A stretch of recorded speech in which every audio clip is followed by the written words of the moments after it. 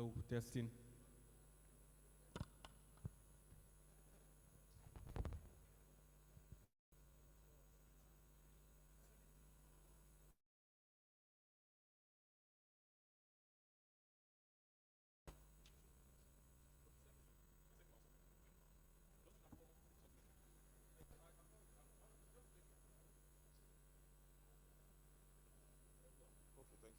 Hello.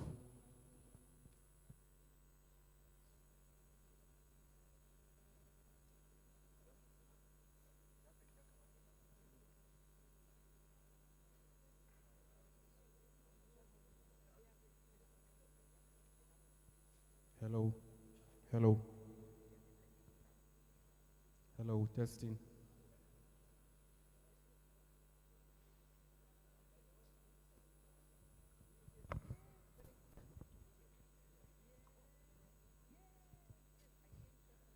Hello, testing.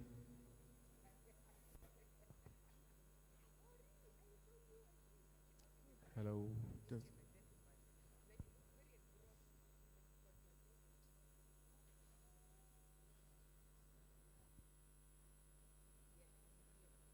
Yeah, good morning, sir. Hello? Yeah, sir.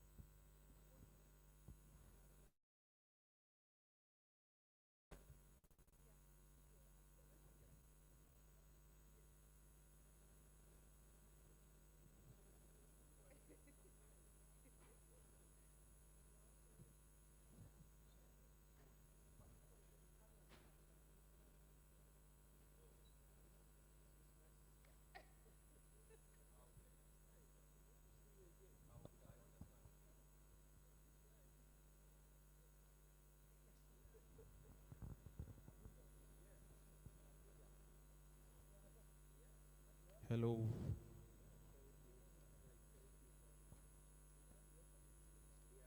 Testing. Testing 1, 2, 3.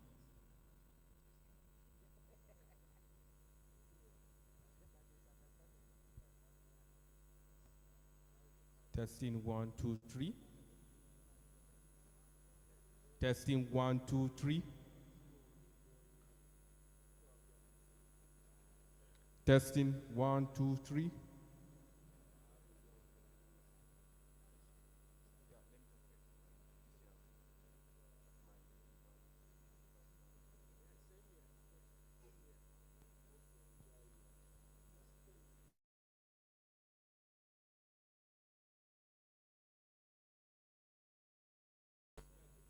Testing 1, 2, 3.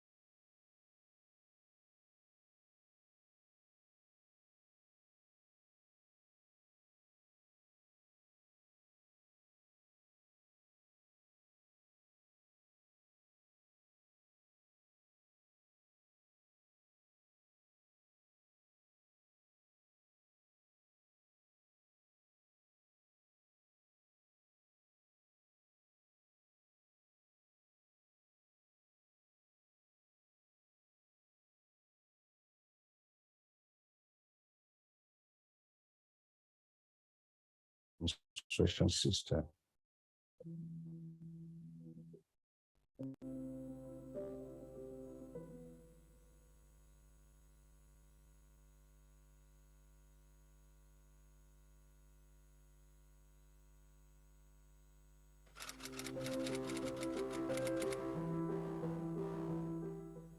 One of it is the administration of personal income tax. It is not being taken seriously. So whatever we do at the center to administer corporate taxes is impacted. The impact of non-paying adequate administration to personal income tax administration in Nigeria is impacting on whatever we do at the center negatively.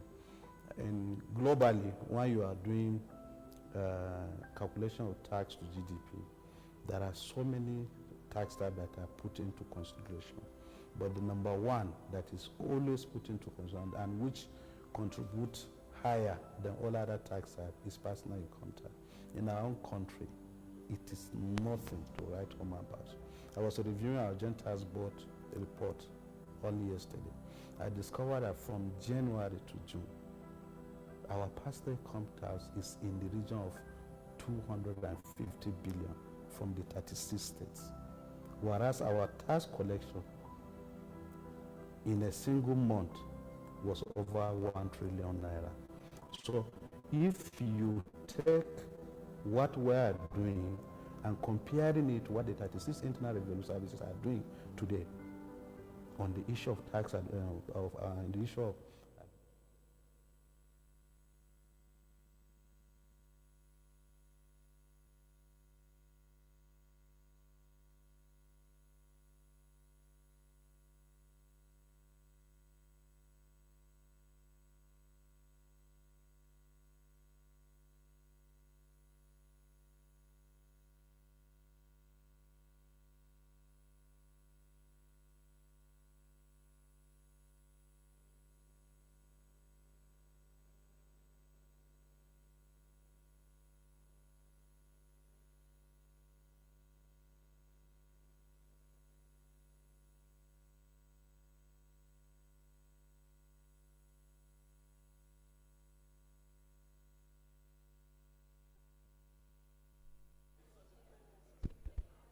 Once again, good morning to our delegates from across the Commonwealth. While we wait to commence the opening ceremony, please pardon us as we sort out all the arrangements. You can note on the screen the password for the Wi-Fi, because I'm sure that some of you have been waiting for it. Thank you. Once again, welcome.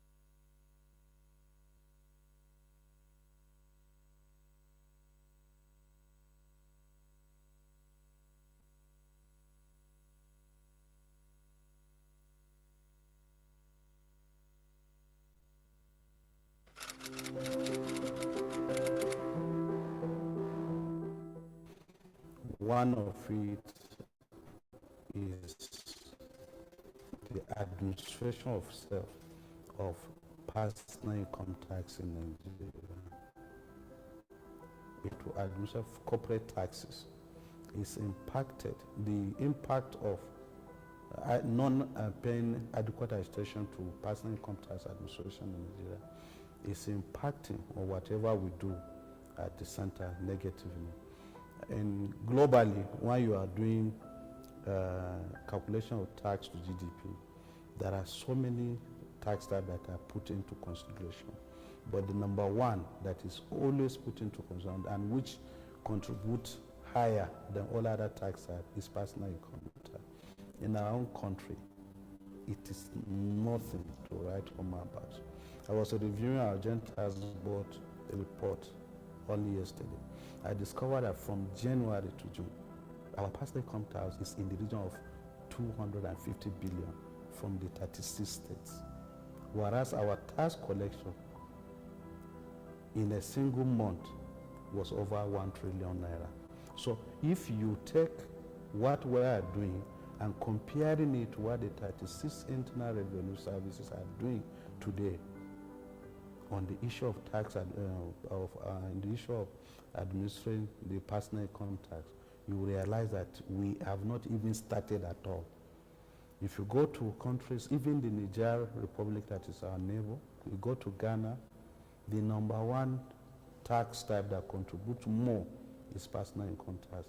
If you look at our cities across Nigeria, where you come from, Lagos, if you look at Abuja, the number of billionaires living here, feeding fat on government contract or whatever business government does, the infrastructure that government provide, the social amenity, the security support is given them.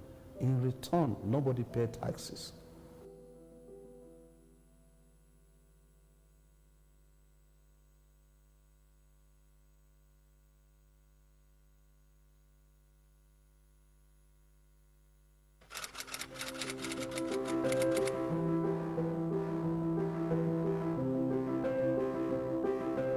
You will recall what we did last year, that in 2021, January to December, we recorded tax collection of about 6.4 trillion naira. And out of this 6.4, 31%, only 31% came from oil and gas. The non-oil related tax collection was 69%. So it's enormously affecting the reforms, the goals that we set for us are actually impacting positively in our business and the thing we do at FRS. If you look at our results from January to June this year, though I do not have the figures, but I can confirm to Nigerians that the performance has been 62% non-oil and 37% 0.8% oil and gas. So this is the huge impact that the reform operation. And above all, it will interest Nigerians to know that averagely we have been contributing about 60% of what is shared monthly by Nigerians at their monthly meeting at FAC. And in the percentage went up a bit to about 72%.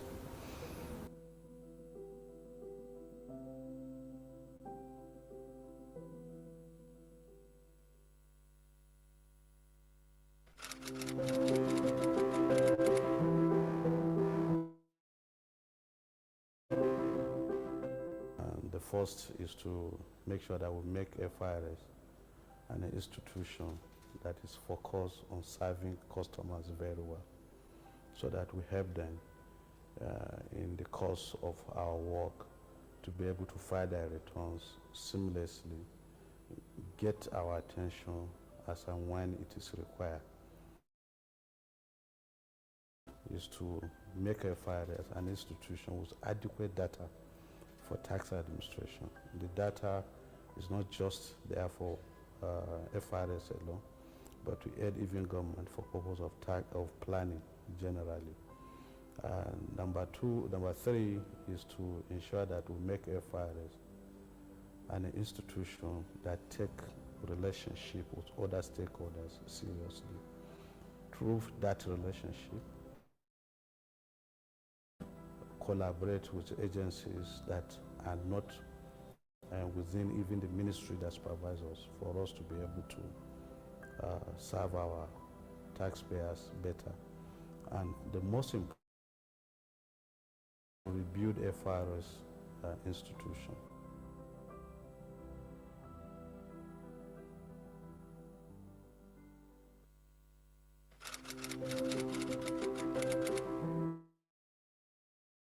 You see, like I said, our own mandate is to assess, collect, and account and remit to the federal government for it to be shared.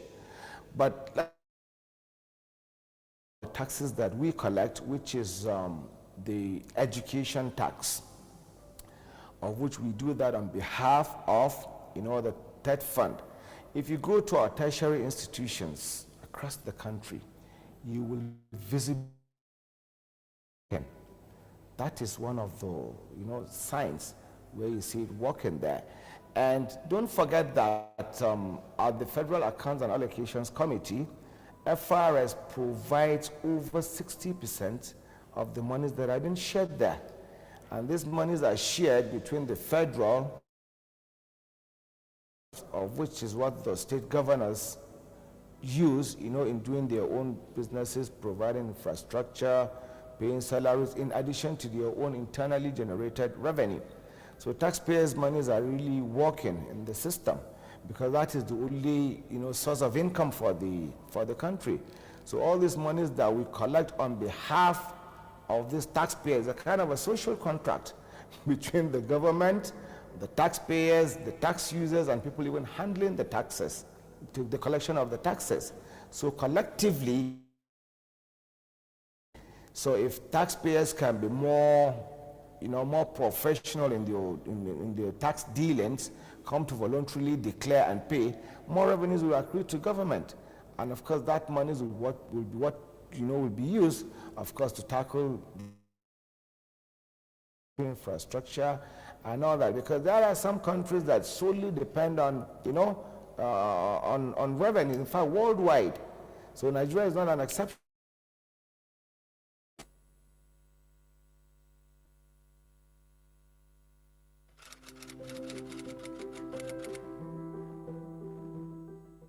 There was an executive order, I think it was in 2027, on what we call the VATS, the Voluntary Asset and Income Declaration Scheme, where taxpayers were given a window to come and self-declare their income and assets, and in exchange for not being tax audited, or where, as at that time, the scheme, was to some extent, abided by. But we will now want to do a kind of a check to see those that had voluntarily complied but have not paid, and those who have refused despite the window. So we have now relaunched that that program, so that we can go and get the people that have no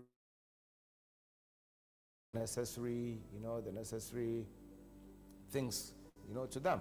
So all these things are things that are ongoing, and this has actually translated into all the figures that you see us reporting.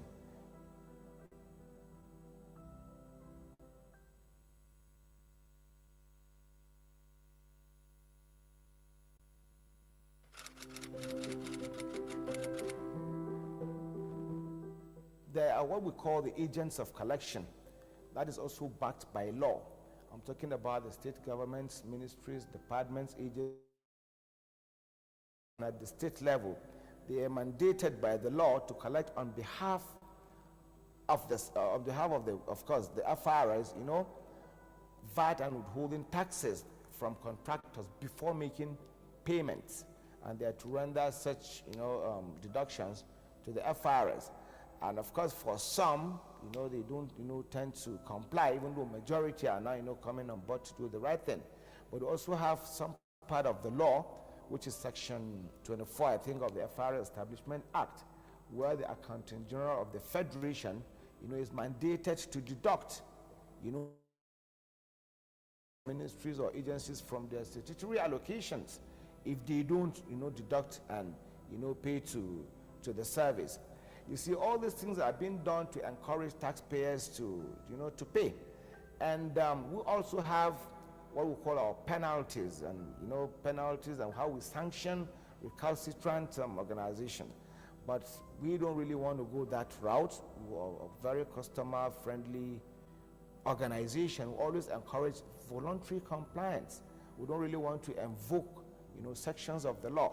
But taxpayers who have proven to be difficult, we don't have any option because we have to carry out this mandate of generating revenue for the government.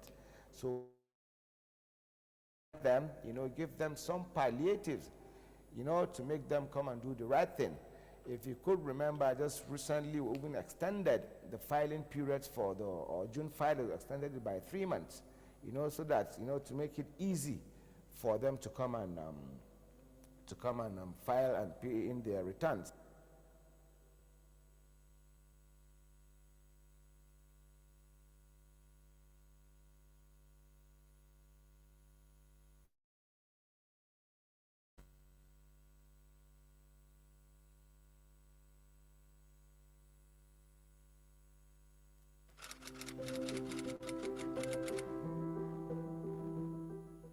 There are what we call the agents of collection. That is also backed by law. I'm talking about the state governments, ministries, departments, agencies, both at the federal and at the state level. They are mandated by the law to collect on behalf of the FRS, VAT and withholding taxes from contractors before making payments. And they are to render such, deductions to the FRS. And of course, for some, they don't, tend to comply, even though majority are now, coming on board to do the right thing. But we also have some part of the law, which is Section 24, I think, of the FRS Establishment Act, where the Accountant General of the Federation, is mandated to deduct, directly from state governments or ministries or agencies from their statutory allocations if they don't, deduct and, pay to the service. You see, all these things are being done to encourage taxpayers to, to pay. And we also have what we call our penalties, and, penalties and how we sanction recalcitrant organizations. But we don't really want to go that route. We are a very customer-friendly organization. We always encourage voluntary compliance. We don't really want to invoke, sections of the law. But taxpayers who have proven to be difficult, we don't have any option because we have to carry out this mandate of generating revenue for the government. So most of them, some palliatives, to make them come and do the right thing. If you could remember, just recently we even extended the filing periods for or June filing, extended it by 3 months, so that, to make it easy for them to come and file and pay in their returns.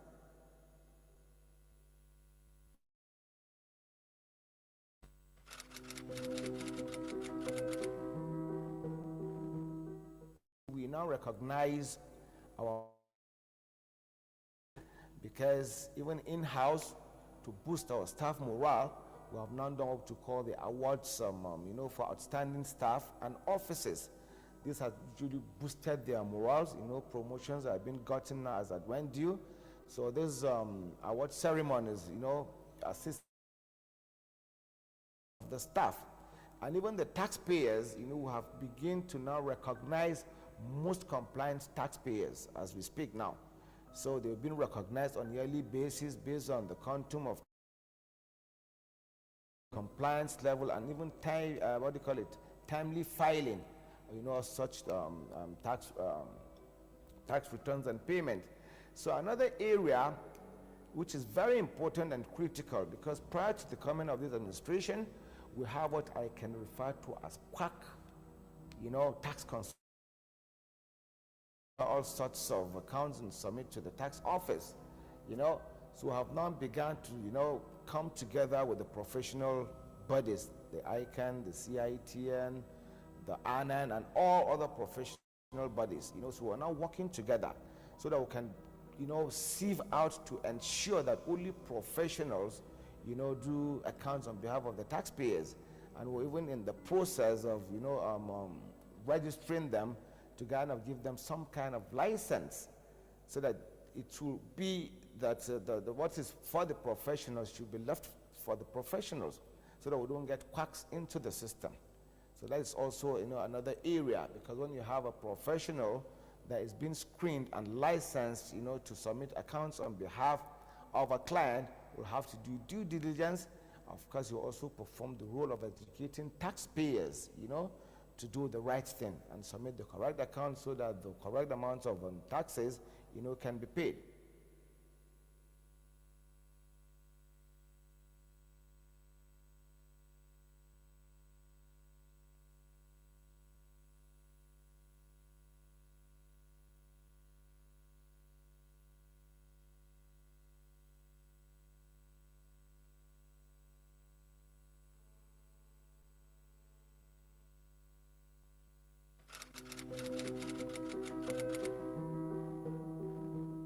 We now recognize our most compliant taxpayers because even in-house, to boost our staff morale, we have now done what to call the awards, for outstanding staff and officers. This has usually boosted their morals. Promotions have been gotten as at when due. So this award ceremonies, assist to boost the morale of the staff. And even the taxpayers, have begun to now recognize most compliant taxpayers as we speak now. So they've been recognized on a yearly basis based on the quantum of taxes they have paid, based on the compliance level, and even timely filing, such tax. Once again, good morning tax to our returns and delegates. payment. So another area which is very Multimedia, can you maybe lower, don't kill the video, but just lower it. We'll start the opening ceremony shortly. We would like to just request the heads of the delegations from our various countries to come to the front. These white chairs that have not been labeled are for you. So they have a delegation of Zambia. Please come to the front. Who is leading the delegation in Zambia? Is any of these chairs? The head of the delegation of Ghana. Please come to the front. So, any of those ones afterwards. Any of the chairs that have not been labeled, welcome. The head of the delegation of Mauritius, Ghana. Who is leading the delegation, please? Mauritius. Please, any of the chairs, the ones to the extreme right or left. I see all of you have gone to the right. The head of the delegation of Uganda, not seeing them, Uganda. The head of the delegation of Rwanda.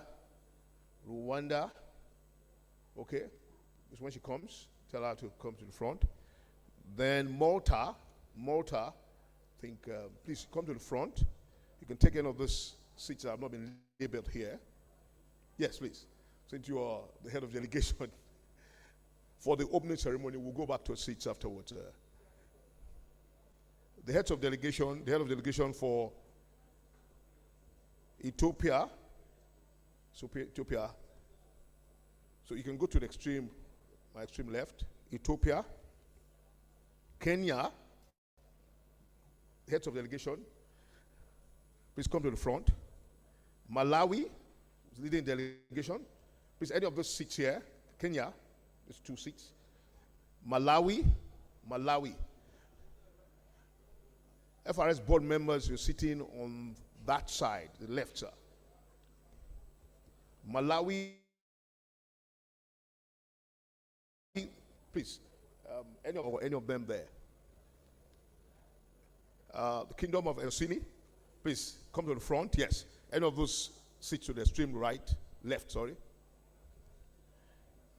Malaysia, who is leading delegation of Malaysia, please.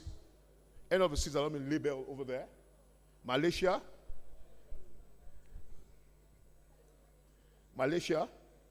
because I do, okay, please. There are 2 or 3 seats at the extreme left, my extreme left there. India, over there, sir, yes. India, please over there also for the opening. Rwanda, waiting for Rwanda. Please feel at home, welcome. Thank you.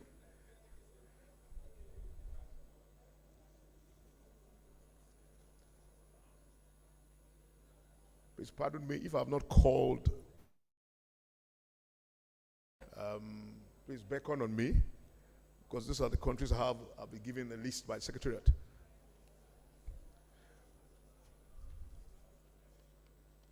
Thank you once again. Welcome. We can continue to play the videos.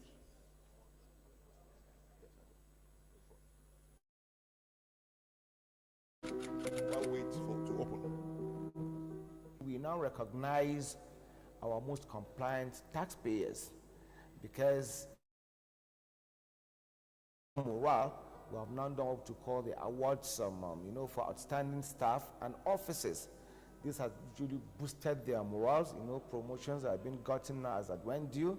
So this award ceremonies, assist to boost the morale of the staff, and even the taxpayers. We have begun to now recognize most compliant taxpayers as we speak now.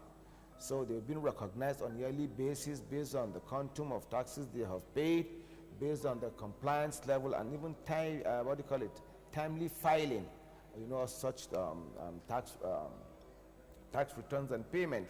So another area which is very important and critical, because prior to the coming of this administration, we have what I can refer to as quack, tax consultants and auditors.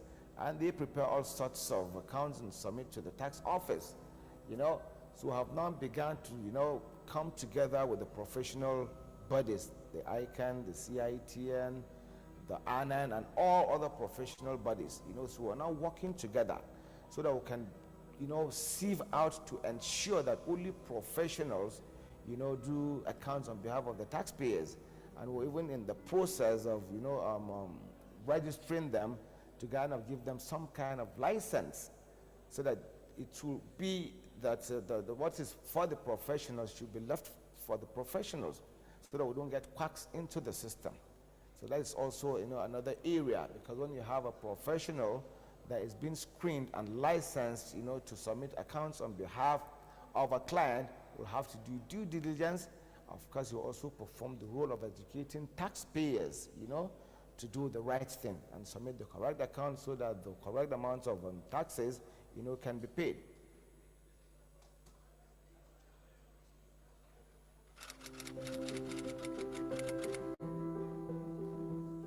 We have now decided through, of course, the management of the service to do what we call satellite offices, because some of these offices are, very not too close to most of the taxpayers.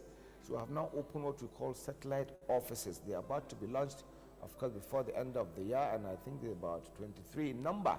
We'll put some number of staff there, to help address, taxpayers that may find it difficult to go to the closest taxpayers to them. Because if you check out the Nigerian tax system, it preaches that we should be fair, equitable, it should be flexible with low compliance level. So we don't want a situation where our taxpayers will have to travel miles or kilometers to go and file. So we have now decided to open satellite offices closer, to those taxpayers, to do their tax businesses. And we also encourage them to use the platform, the automated platforms. So you don't even need to come to our office premises to do your tax thing. So all these are, new areas that we're tapping into.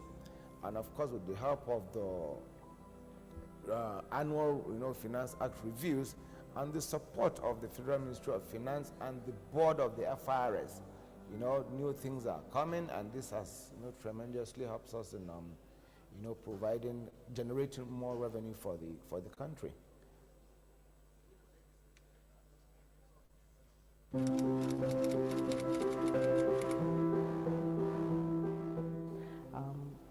Recently, the petroleum sector had a big revamp with the Petroleum Industry Act, which was totally new. All our staff in that sector have been well trained. In fact, many of them are now experts in that area, and that will help us definitely in that sector in ensuring that we do not miss out on any aspects of our revenue for the nation. Similarly, if we look at things around export processing zones, in Nigeria in the last 10 years, there have been a significant increase in those sort of transactions, and a lot of our staff have now begun to build capacity in that area. So those are some of the things we've done. Again, we realize that as the organization is growing, we have a number of our staff who have use them as our facilitators, because they do have the skills, they have the knowledge, they have the experience. And so paying us back by serving as facilitators on various programs, enabling us to manage our costs better and in motivating. Not only that, we've reached out early this year to our retirees who have also, they're also working with us directly, specific skills and knowledge to come back and support the organization by providing very highly subsidized to FRS in terms of developing their staff. And this is actually a commitment. It shows how much they love our organization, how much they are paying them commercial rates. It's more of a sacrifice and a contribution that they're making. That's it.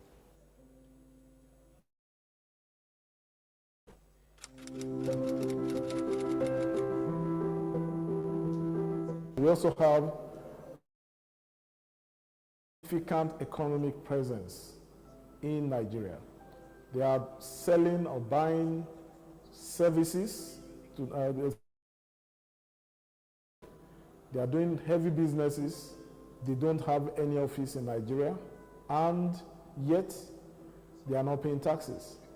But regarding the Finance Act, which makes it mandatory for every company that has significant economic presence, they are mandated to pay taxes, to file their returns, and to pay their VAT. And also, at the end of the year, they are expected to file VAT if they meet the threshold of significant economic presence, which is 25 million and above or equivalent in any currency.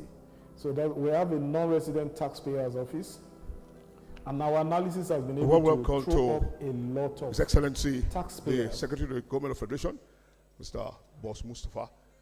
Please, let's settle down, delegates. We're about to start the opening ceremony. My name is Femi Edgar. I'm of the Federal Inland Revenue Service. A warm welcome to all delegates from across the Commonwealth to this 42nd conference of the Commonwealth Association of Tax Administrators. Can we put our hands together for ourselves for making it? Welcome.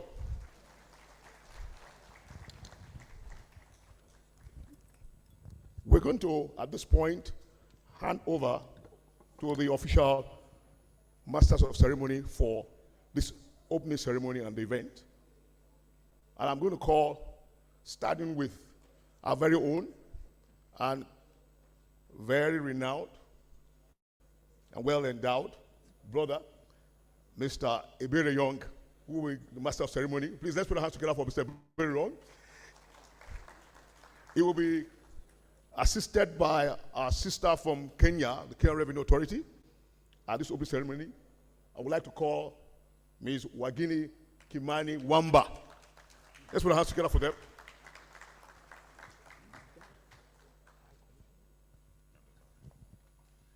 Your phone. Your Excellencies, distinguished ladies and gentlemen, we shall all rise now for the national anthem.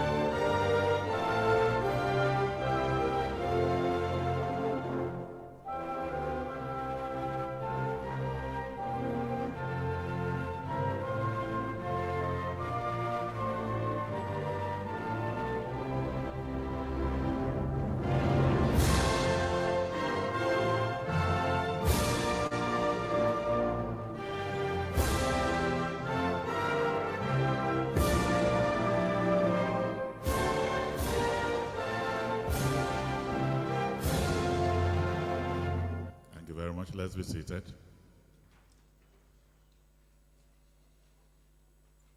On behalf of the Federal Inland Revenue Service, let me welcome all of you from the Commonwealth to Nigeria.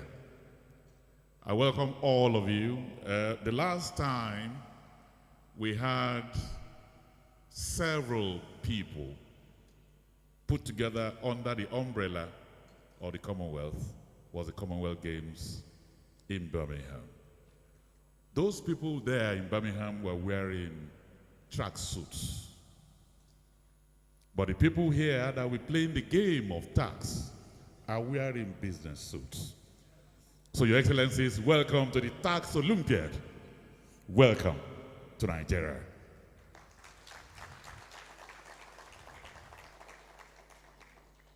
Before we kick off, let me quickly welcome some of our very distinguished guests that are here. I'd like to welcome the Secretary to the Government of the Federation, Mr. Boss Mustafa. Your Excellency, I welcome you. Also here with us is the President of Cata and the Executive Chairman of the Federal Inland Revenue Service of Nigeria, Mr. Mohammed Maman Nami. I welcome you. I'd like to welcome here the Chief Executive Officer and Director General, Inland Revenue Board of Malaysia and Chairman of Cata, Mr. Datuk Mohammed Nizam Sairi. I welcome you. His Excellency, the Deputy High Commissioner, the British High Commissioner to Nigeria, His Excellency Ben Llewellyn Jones, OBE, is also here with us. You're welcome. And so, Your Excellencies, distinguished ladies and gentlemen, let me also welcome here Mr. Kashifu Inua Abdullahi, Director General of NIDA, that is here with us. I welcome you. And then the Executive Director of Cata, the man under whose administrative umbrella we are all here gathered, a very wonderful person, Mr. Duncan Oniduru, is also here. There's a language in Yoruba land here. When you say Oniduru, Yoruba says Oniduro, and Oniduro means the person that stands by you. Yeah? And you stand by tax people in Africa. But the people that pay tax will not love you. So, Your Excellencies, distinguished ladies and gentlemen, welcome to the 42nd Annual Technical Conference of the Commonwealth Association of Tax Administrators. Let me welcome all our participants from Gambia, Zambia, South Africa, Ghana, Mauritius, Uganda, Malta, Rwanda, Ethiopia, Kenya, Malawi, Eswatini, Malaysia, Kenya, and I have in-laws in Kenya now, India, United Kingdom, Rwanda, and the host country, Nigeria. So it's my pleasure to welcome all of you. This is Abuja. It is our center of unity and our seat of power. The focus of this year will be how does the digital era affect tax administration? And we all know that the digital age, or better known as the information age, is evolution of technology in daily and organizational life. The modernization of information and communication process has become the driving force for social. So it is the very definition of contemporary human civilization. So what effect would this gigabyte-infected generation have on tax administration? And that will be the focus in the next 3 days. So without much ado, let me welcome my Kenyan brother, but has taken UK to be home. That is why he's not dressed like me. I'd like to welcome Mr. Duncan Oniduru.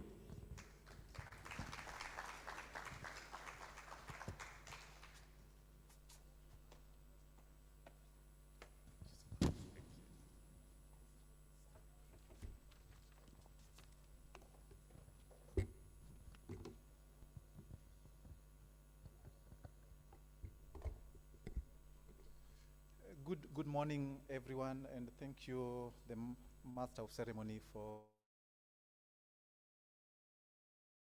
the kind introduction. Of the Government of the Federation, Mr. Boss Mustafa, the Honorable Minister of Finance, Budget and National Planning, Hijia Zainab Shamsuna Ahmed, the Chairman of the Commonwealth Association of Tax Administrators, Datuk Mohamed Nizam Sairi, who is the CEO of the Inland Revenue Board of Malaysia, the Vice Chairman of the Commonwealth Association of Tax Administrators, ably represented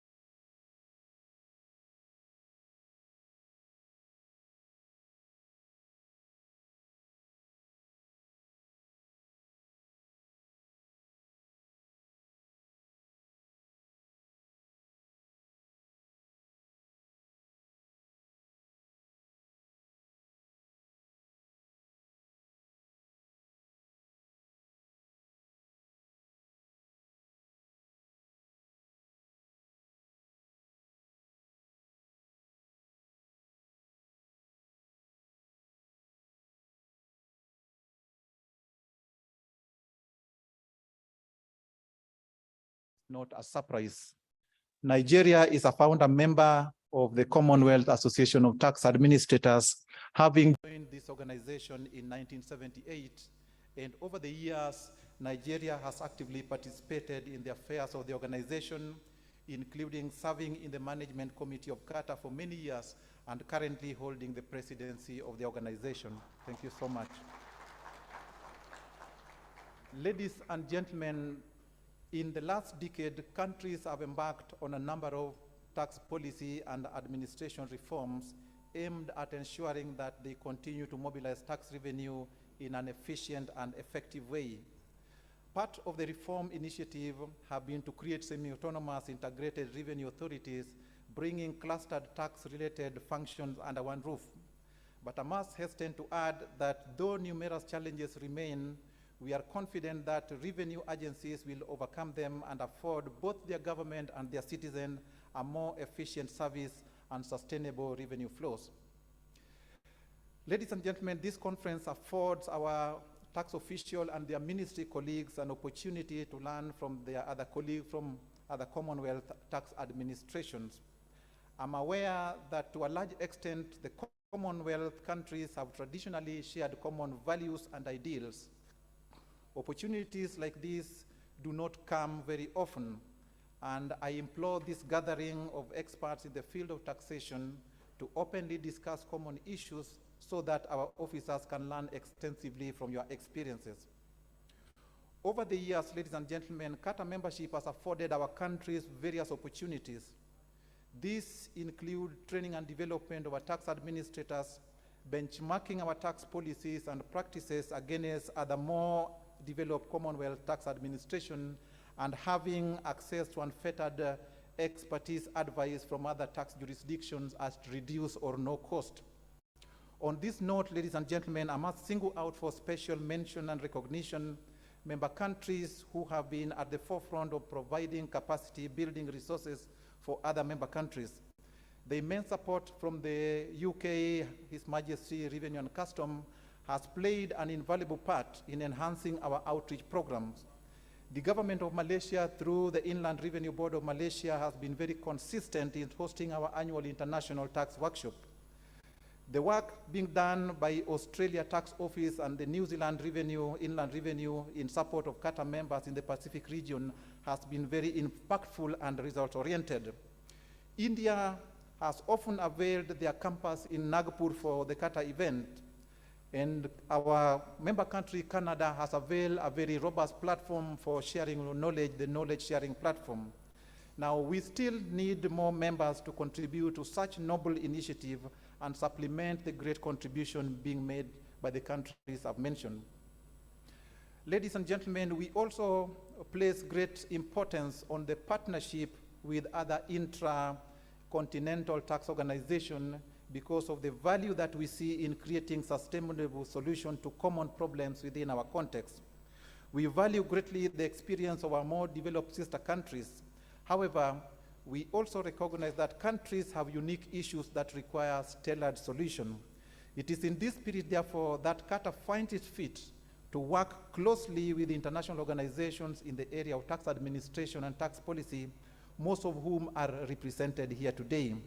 We look forward to greater interaction with the global community, and we do acknowledge the recent UN resolution to enhance its mandate in the area of tax policies.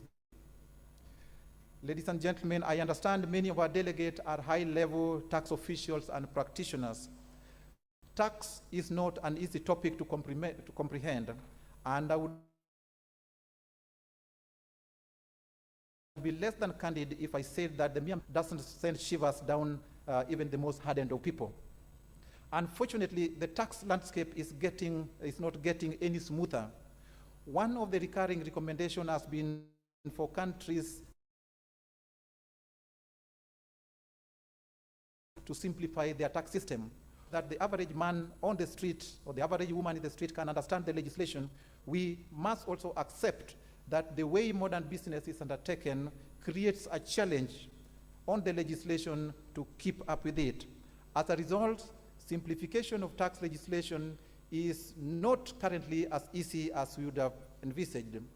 We therefore need to strike a balance between the need to ensure robust legislation that covers both the current global economic environment, but also lends itself to ease of understanding to the average man and woman on the street.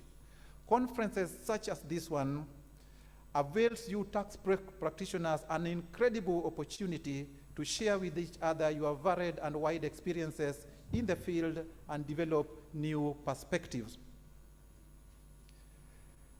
Ladies and gentlemen, in addressing the issue of tax simplification in terms of rules, procedures, and regulation, some key questions that we need to place at the back of our minds. And some of these key questions are the rules, their purposes, and their consequences easy to understand and predict? Do they add more complexity when taken in aggregate with the immediate and wider existing rules? Secondly, are the rules and their administration taking advantage of modern development, including technology? And can technology help us manage the complexity without undermining informed choices of our taxpayers? And is this technology available for the majority? And how are the digitally excluded or the digitally challenged are served? And we should also ask ourselves, can taxpayers be better supported? Are there ways intermediaries can take some of the burden away from taxpayers in reporting and payment requirement? And are the tax advisors enabled to help their client manage their tax affairs, including through access to taxpayer data held by the tax administration? These are some of the key questions which should guide us even as we tailor-make our legislation in this era of digitalization. Ladies and gentlemen, the various international developments in the tax landscape are issues which should command the attention of all of us as tax administrators. While we as Cata may not be able to project a common view owing to the diversity of our membership, what we have done and continue to do is to provide a platform for robust engagement and discussion on some of these issues. To this end, we have helped organize various regional consultative meetings supported by the OECD and our partner regional tax organization. Whatever we make out of the current discourse going out there internationally, the stark reality is that a country cannot protect its tax base by its own self, and hence the need for a collaborative approach. And a word of caution, don't let somebody else collect your taxes, because we are told if you don't collect it in your jurisdiction, somebody else will collect it. That should not happen. Ladies and gentlemen, COVID-19 has weakened our economies and exacerbated our vulnerabilities. The latest OECD published Economic Outlook 2022 indicate that the global economy is projected to grow well below the outcomes expected before the Ukraine war, just at a more this year, before slowing down to 2.2% in 2023 and registering a modest recovery to 2.7% in 2024. That should tell you where we are. Majority of the Commonwealth countries are emerging economies with tax administration grappling with varied challenges. The small island developing states, for example, have been disproportionately exposed to the myriad of global crises in the recent past. The traditional sources, such as revenue from financial services, for those who are hosting financial service centers, are facing additional scrutiny and may as well be facing onerous fate under the current dispensation, where increased reporting requirements are needed. It is true that some countries are presently struggling to implement some of these standards on transparency just to shake off the perception of being considered as tax haven where unscrupulous individuals and entities run their tax evasion scheme.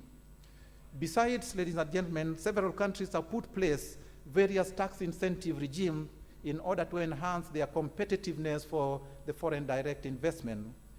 These well-intentioned policy instruments, these are very well-intentioned policy instruments, but in the ongoing international tax discourse, the measures may run afoul of the anti-tax competition rules currently being formulated under the OECD Inclusive Framework Arrangement.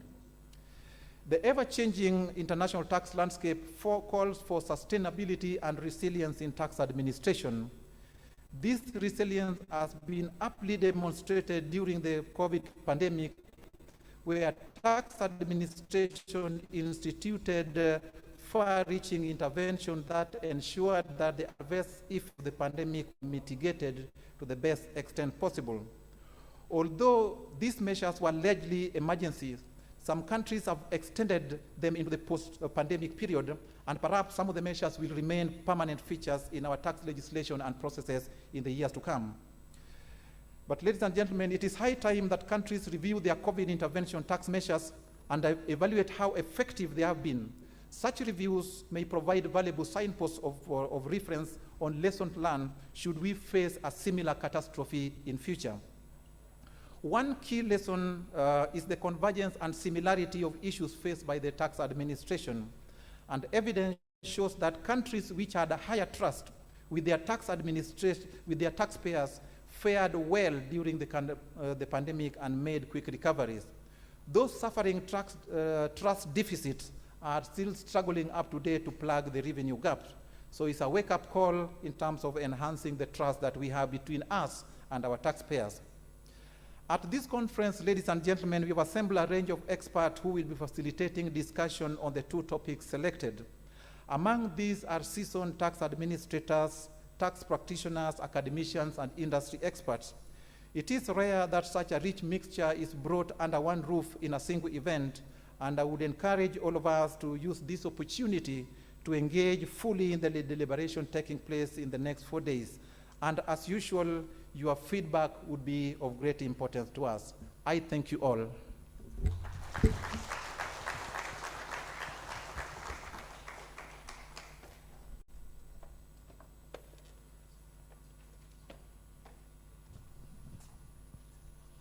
Thank you very much, Mr. Duncan Onduru. Thank you. Your Excellencies, distinguished ladies and gentlemen, I'd like to welcome here the Honorable Minister of Finance, Budget and National Planning, Dr. Mrs. Zainab Shamsuna Ahmed. I welcome you. And also here with us is the Chairman, West African Tax Administration Forum and Commissioner General, Gambia Revenue Authority, Mr. Yankuba Dabo.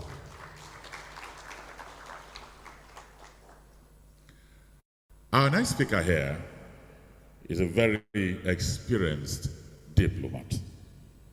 He has served virtually all over the world, but we are very happy he's in Nigeria now.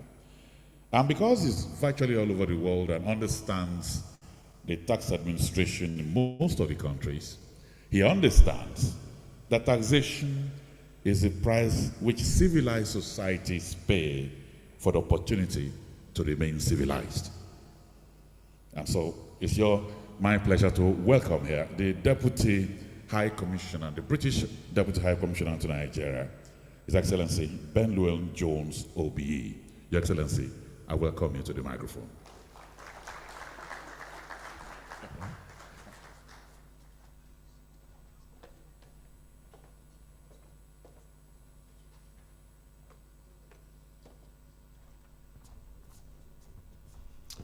Your Excellencies, distinguished guests, may I stand on all existing protocols. My name is Ben Llewellyn-Jones. I'm the British Deputy High Commissioner in Lagos.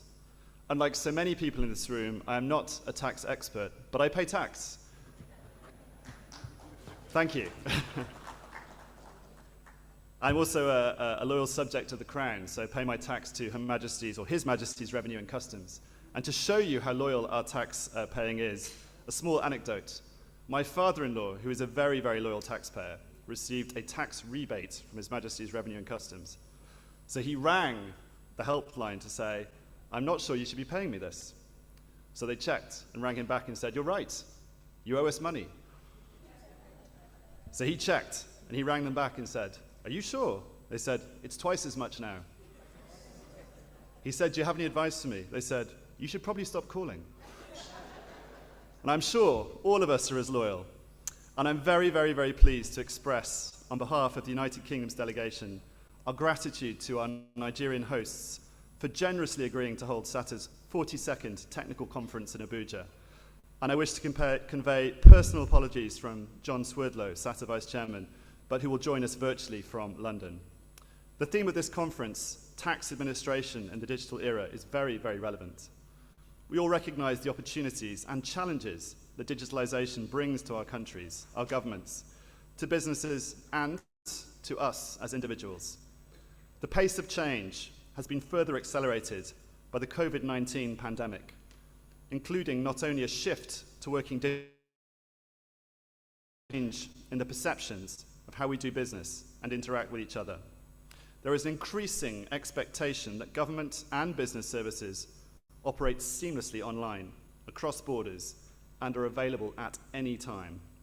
The importance of technology and innovation was highlighted in this year's communiqué from the Commonwealth Heads of Government meeting in Rwanda, with the renewed commitment to the 2018 Commonwealth Cyber Declaration, and indeed acknowledgement of its continued importance to delivery of the UN's Sustainable Development Goals.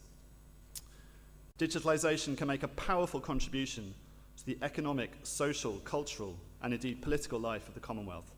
It can promote investment, trade in goods and services, the free flow of information, innovation, and indeed fair competition. Of course, as well as opportunities, digitalization also brings with it new dangers, new challenges, and we all have a shared interest in protecting the security of our networks, our data, and our services. Tax authorities have their own roles to play in ensuring that the opportunities and benefits of technology and digitalization are used to promote economic growth for all. Rapid developments in technology mean taxpayers are increasingly expecting digitalized tax services, while the volume and complexity of data flows increase considerably. There are therefore considerable opportunities for increasing the effectiveness and efficiency of tax collection needed to fund our public services, whilst reducing the complexity and administrative burden and expense for taxpayers.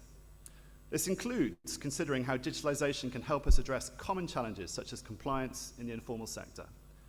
Meanwhile, administrations are grappling with the skills and resource shortages. The shift to remote working, catalyzed by the pandemic, prevents Cata members with opportunities to attract a wider pool of potential employees and to reduce costs.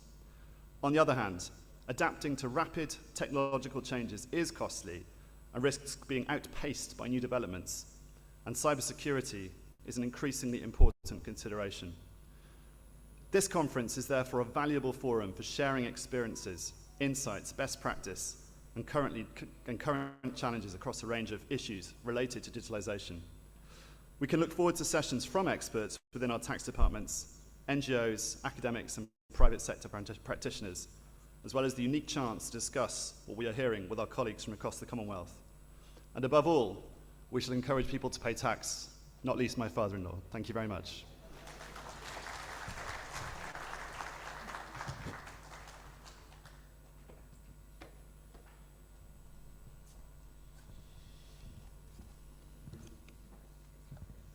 Thank you very much, Ambassador.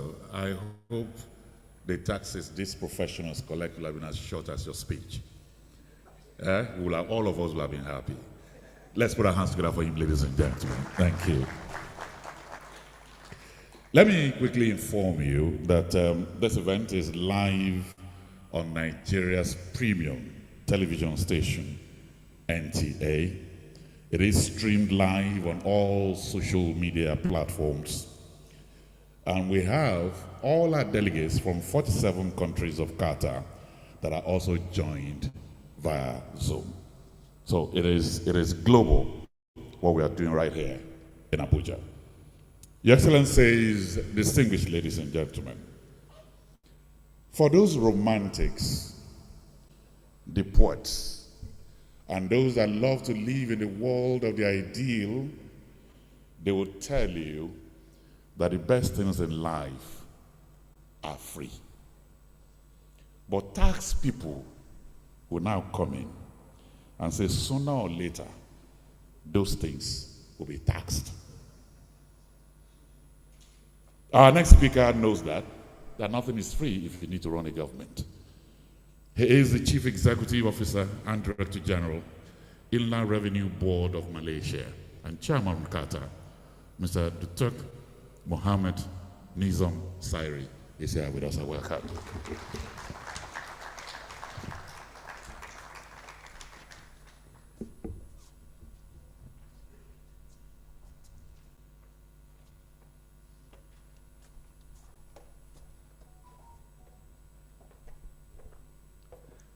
Thank you very much for the introduction. Mr. Boss Mustafa, Secretary to the Government of the Federation, Mrs. Zainab Shamsuna Ahmed, Honorable Minister of Finance, Budget and National Planning, Federal Republic of Nigeria, Mr. Muhammad Nami, President of Cata and Executive Chairman of the Federal Inland Revenue Service of Nigeria, Mr. John Swerdlow, International Relations Specialist, HMRC, and Vice Chairman of Cata, represented by His Excellency Mr. Ben Llewellyn-Jones, the Deputy British High Commissioner to Nigeria, Mr. Duncan Onduru, Executive Director of Cata, members of the Cata Management Committee, Cata Secretariat, delegates of the 42nd Cata Annual Technical Conference 2022, ladies and gentlemen. Good morning and welcome to Abuja, Nigeria. It is indeed good to see the majority of Cata members present at this 42nd Cata Annual Technical Conference after a long spell of COVID-19, which made international travel next to impossible. I am certain many will concur that meeting in a physical setting and a face-to-face interaction is very much welcome to renew acquaintances and forge new networking at this renowned conference. I also take this opportunity to welcome members logging on through the online platform. Congratulations to the hosts for making this option available so as not to deprive members of Cata the avenue to participate in this conference.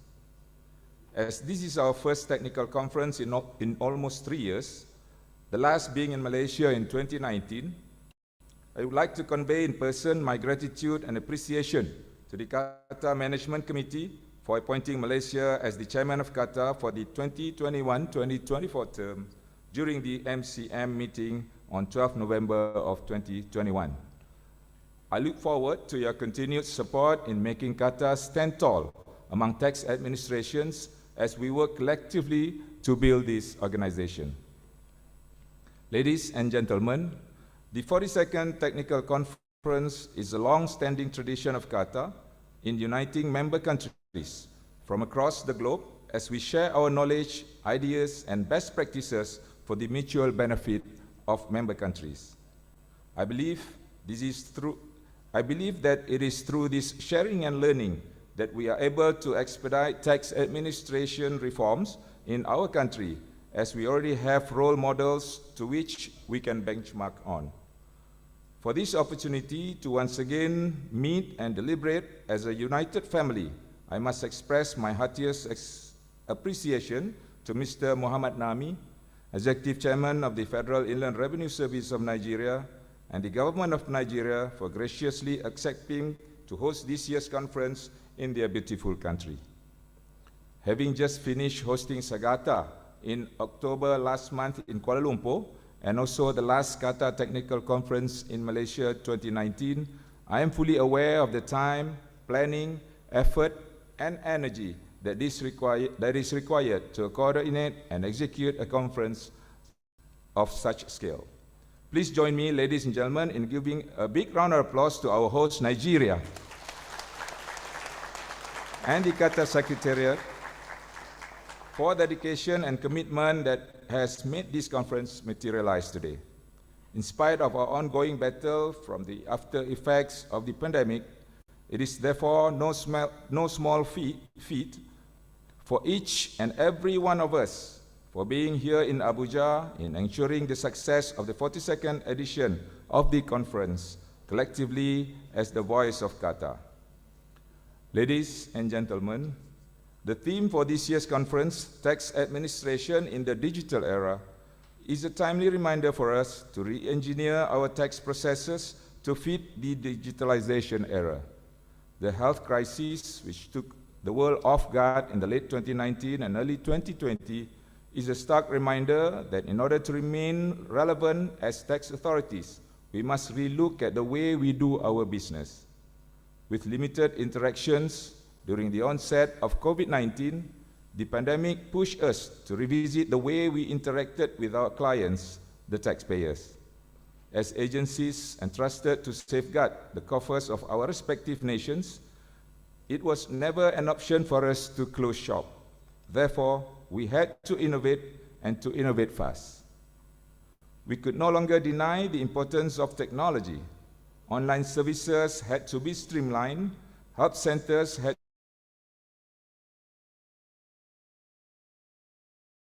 intelligence as a chat function had to be put in place. As we slowly recover from the pandemic and return to a new normal way of life, I believe we all agree the changes brought about by digitalization are here to stay. And if we are to remain relevant, we must embrace these changes and leverage on them as we continue to reform agenda of our respective tax administration. Aside from work processes, digitalization also opens a whole new set of opportunities in broadening the tax base of the country. With digitalization in place, nations will be better able to plug leakages, especially those caused by the informal sectors, the shadow economy, as well as sharing and gig economy. The tried and tested method of yesteryears no longer hold water, and we must explore new ways of bringing these informal activities into the tax net as we seek to be equitable and fair in our implementation of the tax laws. We must be seen to be fair to compliant taxpayers by taking action on those who fail to carry out their tax duties. And digitalization can be one such mode to expedite this notion of building a fair and equitable tax system. We must also come together to address international issues of common concerns, such as the taxation of digital economy, which has taken center stage at international discussions. The end result would be to ensure we are able to collect the right amount of revenue as entrusted upon us as tax administrators. Therefore, I urge all delegates of the 42nd Cata Technical Conference to share and learn from each other over the next 4 days as we deliberate on the topics laid out for this year's conference. Ladies and gentlemen, before I conclude, allow me to once again thank the Federal Inland Revenue Service of Nigeria and the Government of Nigeria for hosting us this year. Thank you to the Cata Secretariat for your unwavering commitment to get us all here in Abuja, Nigeria. And last but not least, thank you to all delegates, without whom this conference would not have been possible.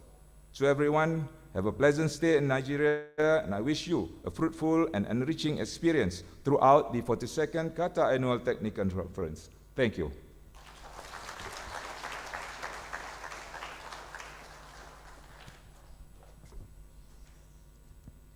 The way the chairman welcomed everybody to Nigeria, I'm tempted to look for Nigerian names for you. You're welcome. Thank you very much. Let's put our hands together for him, ladies and gentlemen. Your Excellencies, distinguished ladies and gentlemen, our next speaker is a well-trained tax, accounting, and management professional with highly rated qualifications and professional practicing licenses from relevant professional bodies. He has over 3 decades of practical working experience in banking, auditing, tax management, and advisory. And he has done amazingly well at the Federal Inland Revenue Service. As at the last figure, he has already hit 7.5 trillion, and he says the journey just started. Please join us and welcome here the Executive Chairman of the Federal Inland Revenue Service of Nigeria and President of Cata. Please join us and welcome Mr. Mohammed Maman Nami.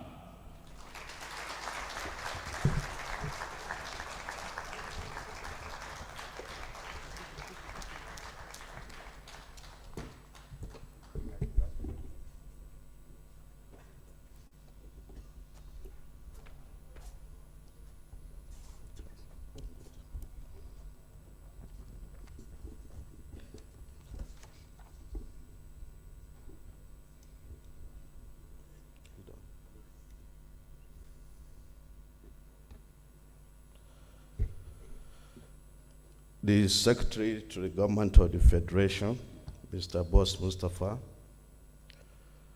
my supervisor, the Honorable Minister of Finance, Budget and National Planning, Haja Zainab Shamsuna Ahmed,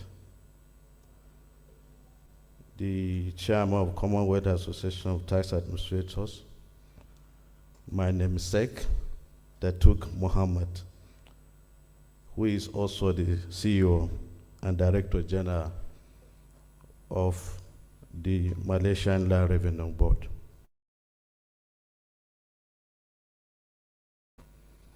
The Vice ably represented by Ben Llewellyn Jones, the Executive Director of Commonwealth Association of Tax Administrators, Mr. Duka Unduru, the former Executive Chairman of the FRS, our Managing Partner, Compliance Professionals PLC, Mrs. Ifeoko Karu,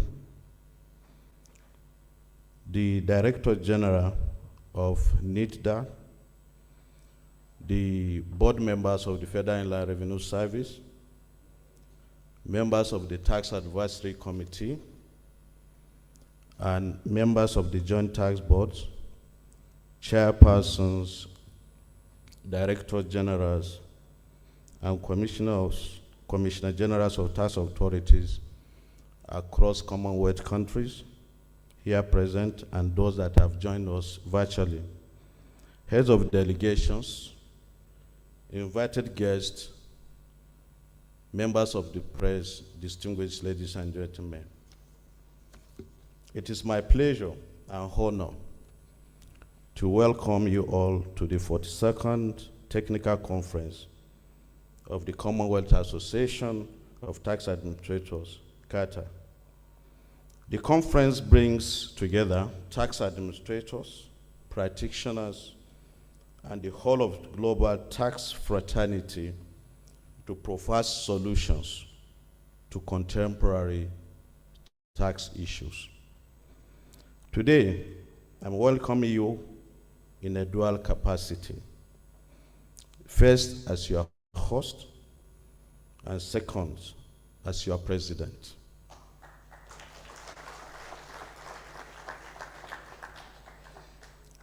To begin with, permit me to thank the entire Cata family for unanimously electing me last year as president.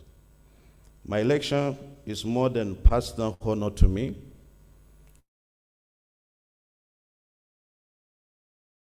It is honor to the government and of Nigeria.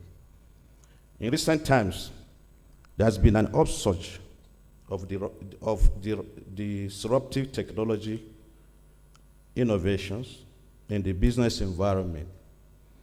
These have triggered peculiar issues that tax authorities are grappling with. The business world is in a state of flux. Consequently, while the character of data and its management keeps changing. Consequently, tax administrators are under compulsion to align their mandates with the changes arising from technological advancements. In matching the pace of advancement in technology, tax administrators must remain bound by the laws, regulations, and codes that safeguard the sourcing, storage, processing, and management of data. In diverse ways, all members of Cata have to deal with the challenges that transformational technology has brought to the commercial space and stay ahead of the conversation. As revenue authorities with common political history, the questions then are, how are we faring? What lessons can we learn from each other? It is for this reason that this year's conference has the theme, Tax Administration in Digital Era. The team has 5 sub-themes to enrich the discussions and stimulating constructive dialogue. The 42nd Cata Technical Conference promises to be a platform that produces a pot of ideas and solutions in a fast-changing world that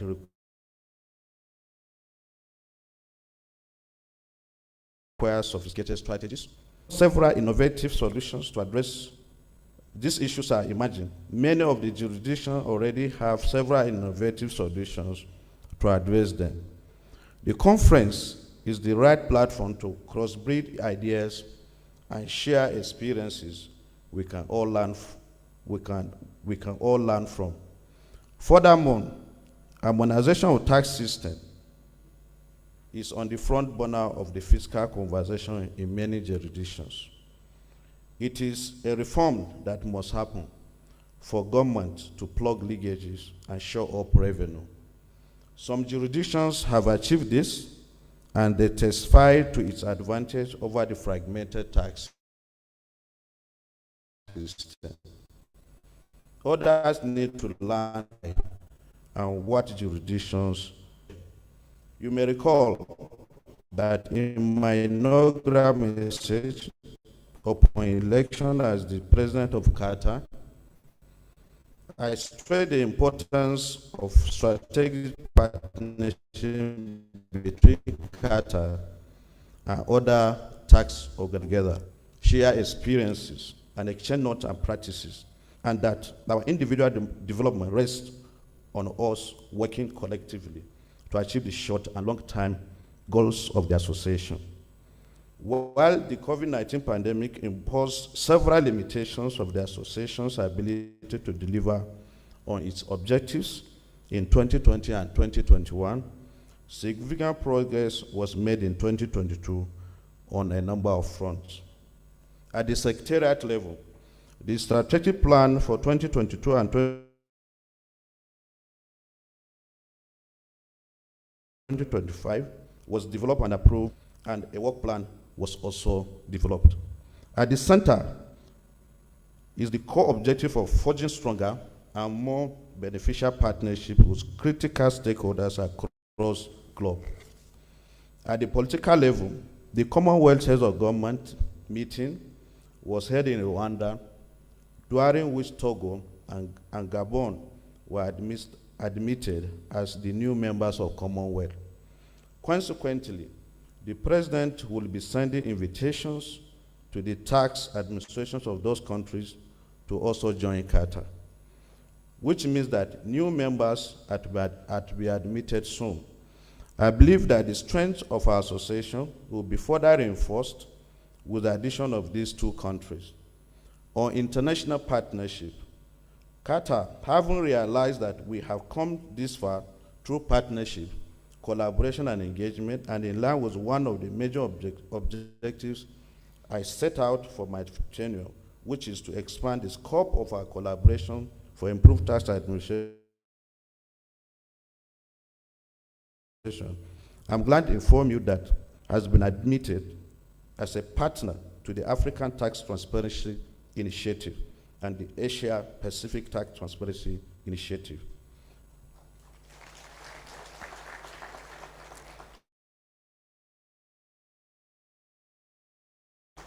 We believe that these countries in the implementation of global tax transparency and reporting requirement that facilitates the exchange of information between jurisdictions. Number two, Cata also joined the Asia Pacific Tax Hub.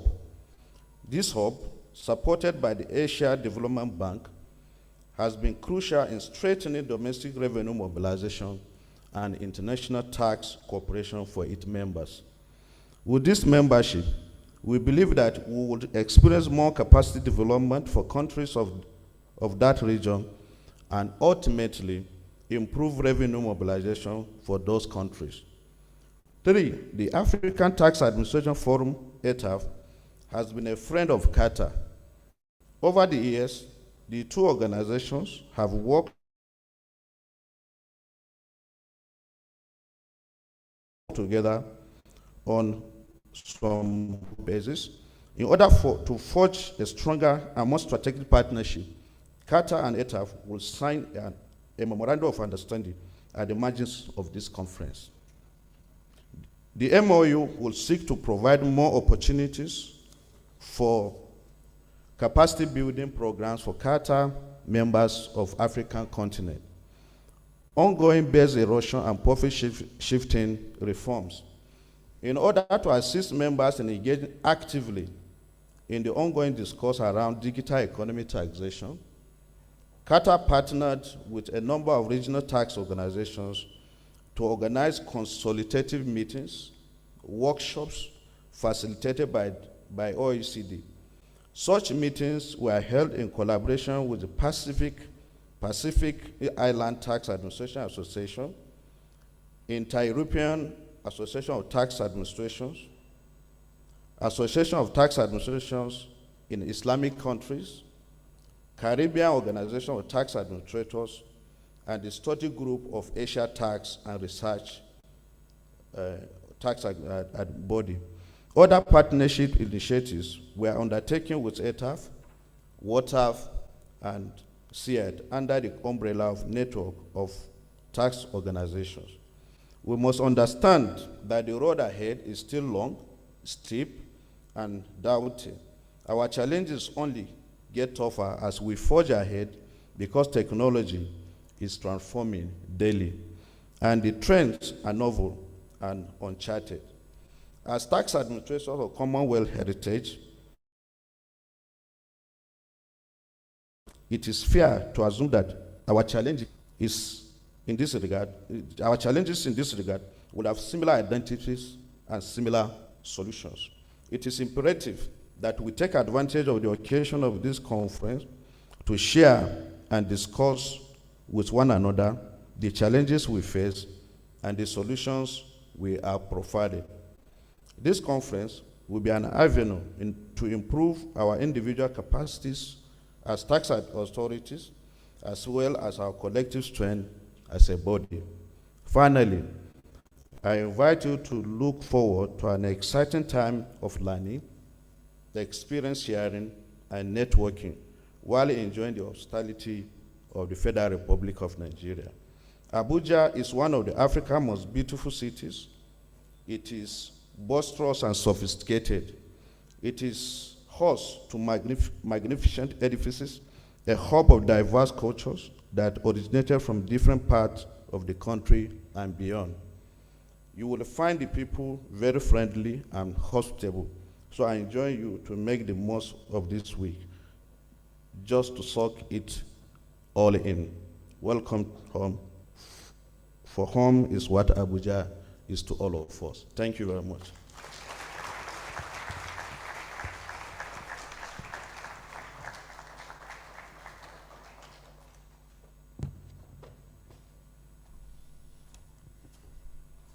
I think he has hit the point. Abuja is the Commonwealth of fun sports. So if you want to go to anywhere, we will take you there. And you have very good stories to say. By the time you go back to your countries, the grace in your tongue will not be able to rest.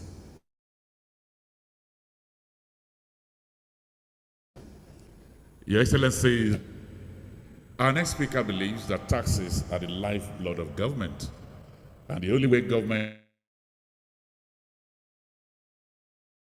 can remain in governance.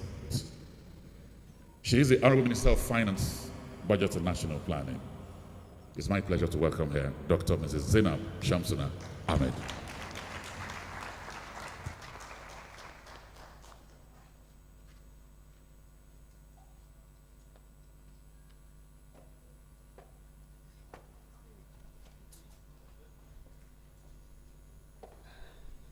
Good morning, Excellencies, ladies and gentlemen.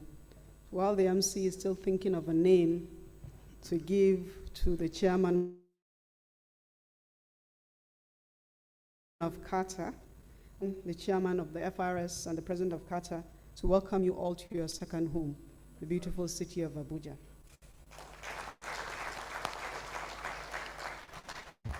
But first, let me pay my respects to the Secretary of the Government of the Federation, Mr. Boss Mustafa, and also to the Chairman of Cata, Mr.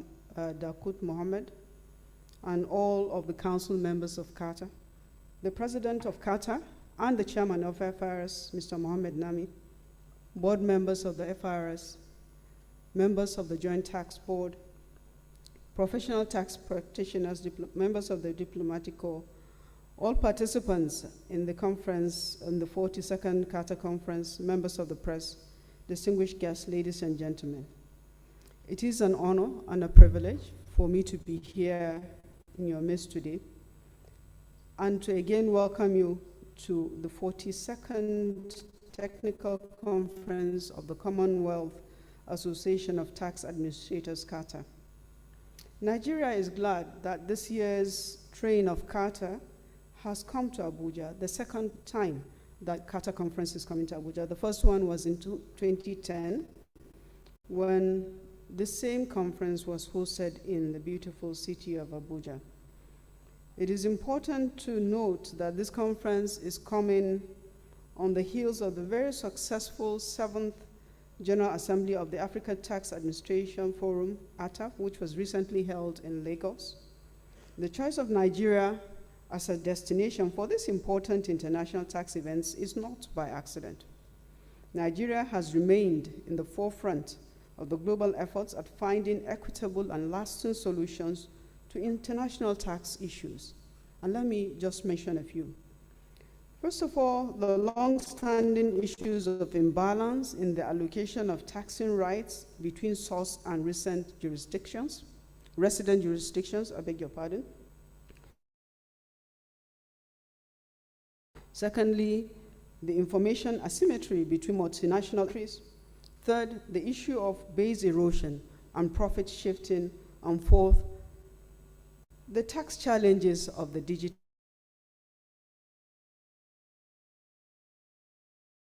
economy. Over the past few years of Nigeria has committed significant amount of monetary and human resources to champion the cause of developing countries. It is important for Cata and similar organizations to lend their voice with ours to insist that skewed international tax rules should be straightened out for the good of all. The theme of this year's conference, which is tax administration in a digital era, is very apt and it is very timely. Considering that the world had moved away from the brick and mortar model of businesses into fast-paced, globalized, and digital models. Certainly, tax administration's processes must keep pace with changes in the business world. An African adage says, where the hunter has learned to shoot without missing, the birds that would avoid the hunters' support must learn to ply without perching. Since businesses are evolving from the physical presence to virtual place, tax administrations must also shift gear into the virtual realm. I'm hoping that this conference will discuss and recommend solutions to issues that include digitization of tax administration. It is a fact that tax administrations of most developing countries are based on manual processes. In these tax administrations, ICT function is limited to provision of hardware and basic software in support capacity, whereas automation, large data, artificial intelligence, and machine learning capabilities are central to effective tax administration. Such capabilities will enable tax authorities task risk profiling and several other functions. Secondly, fair international tax rules. The current international tax rules are skewed against source countries, particularly developing countries. Painfully, this anomaly in the current international tax rules is again influencing the two-pillar solution of the inclusive framework. We have observed, for instance, that Amount A, profit meant for market jurisdictions, is progressively being chipped away in favor of jurisdictions where multinational corporations are resident. Another example of an anomaly of the Amount A rules is the requirement for jurisdictions to surrender domestic tax disputes to mandatory and binding ruling of an arbitration panel composed and sitting outside of the legal system of the respective jurisdictions. President and chairman are members of Cata. It is common knowledge that taxation is a matter of domestic law. We resolve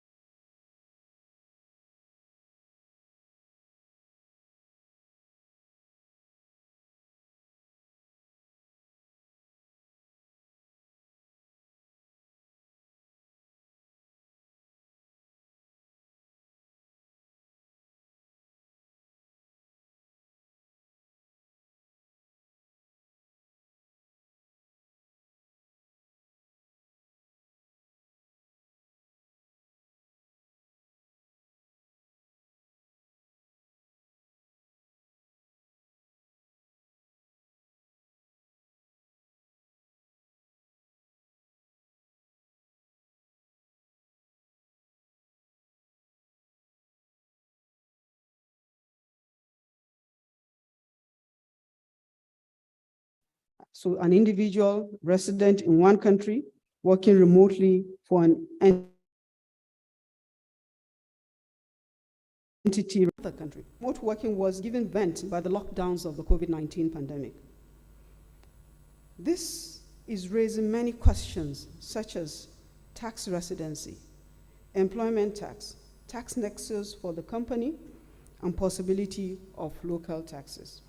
Excellencies, distinguished delegates, ladies and gentlemen, the digital era is here. It is exciting, and it is providing they're exotic products. There's improved efficiency, there is all working. However, in all of this also are embedded tax challenges that include problems with identifying track incomes from companies as well as incomes from individuals. Exempt rules are based on physical presence in the digital era. So we must review the rules and make them work. Countries must cast aside their differences or their individual self-interest to jointly develop workable, simple, and fair solutions. Nigeria is committed to working with other jurisdictions and international bodies to achieve a win-win solution. The Amount A proposal being developed by the Inclusive Framework is not achieving consensus because it is not founded on win-win principles. Only rules that promote a win-win solution can achieve the support of all.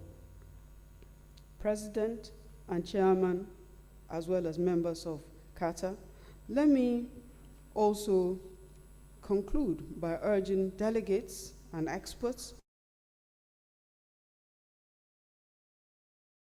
to use the opportunities presented to speak frankly on the issues that I have highlighted and a lot of others that I have not, and also to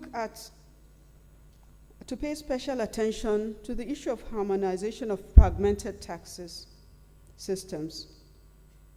This discussion must be underpinned by strong partnership and mutual benefit. I also want to call on this conference to focus on solutions, sharing experiences that have succeeded, and also to apply the success to the tax administration of the digital era. Conference, and again, join my colleague, the chairman of the city of Abuja. Good morning.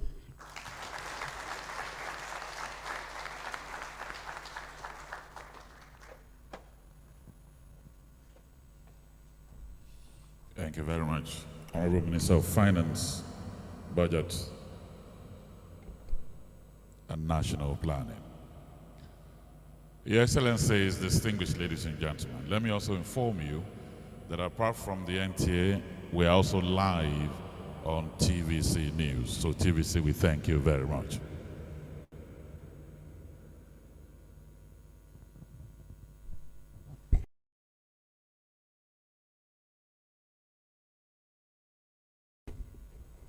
Hello. The person said that a fine is tax paid for doing something wrong, while tax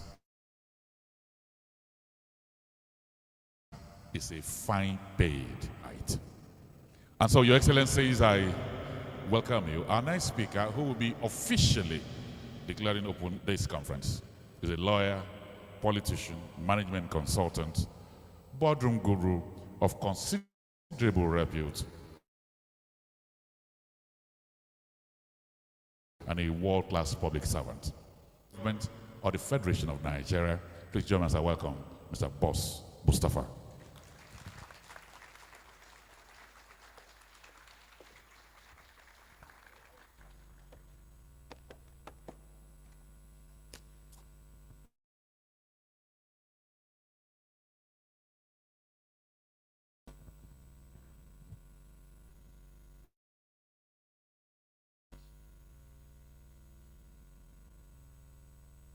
The Honorable Minister of Finance, Budget and National Planning, Haji Zainab Samsona Ahmed CON, the Chairman of the Commonwealth Association of Tax Administrators, Cata, Mr.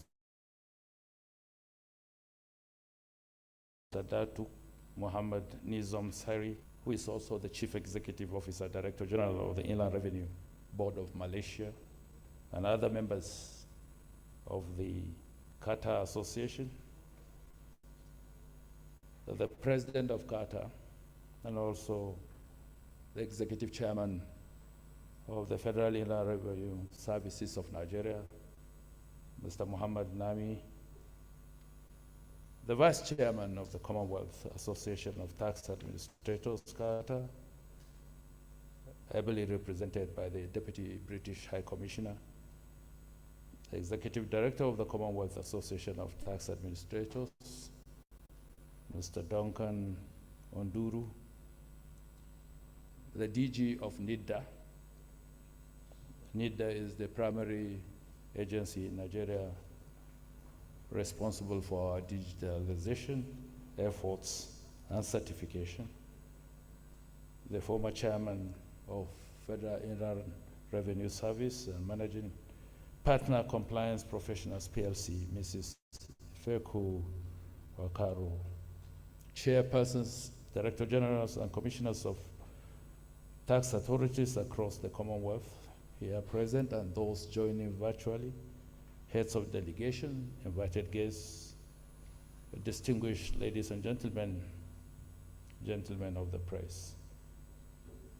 It gives me great pleasure to welcome all participants, most especially our international delegates to Abuja, Nigeria, for the 42nd Technical Conference of the Commonwealth Association of Tax Administrators, Cata. May I use this opportunity to commiserate with member countries on the demise of the former head of the Commonwealth nations, Her Majesty Queen Elizabeth II, who has since been laid to rest. She was a well-loved monarch who added great value to her immediate and international community, and I am certain she will be greatly missed by all who admired and knew her. Let me congratulate His Majesty King Charles III on his ascension to the throne and as the substantive head of the Commonwealth. It is my hope that he will sustain and improve on the legacies of Her Majesty. We as a nation are delighted to have the privileged opportunity of hosting this conference comprising of tax administrations from 47 Commonwealth member states, tax organizations, tax authorities, tax institutes, policymakers, and other special guests around the world. As we all know, earlier this month, Nigeria hosted the 7th General Assembly of the African Tax Administrations Forum in Lagos. It is not coincidental that all these events are happening here in Nigeria now. Rather, we are passing the message that beyond participating in global discourse around issues of illicit financial flows, domestic resource mobilization, environmental taxes and taxation of the digital economy, among others, is eager to provide a platform for frank and forthright discussions on issues that have critical implications for all and inevitably impact on the global economy. In addition, taking these discussions and being a hub for beneficial interactions of nations afford us the opportunity to emphasize the point that Nigeria is safe and conducive destination for doing business. Nigeria has potentials for investment opportunities. In the face of evolving global and domestic socio-economic challenges, the administration of President Muhammadu Buhari has deliberately taken some strategic steps in creating a conducive environment for business activities to thrive and encouraging foreign direct investment. These measures include the provision of trade and investment incentives, review of tax policies and legislation to improve on tax certainty and fairness, and implementation of our Ease of Doing Business program, which monitors all indices of doing business in Nigeria with a view to removing bottlenecks that are potentially a clog in the wheel of economic progress and prosperity. While Nigeria, like most countries of the world, is not without its challenges, my message to you is this: come and do business in Nigeria, and I'm sure those who have already availed themselves of the vast opportunities will testify that the benefits far outweigh the challenges. The theme for this conference, which is tax administration in digital era, is a welcome one, considering the emergence of disruptive technologies. It is no longer news that rapid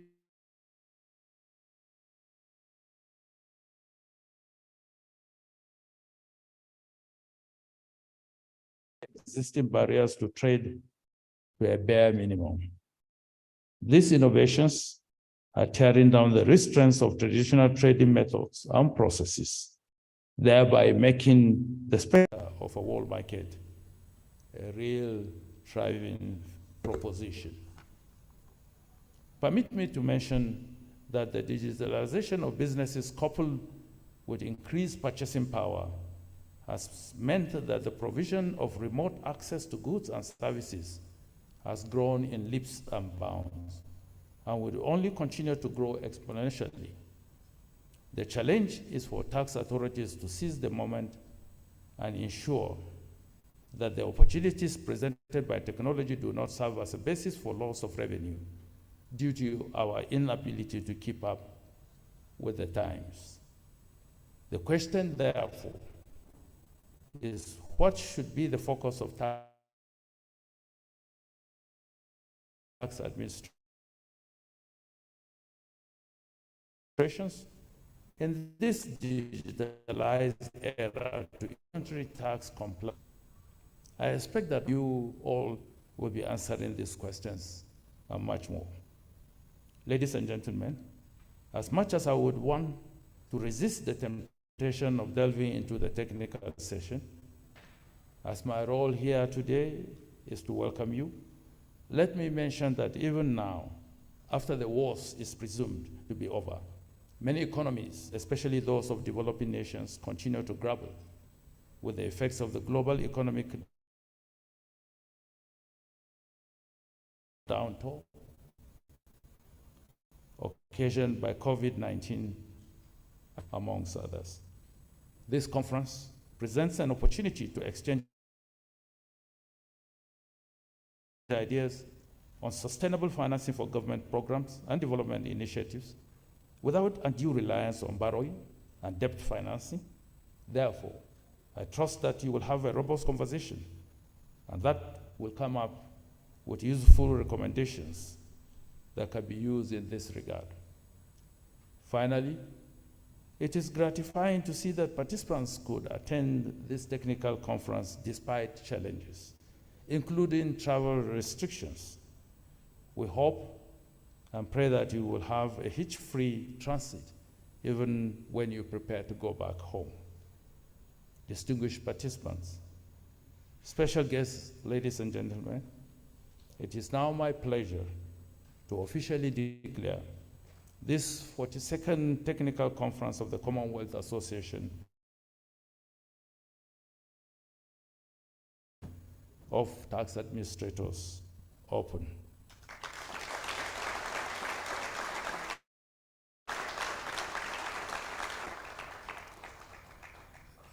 Before I conclude, let me urge participants that are coming from different parts of the world that as you have taken the time to visit our nation, we are truly indebted and grateful to you.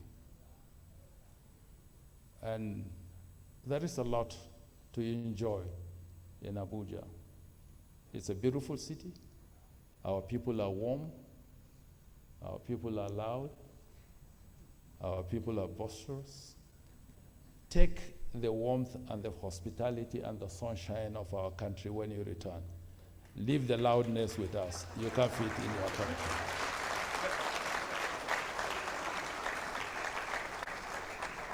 Welcome to Abuja, and God bless the Federal Republic of Nigeria.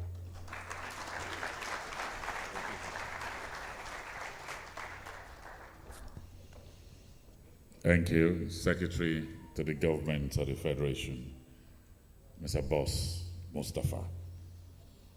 And so, Your Excellencies, distinguished ladies and gentlemen, this brings to a close the formal opening ceremony. And so this is what we'll do. We'll have a group photograph right here in front of the stage. This will be for all the people sitting in front, the heads of delegation, and our special guests. We'll have that now. And immediately after, we'll have the press conference at the booth outside that will involve the SGF, the Honorable Minister of Finance, the President of Cata, Chairman of Cata, and the Executive Director of Cata. But right now, are the photographers ready now? Okay. Your Excellencies, please can we rise those in front for the group photograph now.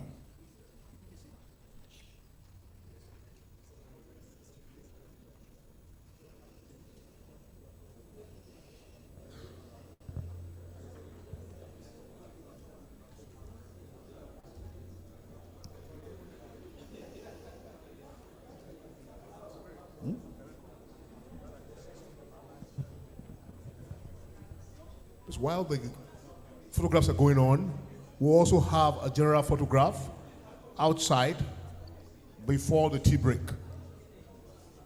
But for the rest of us, we'll have a general photograph outside before the tea break, while this photograph is going on, when we break. Thank you. On this side, near the fountain, we'll have the group photograph for all delegates. Thank you. And so, while the photograph is going on,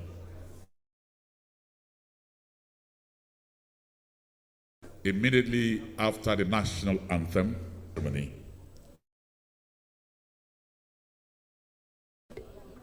my sister from Kenya, Wageni, will be taking charge of events, ably helped and assisted by Mr. Femi Edgar. The two of them will run the event in the next 3 or 4 days. And they will be in your faces. So it will be a Wageni Femo show. All right, so now that the photographs are over, please shall we all rise now for the national anthem, please?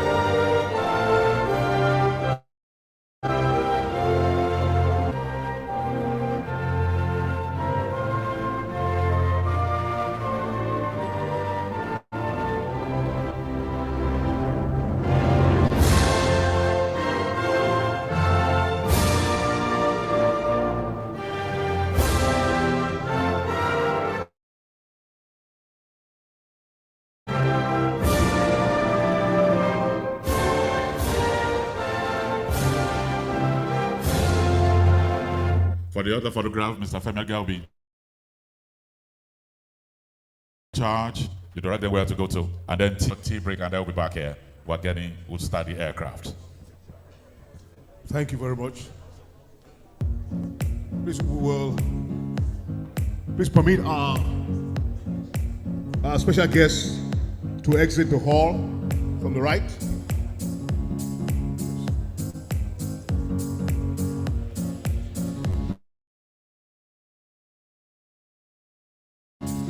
Then our delegates, please note, for the delegates, tea is served for all country delegates here. So after our special guest, we're going for that special photograph exited. We're going for that special photograph out there. So all country delegates, please prepare to go for the special photographs through this door. As you go along, please come with your handheld devices, your bags, take it along with you. Please, your handheld devices are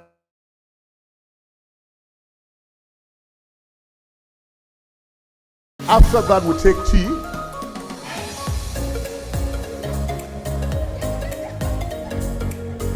So colleagues, this way all country delegates, the press conference is taking place while the photographs are going on. All country delegates through this door, please. country delegates through this door. We're going for the group photographs. Next time, carry battery, brand new battery. And country delegates, please take your bag and valuables with you. Your electronic devices, take it with you while we go through this. We'll take the photographs then. We'll have our tea also served there. Can the LOC members please lead? LOC members, please, let's lead our delegates to the photograph by the fountain side. Members of LOC, please let's lead our delegates to the fountain side for photographs.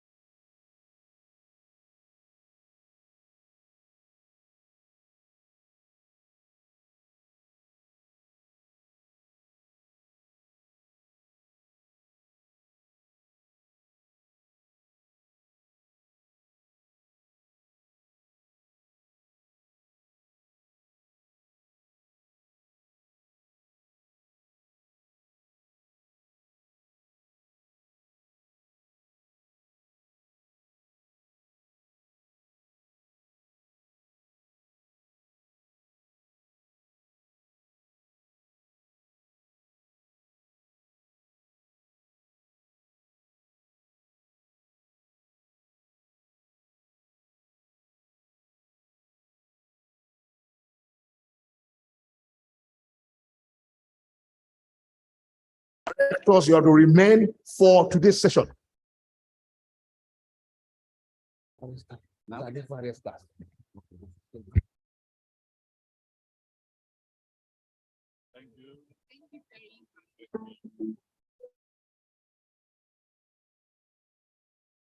The impact of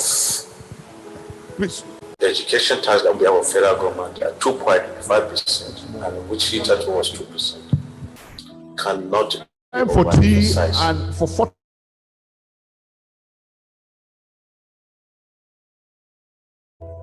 Be captured in the photographs. Let's go for photographs. Then we'll have tea. All the tertiary institutions in Nigeria, whether those that are built by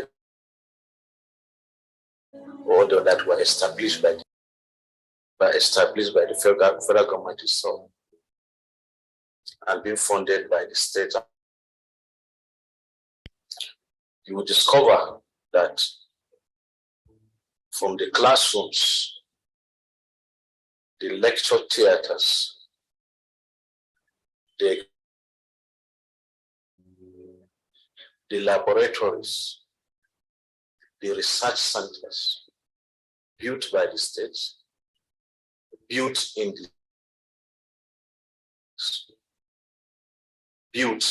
the state-owned colleges of education, built in the state-owned have been funded. Those infrastructure, those critical infrastructures have been funded by the, when they come to federal level, be it federal polytechnics, be it universities built,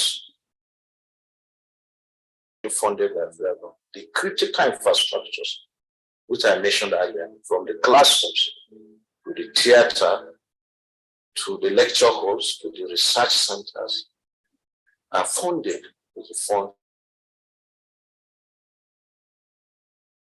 that will collect as education tax in Nigeria.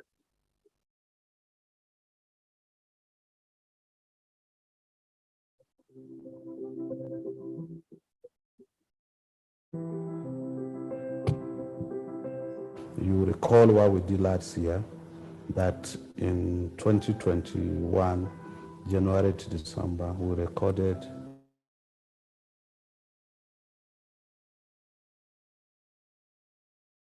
6.4, 31%, only 31% came from oil and gas.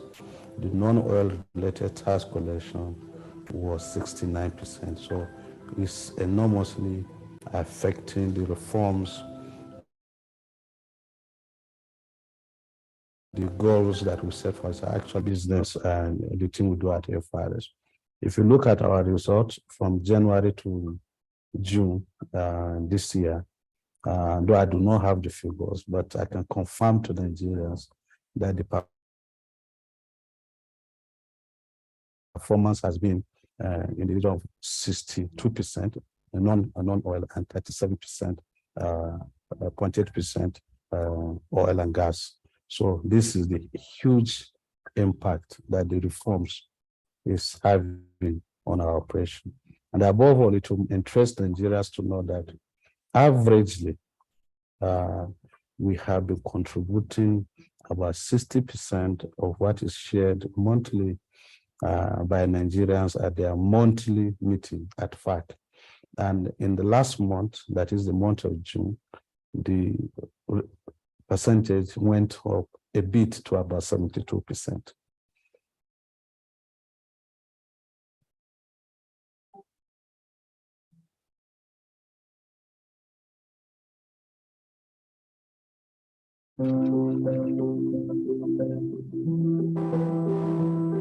I'll give you a typical example. So we, over the years, we have had alignments with other government agencies, collaborations with them where we tap into their data and they tap into our data. So we have points where our data connect, and we have built the skills of our staff such that they can retrieve this data, look at it, do very in-depth analysis of huge amounts of data to identify where there are gaps or losses, and then we can hone in on those specific issues that we identify to make sure that the revenue that we may have missed or before we had access to those skills, we're now harnessing all those gaps, closing those gaps, harnessing the skills of our staff to make sure that that revenue is not lost. And we're bringing in significant amounts of data and of revenue using that data.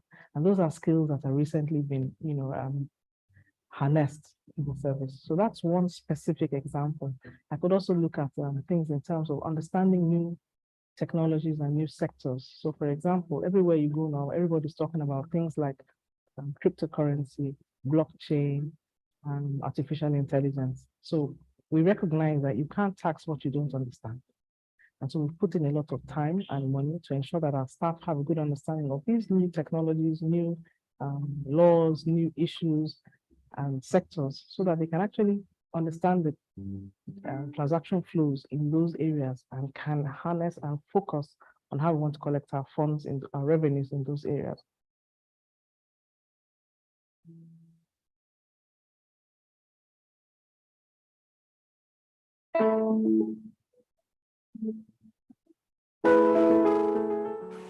The role of FIRS, and as far as the Education Tax Administration is concerned, it's a thing that is known to virtually everybody, because it's our responsibility to assess, to collect, and also account for the education tax payable on assessable profit of companies operating in Nigeria. The tax rate used to be 2%, but with the passage of the Finance Act 2021 into law by National Assembly and signing into law, the rate changed to 2.5%. That singular gesture by the National Assembly, as well as its endorsement by the President of the Federal Republic of Nigeria, is impacting positively. That is accruable to federal government from the tax type, that is the education tax.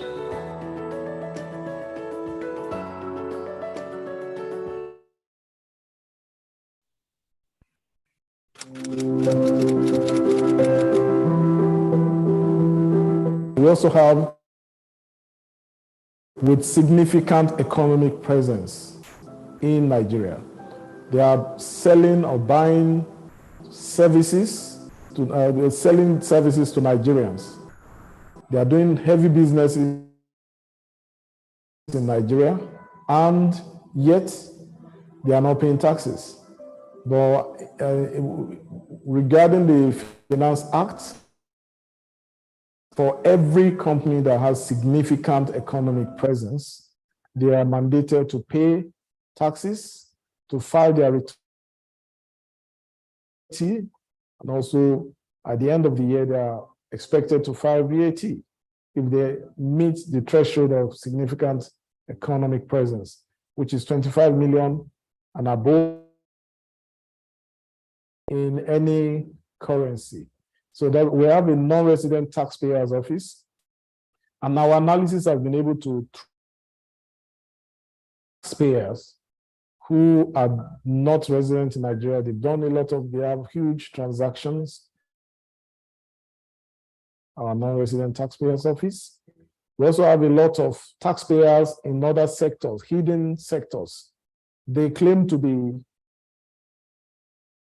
they are not doing businesses. Some of them even tell our tax officers that they want tax clearance certificate and that they've never done any business before. Our data shows those who are doing business. The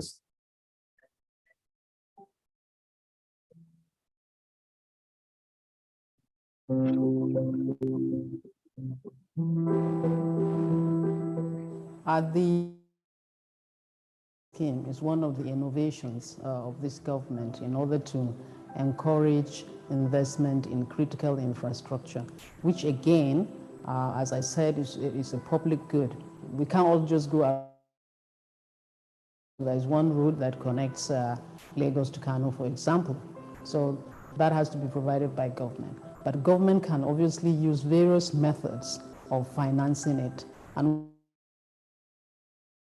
the high quality of project management that is available in the private sector. And so the government came up with this scheme, the one that NNPC is handling. There are 21 routes spread across the 6 geopolitical zones that are being handled. Billion is deployed for this purpose. And one of the routes is almost done. The Lagos-Badagry is part of the program. Then there are some routes in Niger State that are very critical to the provision of petrol and diesel. Some routes also, like I said, in the South-South as well, Southeast, Northwest, and so on and so forth. So this is a very important capacity of the private sector to be more efficient in project delivery. And it's a success because even the Bonny road that the Nigeria LNG is doing has been on the table for a long time, but it's scheme. And I'm sure that by the time some of these routes become operational, either by being fixed under this program or even the new roads like the Bonny Road, it is going to improve the competitiveness of Nigeria's economy.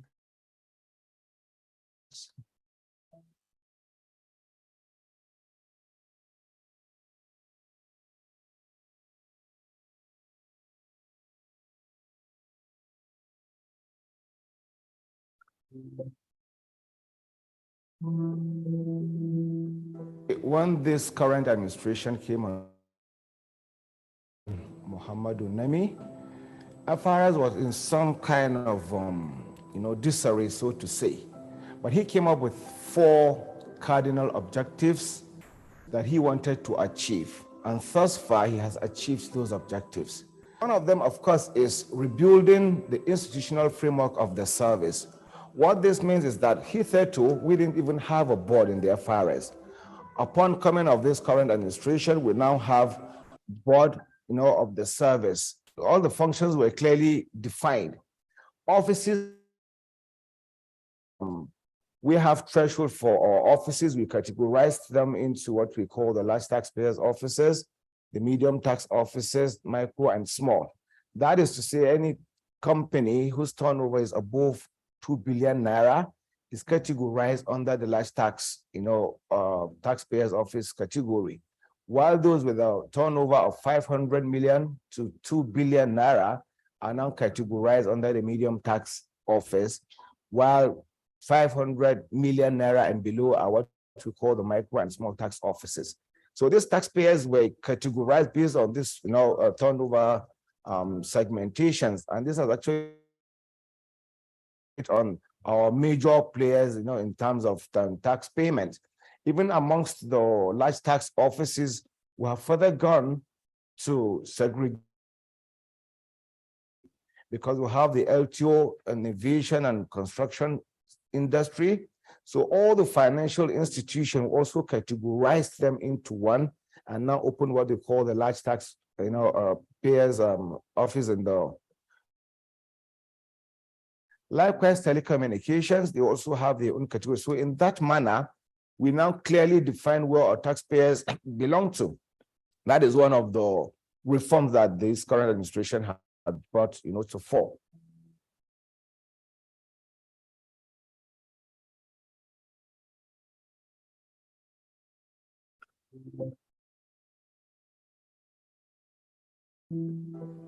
The second one, of course, is collaboration with our various stakeholders, because we have noticed that over time, FRS is the responsibility of all to come together to get the necessary revenues for government, and we can't do it alone. So we have our own critical stakeholders, prominent amongst, let's say, the Corporate Affairs Commission. We have the Joint Tax Board, the NFIU, the CBN, the Ministry of Finance, and all that. They are our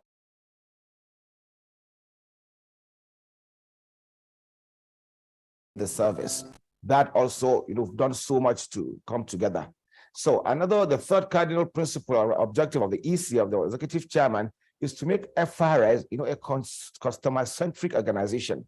You see, in all our field offices, and we have a lot of them, across the country, we have what we call the help desk in each office, where customers' complaints and questions are being attended to.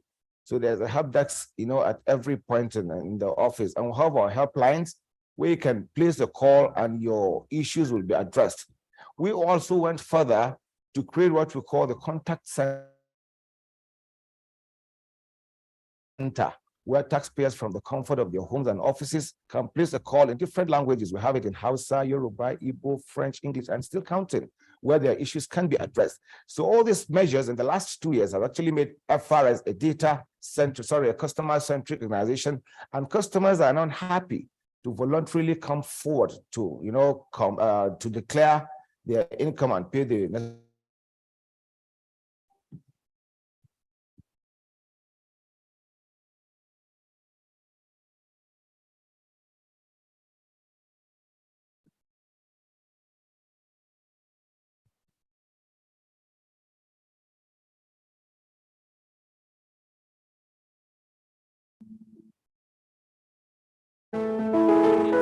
the impact of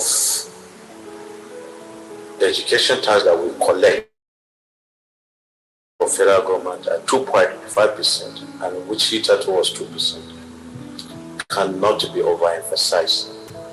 The reason being, clearly,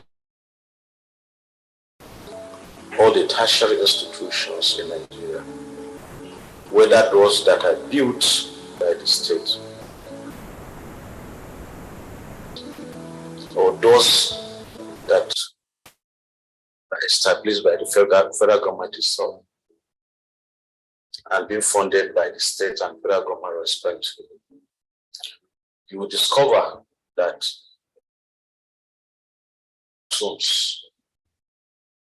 the lecture theaters, the examination halls,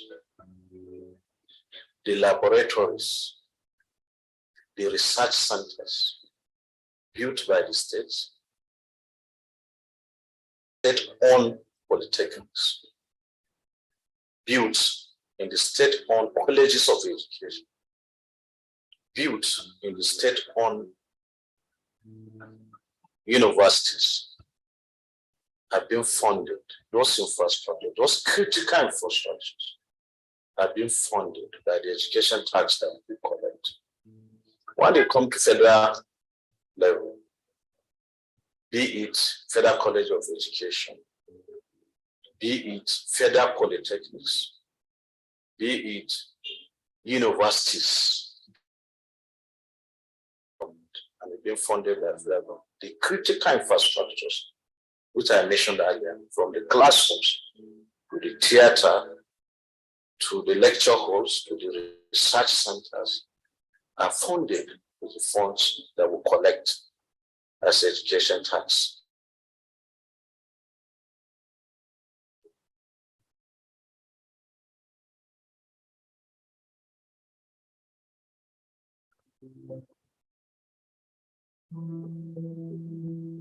The federal government has put in place what we call the Strategic Revenue Growth Initiative, which is a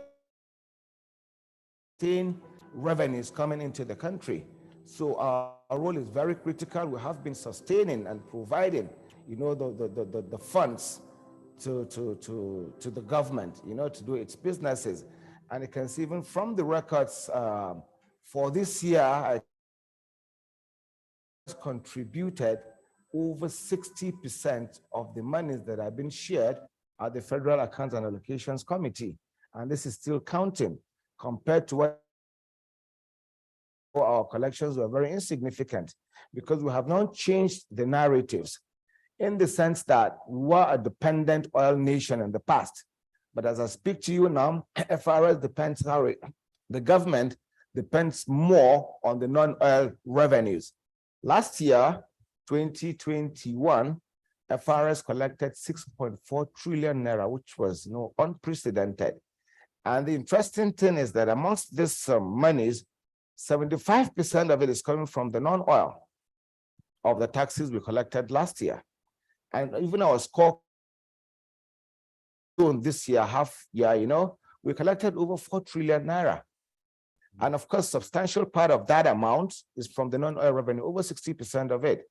So you can see our role in, getting the necessary revenues for Nigeria is, really, really can never be overemphasized. Let me put it that way.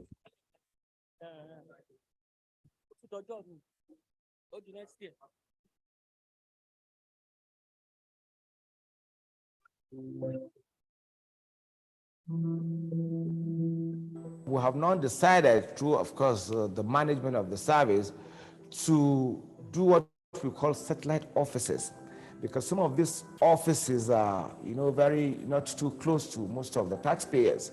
So we have now opened what we call satellite offices. They are about to be launched, of course, before the end of the year, and I think they're about 23 in number. We'll put some number of staff there, to help address, taxpayers that may find it difficult to go to the closest taxpayers to them. Thank you very much. Check out the Nigerian delegates tax system. While I appreciate that there are quite a number of things out there still served, but we need to come back in now. We don't want a situation where can we return back to our miles or kilometers to go on fire? Please. So we have not decided to delegates. Let's return back. To those we plan to start taxpayers at noon. We're behind schedule, and also encourage them so we can cover the grounds we want to cover. We have a keynote platform address. They don't even need to come to our keynote presentation we want to take now. So delegates, new areas. Can we come back in? And of course, with the help of delegates, can we come back in? Our heads of delegations, you need to go back to your tables. The Federal Ministry of Finance and the because this is now the plenary, you will need your tables to take notes. Generating more revenue for the front seats were for the ceremony. Now we're in for the technical sessions.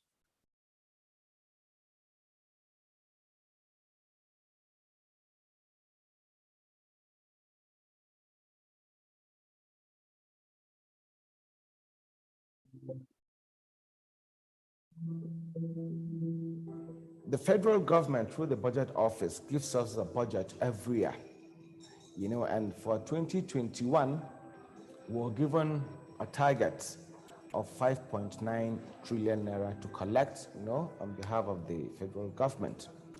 And at the end of the year, December 31st, 2021, we had collected over 100% of that amount because we collected over 6.4 trillion naira on the budget given.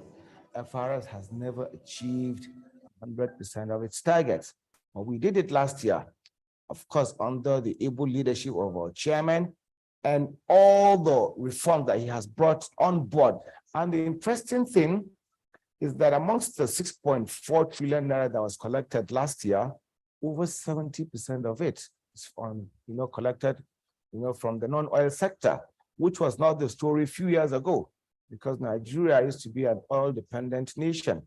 But as I speak to you now, we collect over 60 to 70%, of non-oil as, our revenues. So that is the overview of the collections for last year.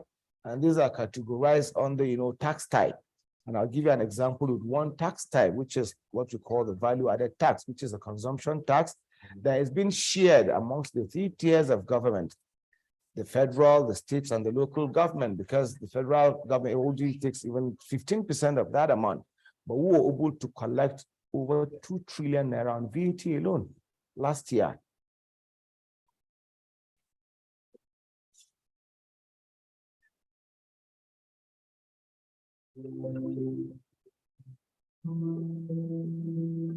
The second one is the huge leakage in our tax system. But that huge leakage too is simply because we have fragmented tax system. That is the major cause of the leakage in Nigeria. I haven't done a lot of research. We discovered that yes, you can deploy technology. Yes, you can carry out all changes in tax law. But in as much as you have a fragmented tax system with multiple tax agencies, then your ability to use one data to collect personal income tax, for instance, your ability to use that same data to collect VAT, your ability to also use that same data to collect company income tax becomes an issue. When you approach a taxpayer or you obtain a taxpayer's record and you come across an income earned by an individual or money paid into an individual account, I will tell you it is not your responsibility. It's that of the other local government tax authority or that of the state. So the moment you are faced with this ugly trend, you have seen a source of milking, of generating huge tax revenue for your country. But because you do not have that statutory power to do so, you will just see, and you have to take off and leave the taxpayer alone because you do not have the power to collect taxes from him. So these are the 2 key things. Then what is the solution? How do we solve the problem? There's the need for us to deploy technology as a first step. The second one, and the most important one, is that we harmonize our tax administration system.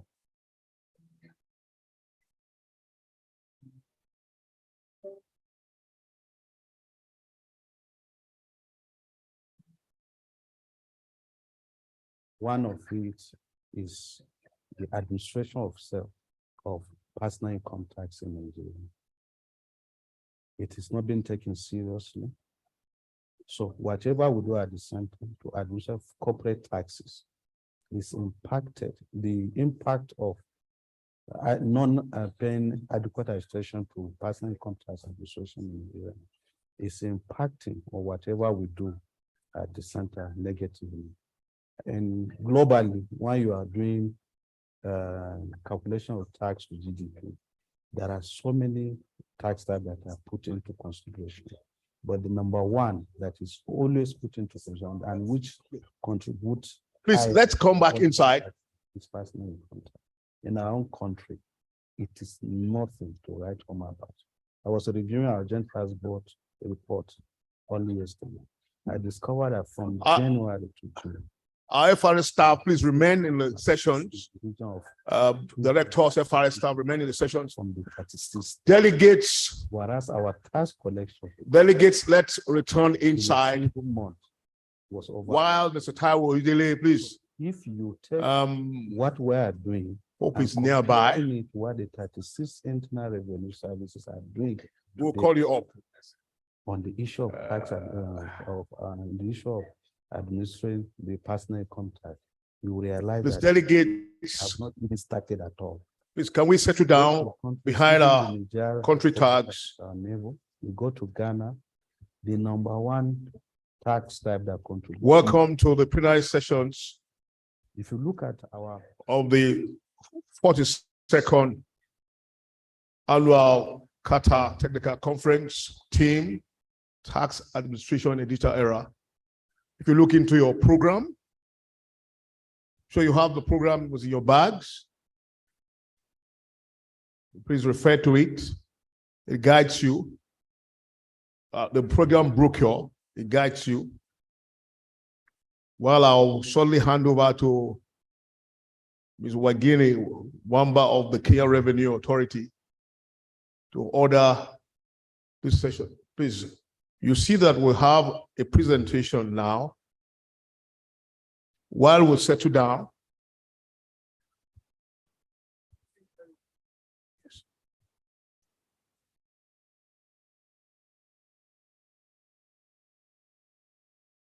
so Mr. Tower, give us a moment to rally the troops of tax administrators across the Commonwealth. We'll have to, please, you can bring your cups of tea inside if that's what is engaging you.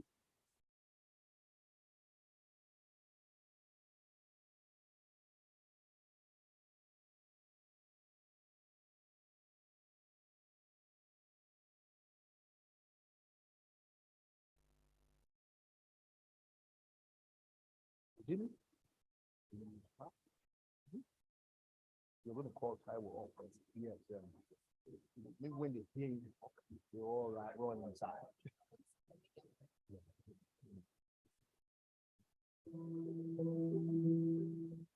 One of it is the administration of personal income tax in Nigeria.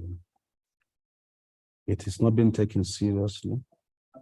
So whatever we do at the center to administer corporate taxes is impacted. The impact of non-paying adequate administration to personal income tax administration in Nigeria is impacting on whatever we do at the center negatively.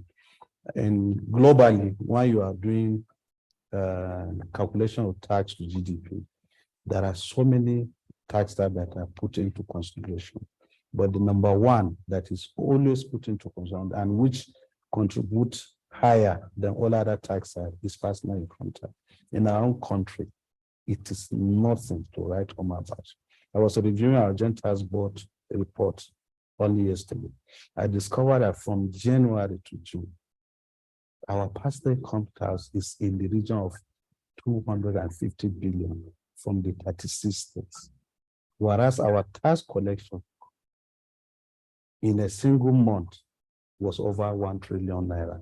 So if you take what we are doing and comparing it to what the 36 internal revenue services are doing today on the issue of tax, the issue of administering the personal income tax, you realize that we have not even started at all. If you go to countries, even the Niger Republic that is our neighbor, you go to Ghana, the #1 tax type that contributes more is personal income tax. If you look at our cities across Nigeria, where you come from, Lagos, if you look at Abuja, the number of billionaires living here, feeding fat on government contract or whatever business government does, the infrastructure that government provide, the social amenity, the security support is given them. In return, nobody paid taxes.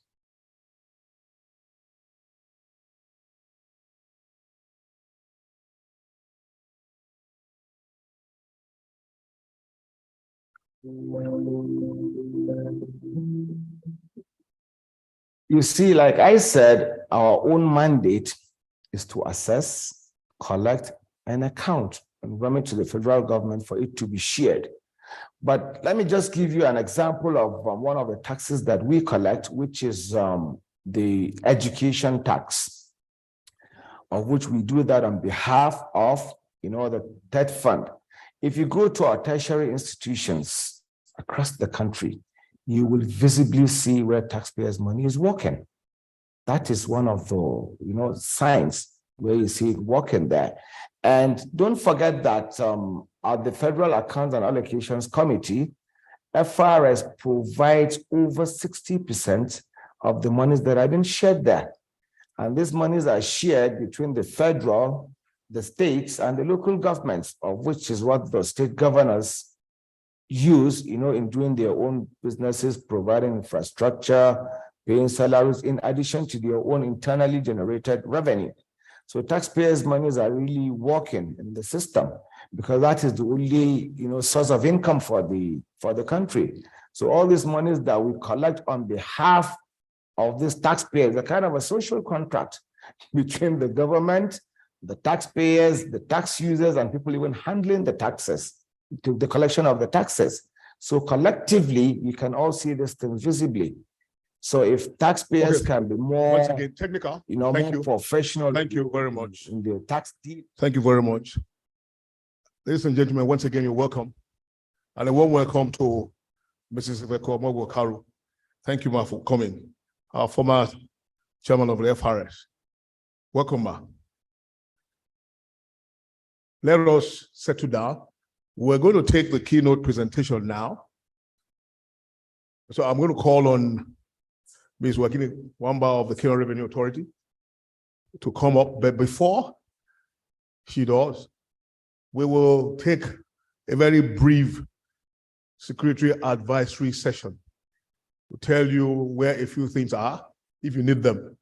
So I'm going to call on the director in charge of security and safety and fleet management of the Federal Revenue Service, Mr. Greg Asukwo, to just give us a very brief security advisory. Thank you very much, Mr. Edgar. Good morning, everyone. I am Mr. Gregory Wilfred Asukwo, Director, Security, Safety, and Fleet Management Department.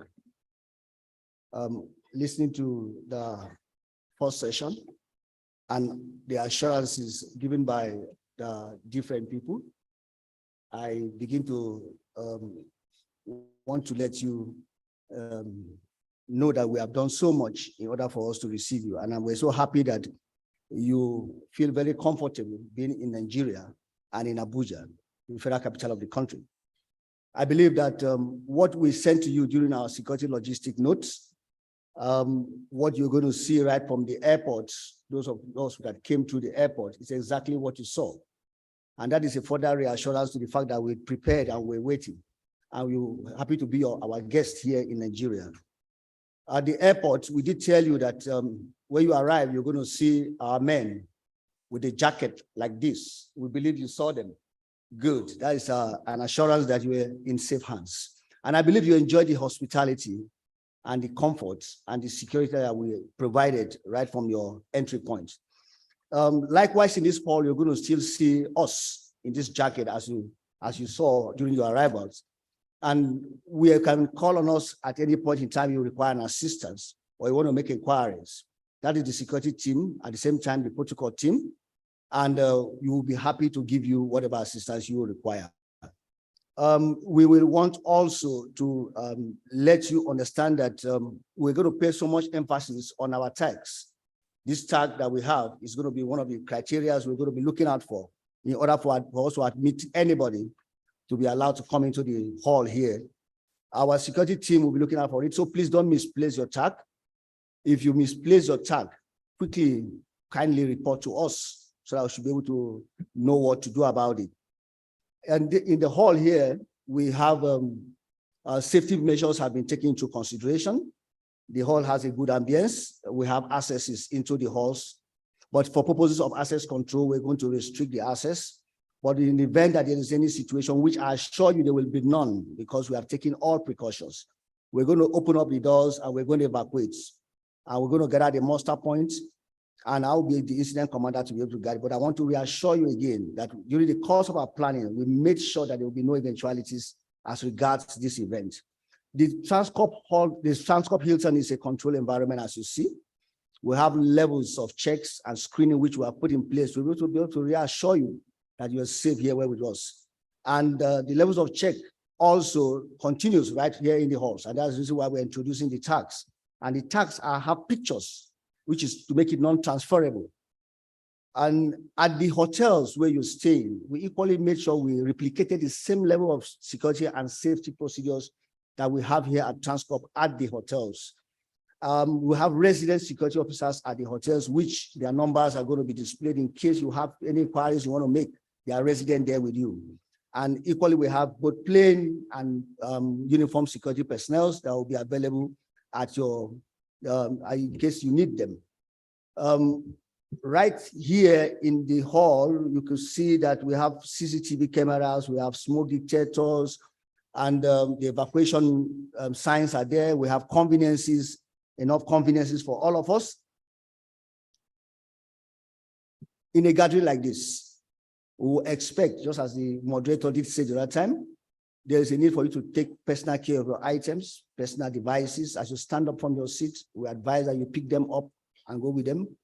We do not want to record anything. However, we've equally established a desk that for misplaced items, in case you misplace anything, you can walk up to the desk and make inquiries. And we equally have a medical stand, which we made in place in case we need to do medical checks. We have medical stand outside there, and we have standby ambulances. Those are all to show you that you are our guest here in Nigeria. The Abuja, just as you have been told, is a very exciting place. There are a lot of sites. This is a control activity. We've equally taken cognizance of the activities that are going to be happening between. And if you want anywhere you want to go outside the control events, can just discuss with us, let us know, review with us. We will gladly take you. And we assure you, you're going to have an exciting stay in Abuja. We're prepared for you. Be our guest. You're welcome, please.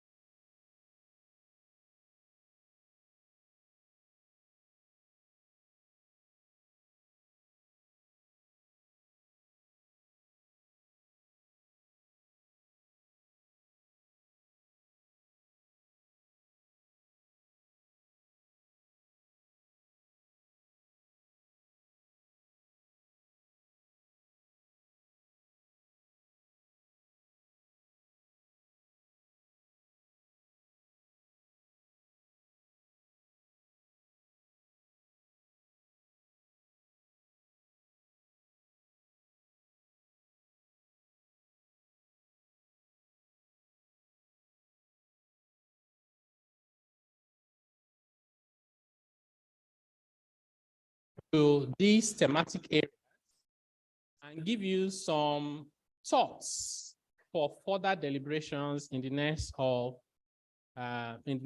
to 3 days while you're here. So the outline for my presentation is, one, I want to speak to the taxation and the digital economy in context, because context is everything.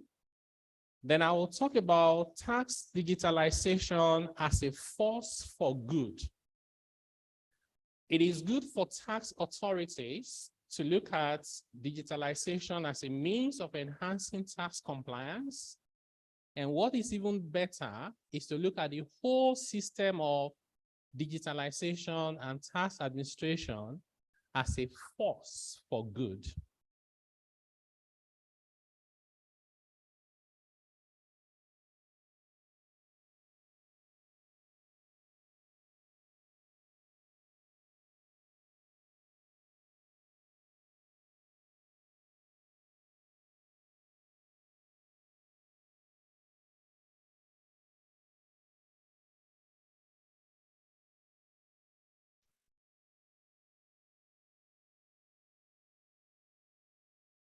The world has always innovated. So let's not, innovation is as old as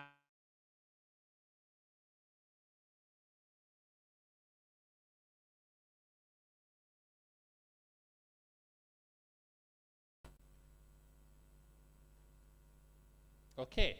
So you see on that slide that the world has always innovated from trying to do, before we use hands manually to knit the cloth that we wear. People wrote books in long hands and hired other people to write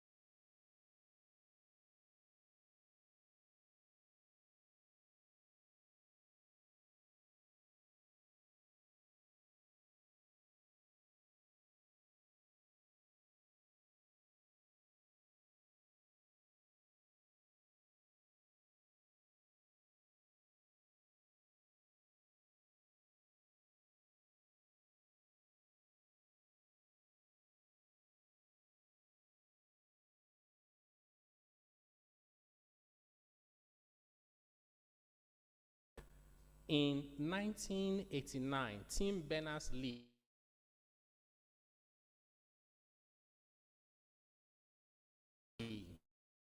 and it has transformed everything, and it is not about to stop. The mobile phone only started becoming smart in 1992. The phone wasn't smart until 1992. Today it is super smart. And then that's how it started, and here's how it is going on the next slide. Here's how it's going. We have unprecedented digital transformation. Looking at it's the summary of the internet in 1 minute. It will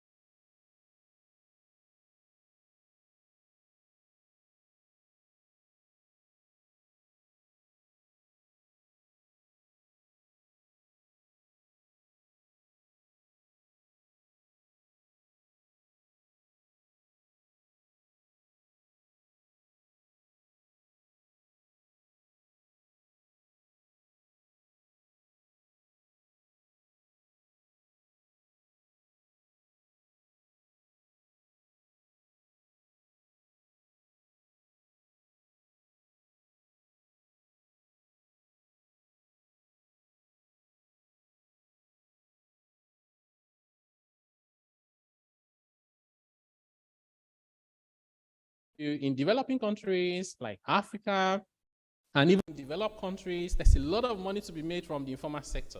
So the engagement and the conversation is about how much money can we get from the informal sector. I think we need to rethink that approach. My view is that technology and digitalization gives us the opportunity to harvest data. You need data and information about the sector. Use that data to see how can we plan and support them. Beyond government having the legal powers to impose taxes, we need to earn the moral right to also do so.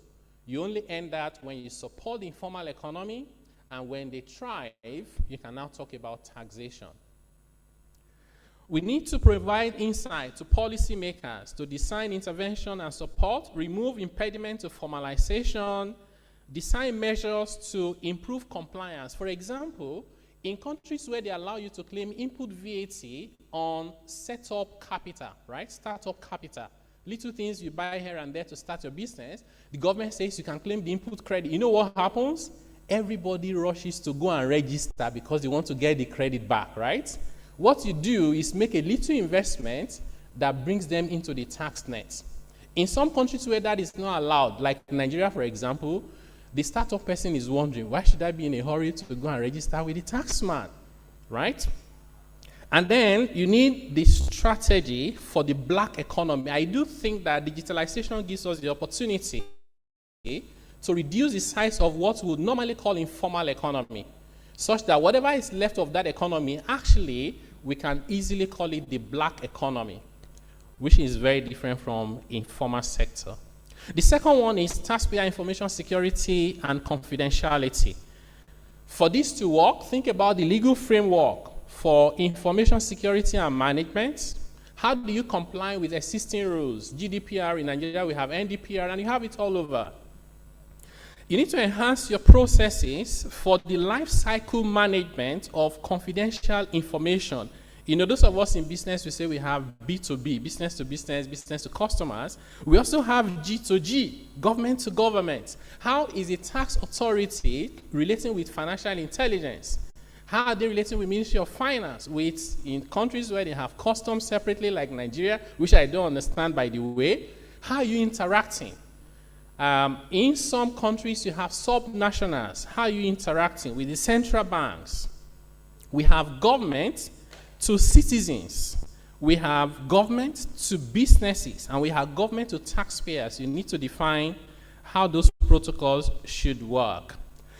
Now, confidentiality and information management is important in small as well as big issues, whether they're local or international. You have international exchange of information. You have to meet minimum standard for you to even exchange information. When those information are collected locally, you need to bear that in mind. It's equally important. It's as important as when you are sending an email to a group, and I see that once in a while with tax authorities. You are sending an email to a group, and the list of everyone is disclosed in the toll column, right? You can put it in BC. You don't disclose my email without my permission, right? That's a small thing, but it's an indication of whether I can trust you now with my trade secret. If I cannot trust you with my email, should I trust you with my trade secret? And you need to think about the fact that you are only as strong as your weakest link.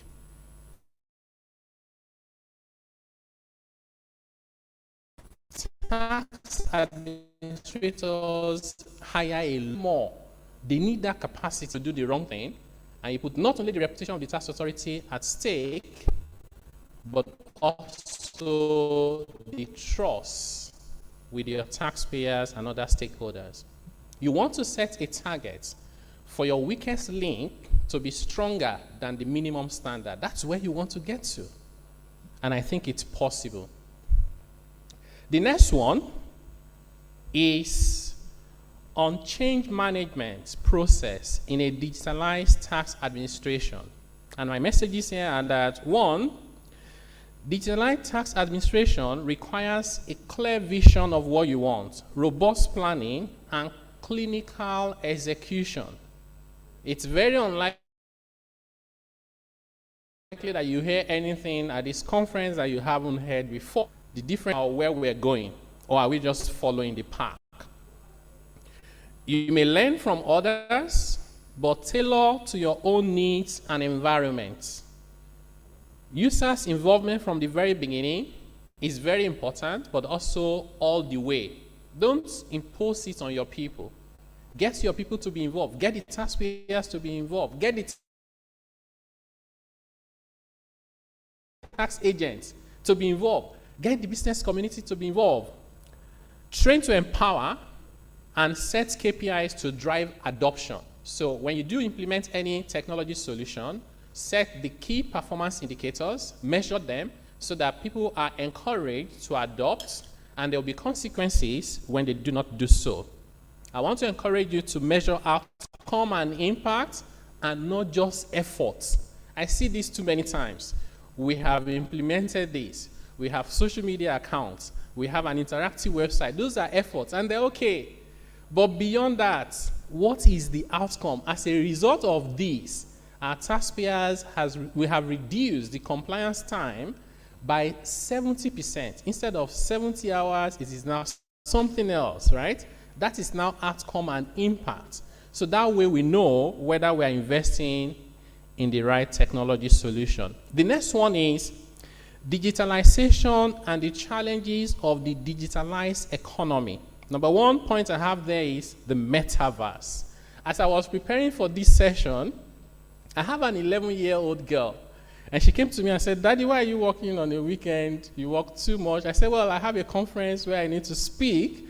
And she said, "Well, what if I offer to help you so you can reduce the amount of time you need to spend?" I said, "Well, you won't understand what I'm trying to do." She said, "Well, just say it. I might be able to help." I said, "Well, I need to talk about technology and tax." She said, "I can help you." I said, "Do you know about the metaverse?" She said, "Yes." I was surprised.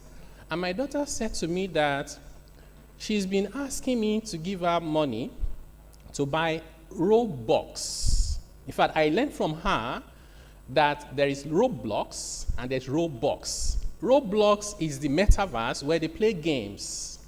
Robux is the money that they spend in that metaverse. And my daughter worked so hard, did drawing. I said, "I'm not giving you the money, go and work for it so you can appreciate the value of money." She did drawings and sold them and made 2,000 naira. That's about $5. And she needed to buy Robux for $10. I said, "Well, now I'm impressed. I need to add the balance for you."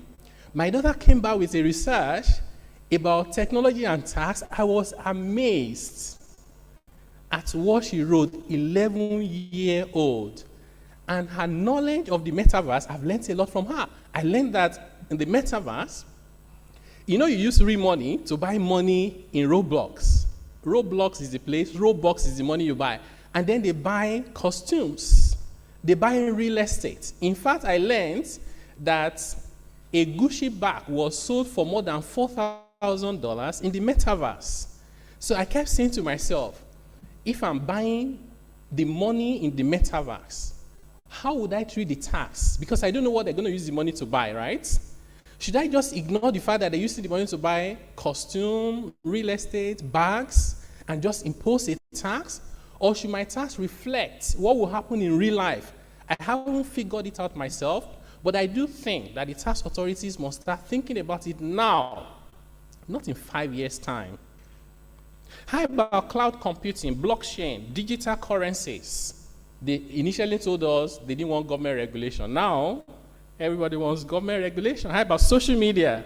How about crowdfunding? We have new business models where customers are the products, right? Imagine that.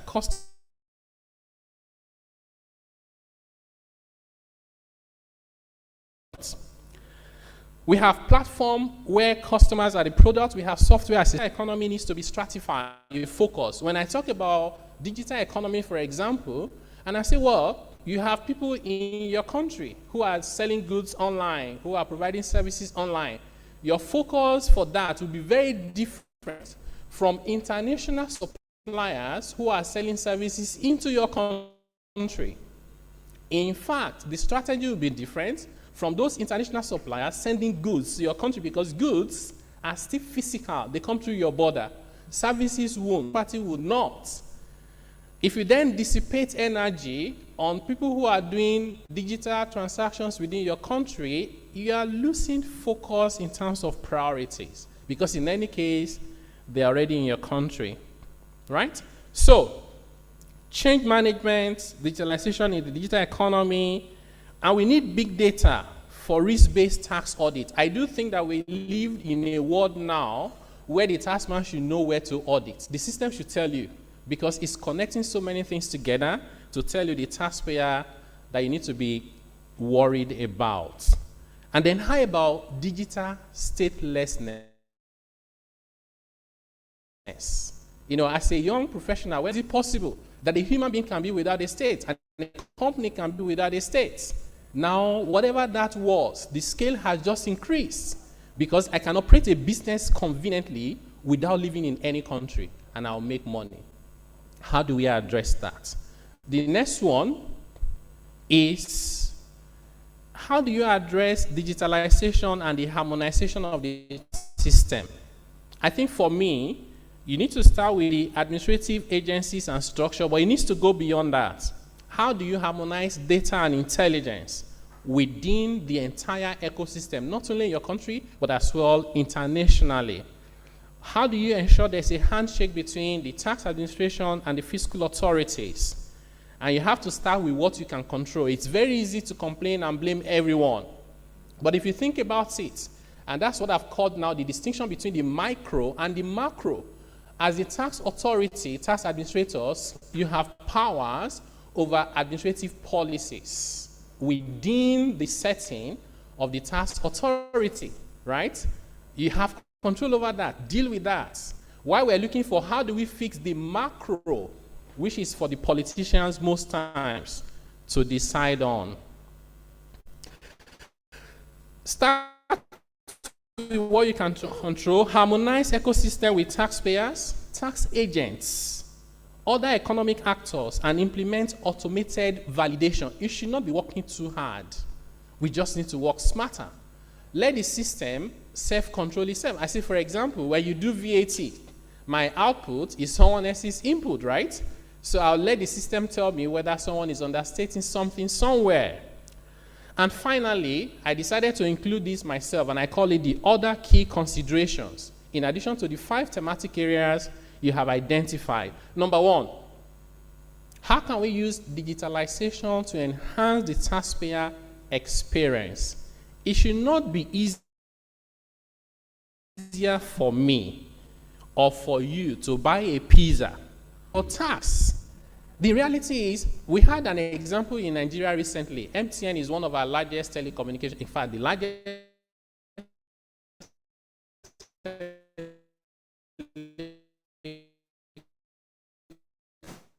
communication company. Okay. Experimented with being able to do it on your mobile easily by more than 100%, just making it easy. We need data-driven decisions to improve administration and economic planning.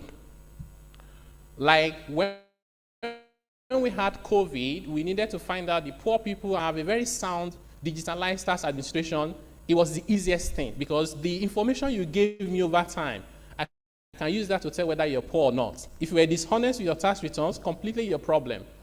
And I have your bank details. I can transfer the money. We can even track what you're doing with it. Then, how about remote working, permanent establishment, and residency rule? When the rules were created, if you were physically in Abuja, Nigeria, working for an employer, you were working on economic activities in Nigeria. No other way to it. So you could create a permanent establishment. But today I can sit down in Abuja, transactions exclusively in the US, nothing to do with Nigeria. Why are we not reviewing the rules? Because now we have the tax rules coming in the way of business.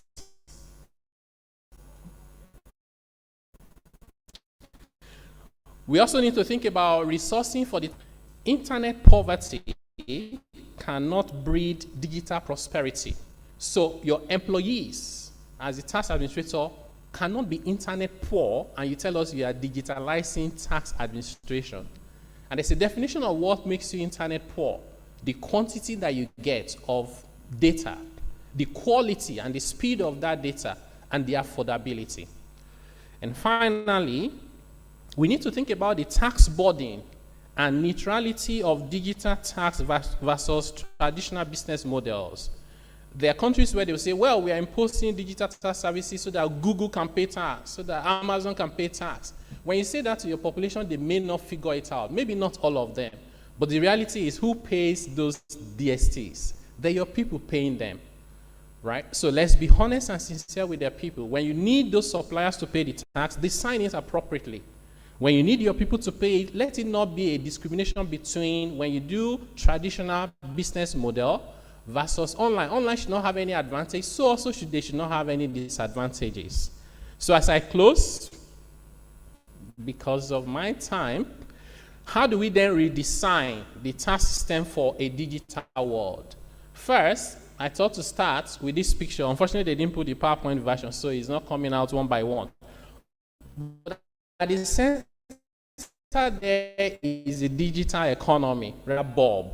And then the world said, actually, what's going on? These guys are making a lot of money, they're not paying taxes. And you see that very famous quote by Margaret Hodge, who was the head of the Parliament Committee in the UK, the giant. We are not accusing you of being illegal.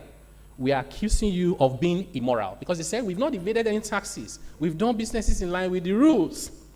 And then we developed the BEPS action plans, right?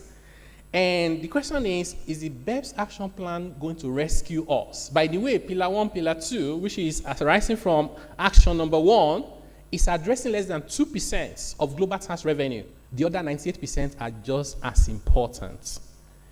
And you see, sometimes the policymakers don't understand it. Even the US Congress, you can see Mark Zuckerberg being interviewed by the US Congress. And the kind of questions the Congress people were asking did not give us hope.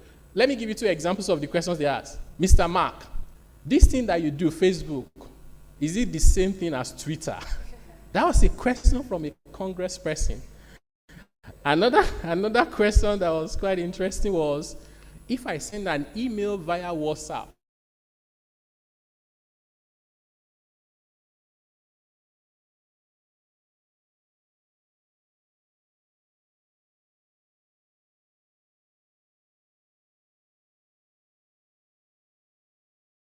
before had gone. Congressmen did not understand. How about the judiciary? The courts is not faring any better. They're just also as confused.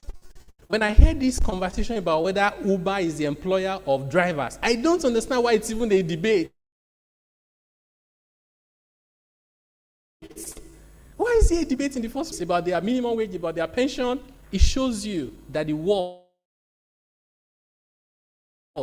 still hasn't on social contract, and we should never forget about that. Because when that contract is broken, politicians will look for who to blame. We need to recommit to that social contract. So my recommendation is that in trying to address the problems, first, redesigning the tax system for a digital world, we need to seek to understand first and then to be understood, like this guy said in his book. We need to involve all the stakeholders, including the digital guy we're trying to tax. Listen to them. Set the objective. Taxation of the digital economy must not stifle innovation and development. The key principle is to ensure tax neutrality and fairness. You need to promote tax certainty and be mindful of the incidence of taxation on the digital economy. Then you design and implement, make it simple, make it nimble, but dynamic. You need to focus on customers and taxpayers' experience, tax agency employees' capacity building and empowerment, and then change management and continuous improvement is critical. So I won't go through this next slide, but I will encourage that you go through as you engage in your debate over the next couple of days. Is the summary of what are the key components for success, from compliance strategy to the legal framework to the technology infrastructure to change management and operational excellence. So in closing, my conclusion and closing thoughts. Okay, now it's not moving, but I'll just go ahead. Okay, it's there. The first one is for you to record success and record it fast. You need to design a clear strategy. Digitalization will continue to evolve. Disruption is no longer a question of if, but when. No one is spared and nothing is insulated.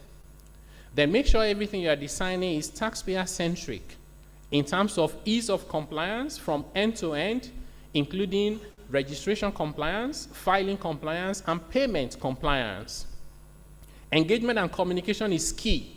If I Google, and I'm going to do that for all the members of Cata, I'll go and look for your social media accounts. I can always tell.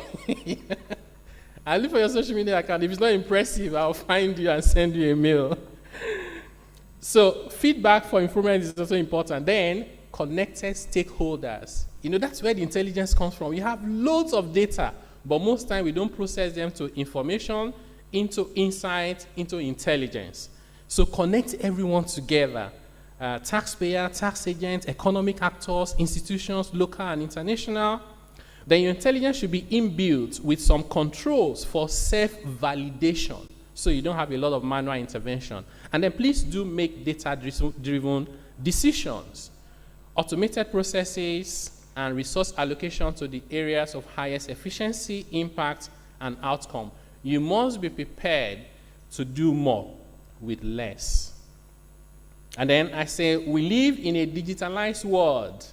Not only do we need to digitalize tax administration, we need a digitalized mindset. And like Abraham Lincoln said, the best way to predict the future is to create it. Thank you very much.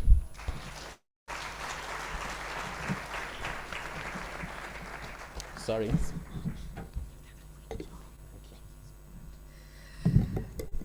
Mr. Taiwo Oyedele, always a pleasure to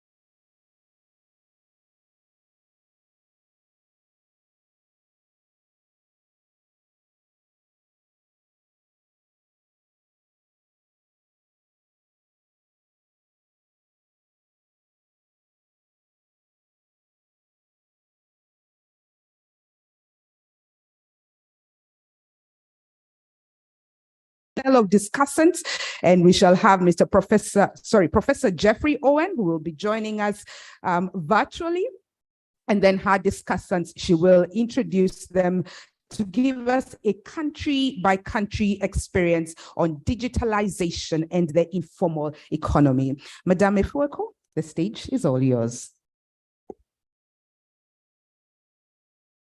Thank you very much. This is the first time I've been called a founding mother. But I appreciate all the kind comments. I have the distinguished pleasure to moderate this session on digitalization and the informal economy. Let me first of all thank the chair of the FRS for hosting this very important session, and of course the president of Cata for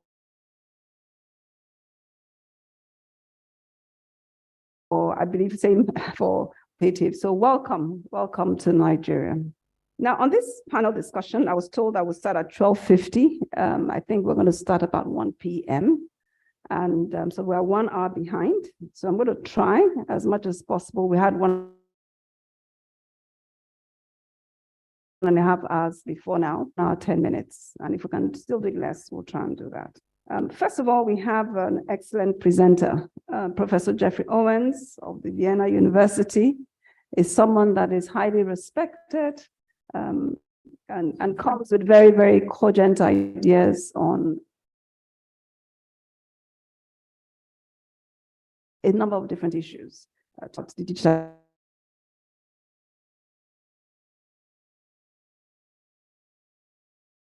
I'd like to also, and he's going to be joining virtually. Can he be put up, please? Can we see him? While we're getting that sorted out, I'd like to call on Mr. Robert Mutebi, who's the Commissioner of IT and Innovation, Uganda Revenue Authority. Welcome. Please, can you give him a round of applause? Then Mr. Abdul Halim, Director, Large Taxpayer Office, Inland Revenue Board of Malaysia. Please give him a round of applause. And then Mrs. Louise Ingabire Kalisa, if I pronounce it properly, Commissioner of IT and Digital Transformation, Rwanda Revenue Authority.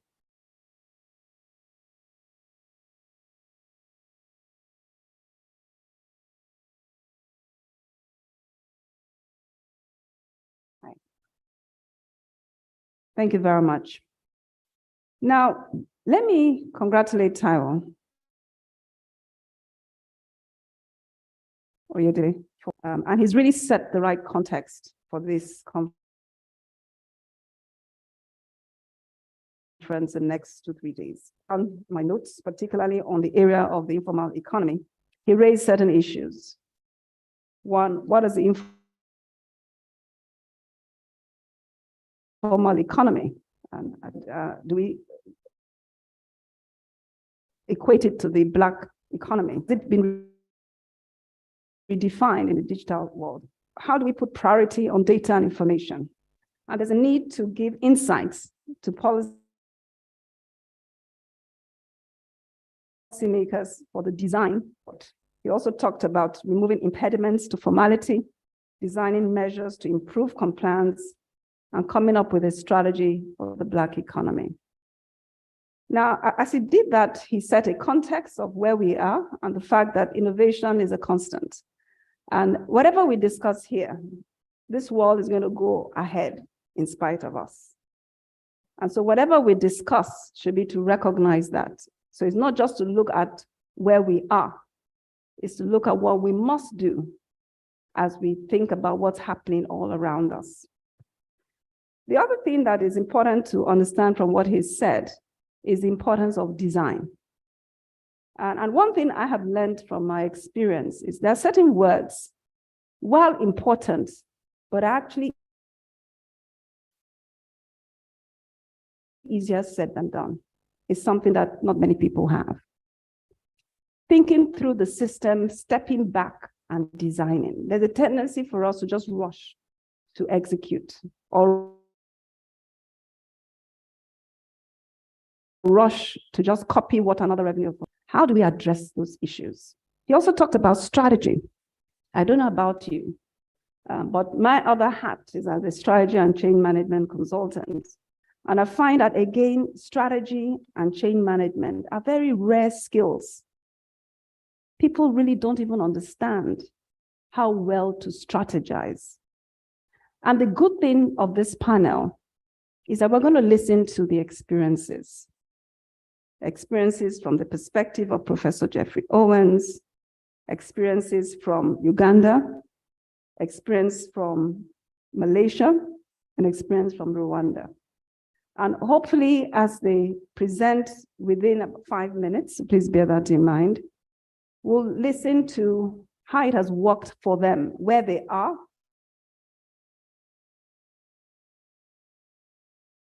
in the journey. What are the challenges? What tips would we give all of us here in moving forward? So this is a practical session. Please, if you have any questions, and the kind of questions I really want us to focus on is, how do we do it? How do we do it so that it really works? Because everything that Taiwo has said is what we should be doing. Are we doing it? What are the challenges? How do we move forward? And one important thing, particularly since we're talking to ourselves, is that within the Commonwealth, you have different groups of economies. You have economies where they're struggling with the economy, struggling with poverty, struggling with education, struggling with even connectivity, and struggling with even the whole idea of being part of a digitalized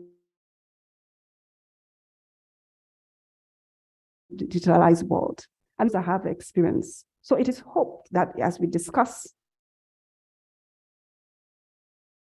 we look at the full range to move forward. So without going too far into what we're discussing, I'd like to call on Professor Jeffrey Owen. Is he in now? Yes, I am here now, yes. Thank you. Good to see you again. So please try and see what you can do in 10 minutes. Thank you. Thank you very much for that introduction, Madam Chair. And first, an apology for not being able to join you at this Cata event. I still have fond memories of my last visit to Abuja, which was in 2018. And I only confirm what was said earlier, that it is one of the most beautiful capitals in Africa as well. Yeah. I also want to congratulate the Cata for choosing the theme of digitalization. As the Minister of Finance said earlier this morning, digitalization is what's going to drive tax reform and tax administration over the next decade. But to get the benefits of that, we do need, in fact, to have a vision. We need to be ambitious. We need to have a digital roadmap, and we need to have metrics to show how we progress on that roadmap. A point, in fact, that was made by the earlier speaker. I've been asked to address the issue of digitalization in the informal economy. I'll address 4 issues. What do we mean by the informal economy? How do you measure it? What are the economic consequences? What are the implications for government? And what can governments do to shift people from the informal to the formal economy itself? Yes. So I'll take about 10 minutes and I'll try to get it to cover each of these issues. Defining the informal economy, there are many terms that are used to describe it: the underground economy, the black economy, something that our Indian colleagues are very keen on, the cash economy. Yeah. I think the key thing, though, is that these are activities that take place outside of the control of government. For example, micro enterprises that have no formal records of bookkeeping, or illegal activities where 2 or more people can collude to break the law. What Mr. Boss Mohammed referred to as the illicit financial flows. Yes? So these activities, in fact, they basically are embracing unreported activities in both the regulated and the unregulated sectors. What's the size of the economy? In most African and Latin American countries, the informal economy, it is their economy. It can account for 60 to 70%, in fact, of economic activities, and is generally the biggest source of employment. In Nigeria, for example, some economists estimate that the informal economy could account for even 85% of the economy. In the Asian region, again, you're talking about large amounts. It's a big part of the economy, 35, 50%. Malaysia, for example, it's about 40%. And even in Europe, the informal economy is a significant size. For example, in countries like Albania or Romania or Bulgaria, it can account for just under 1/3, in fact, of the total economy. But, if I'm a government minister, I'm not so much interested in what the overall aggregate figures are. What I want to know is, what are the sectors that are important in the informal economy? Yeah. And some of the analysis that's been done by the IMF and the World Bank suggests that the key sectors in Africa and other developing countries, it's the retail sector, particularly important for micro enterprises. It's home services, it's construction, it's transportation, it's hotels and restaurants. Yes. And what's interesting, and this picks up a point that the chairperson just mentioned, most of these, in fact, are domestic activities.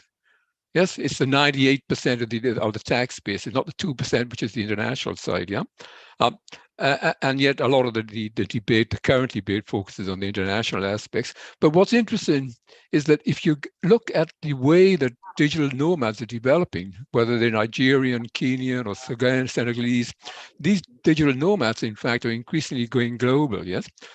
And are they paying the right amount of tax? Are they complying with their obligations under VAT or other cross-border taxes? Probably not. And the other aspect, of course, is, and this is the one that was touched on by the previous speaker, is that large multinationals continue, in fact, to engage in certain illegal misinvoicing practices, something that's particularly important, I think, in countries like Africa. The bottom line is, we know that the informal economy is big, and we know, in fact, that it is still growing. So what are the implications for government? A lot of the discussion over that question focus on the revenue implications, and they are large, significant revenue losses. But I actually think there are other equally important implications for government. One, that when you have a significant informal economy, it undermines the credibility of government, yes? It reduces tax morale, which in turn makes it much more difficult to achieve voluntary compliances. A second implication is that it distorts competition, and it leads to an unlevel playing field. The third implication is that informality discourages growth of the SMEs, which prefer to remain below the thresholds at which they're subject to taxes.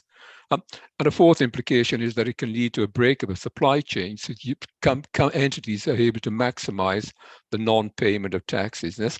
And overall, I think what most economists have concluded is that the spread of informality actually lowers the long-run productivity of the economy. So there are good reasons why then governments should be trying to get people from the informal sector to the formal sector. But we have to be careful, because at the end of the day, this sector, as I said, it's an important source of employment, and it can also be an important source of innovation, yes? And another point is that by engaging with the informal sector, government is able to get data, point that was made by the earlier speaker. So what actions can government undertake then? There is no silver bullet. Governments need to adopt a package of approach, and I would suggest there should be 8 elements in that package. One, that we need to get the people in the entities in the informal sector to see the tax administration as a partner that can help them get access to government programs, social benefits, for example, as a partner that can assist them in getting finance, particularly important for micro enterprises, as a partner that can help them put in accounting and more effective management systems for their company. So even before the tax official goes into one of these enterprises and starts talking about tax, the first thing they should be doing is say, how can we help you grow? How can we help you get these benefits? Yes? Oh, and by the way, to get the benefits, you do need to register, yes? But don't start the conversation by talking about how much tax they should pay.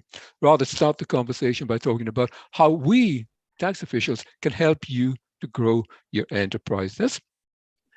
It's not easy. It does require a different mentality on the part of tax officials, but it can work. And we can see that from the diverse experience of countries like Singapore or Chile, or even the countries in Africa, yes?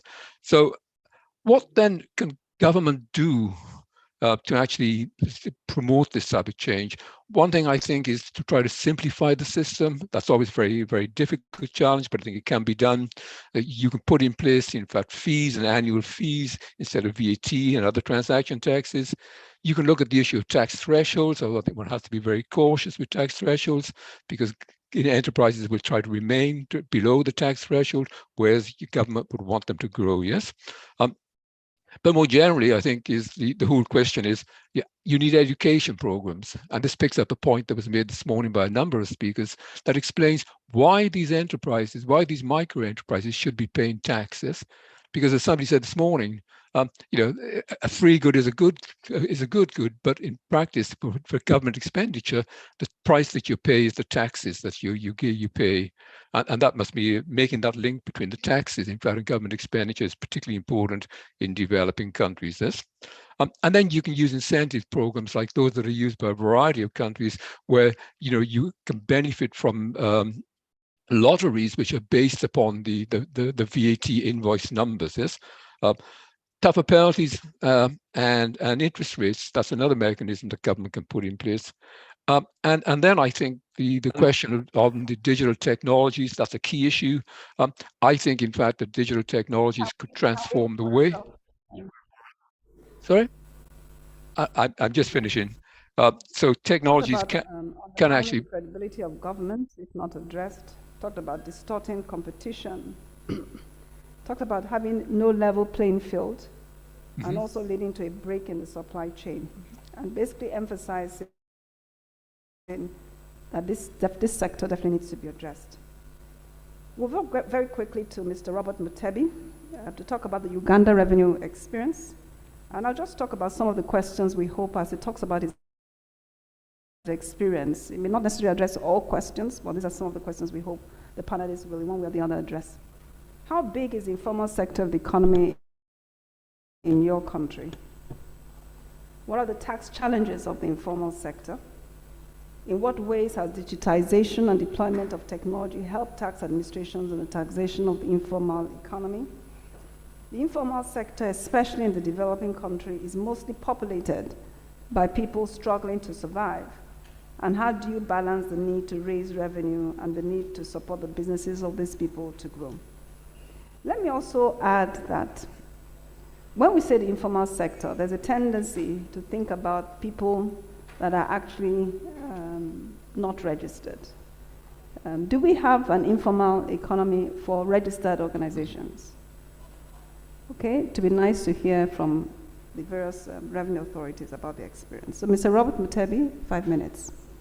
Thank you. Thank you very much for having us here today. I'm Robert, like it's been said, I'm from Uganda. Uganda is in the East Africa, beautiful country. We, like any other African country, are struggling with the informality. About 50% of our GDP is from the informal sector. From the employment angle, it employs about 80% of the labor force in the country. And from on the tax bracket, they are shadowy as they are everywhere.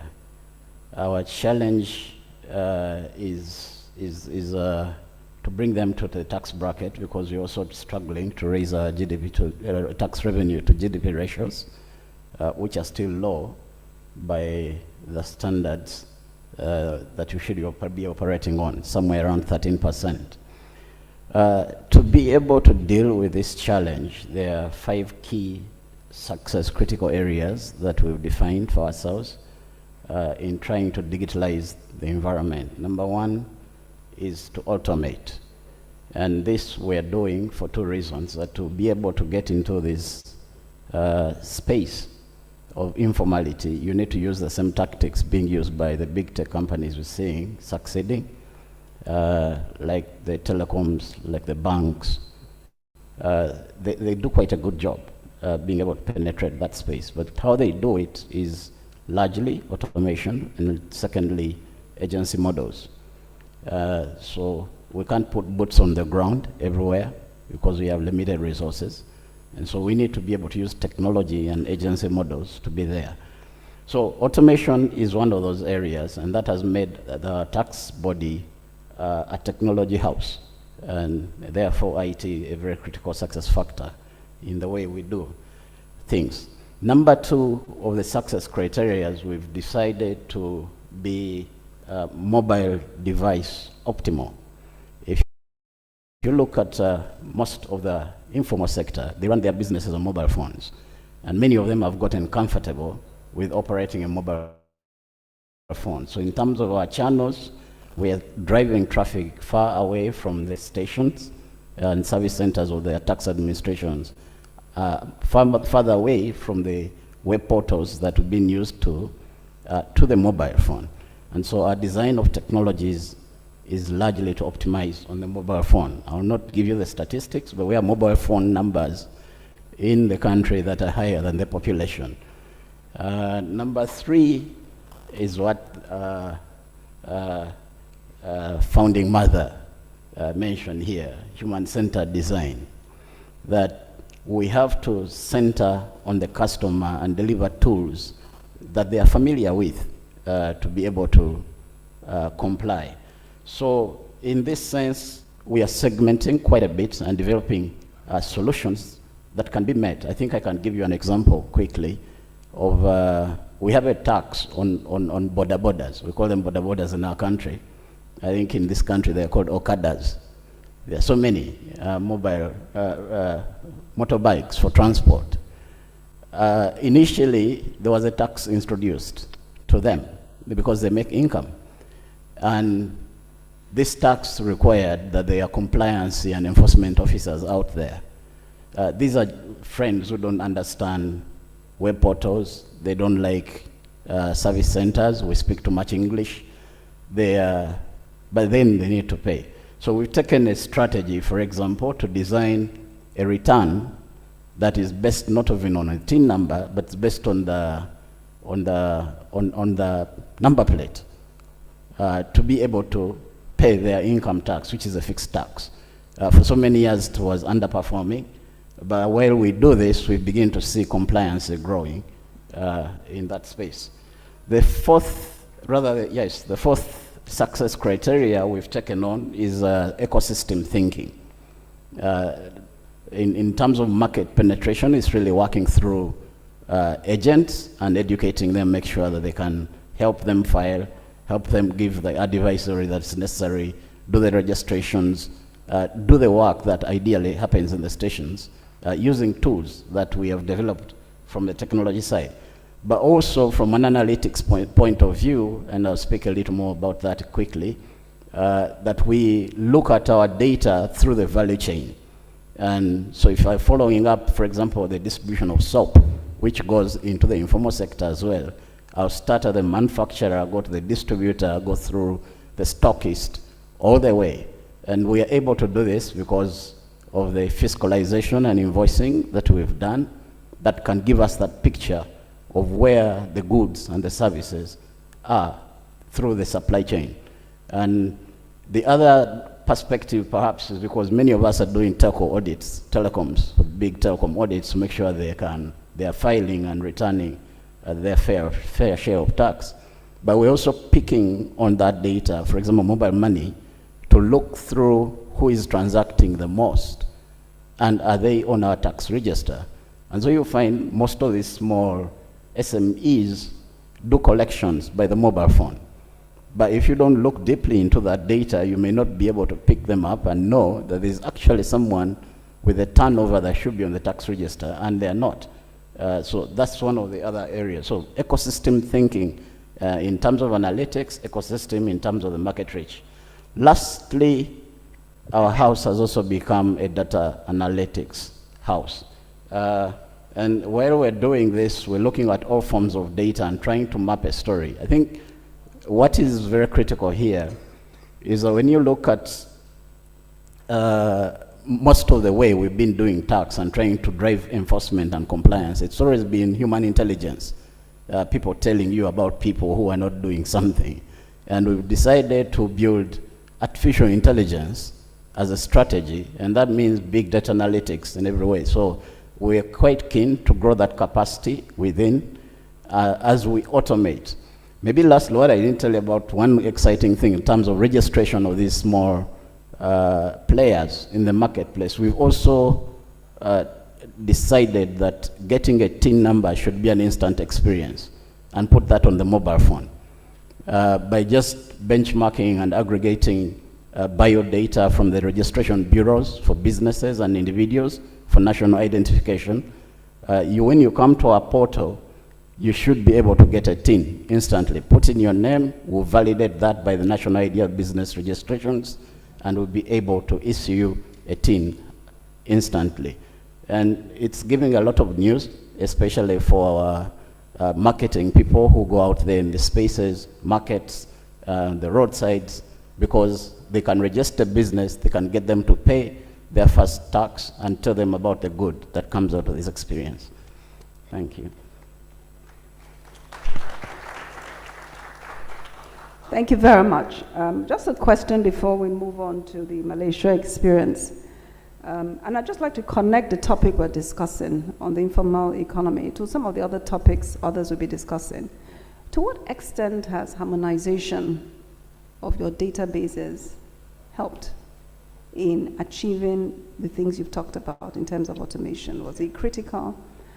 Secondly, one of the questions I was asked is, a lot of people in the informal sectors, mostly populated by people struggling to survive. Is that the same? Does that apply to you? And if so, how have you managed that in terms of getting them to really use the mobile phone, embrace it, or have there been challenges? Harmonization of databases has given us two advantages. One, Like I said earlier, we are able right now to register individuals for tax instantly.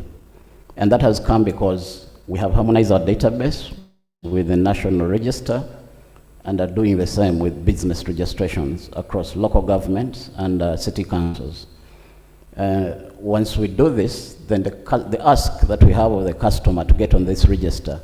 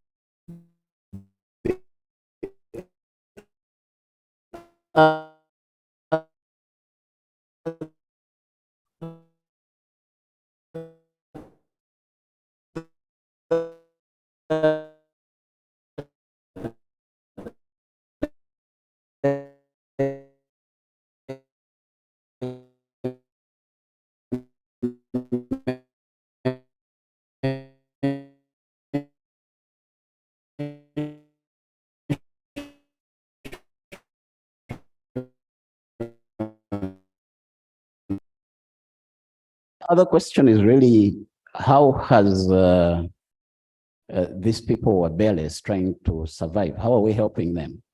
I think all of us will agree, and the keynote brought that out very well, that informality is very expensive, because the first thing it does is that it takes you out of the money economy. And if you're going to get credit, for example, as a benefit from banks, if you do not have a digital trail that they can base on to be able to assess how they give you credit, you struggle. So we are doing our best to sell the story of for being formal is good for you. It will put you in the money economy. It will allow you not to be cheated, like for example on the rental returns that I was talking about. And it's a hard sell for sure, but it's something that we're pushing in terms of what is in it for you and where do you stand to benefit if you're part of the formal space. Thank you very much. Please, another round of applause for the Uganda Revenue Authority. So we'll move on to Abdul Halim to give us in perspective from Malaysia. Thank you. Thank you, Mrs. Feko Okaru, and a very good afternoon to all distinguished guests and participants of 42nd Cata Annual Technical Conference 2022. The question is, first question, how big is the informal sector of the economy? So despite Malaysia's economic progress, the informal economy continues to precise. The size of the informal sector in Malaysia is around 8.3% from the total employment in 2019. The statistic is provided by the Department of Statistics Malaysia on the employment in the informal sector for the year 2019. The data for year 2020 and 2021 were not available due to the pandemic COVID-19 outbreak.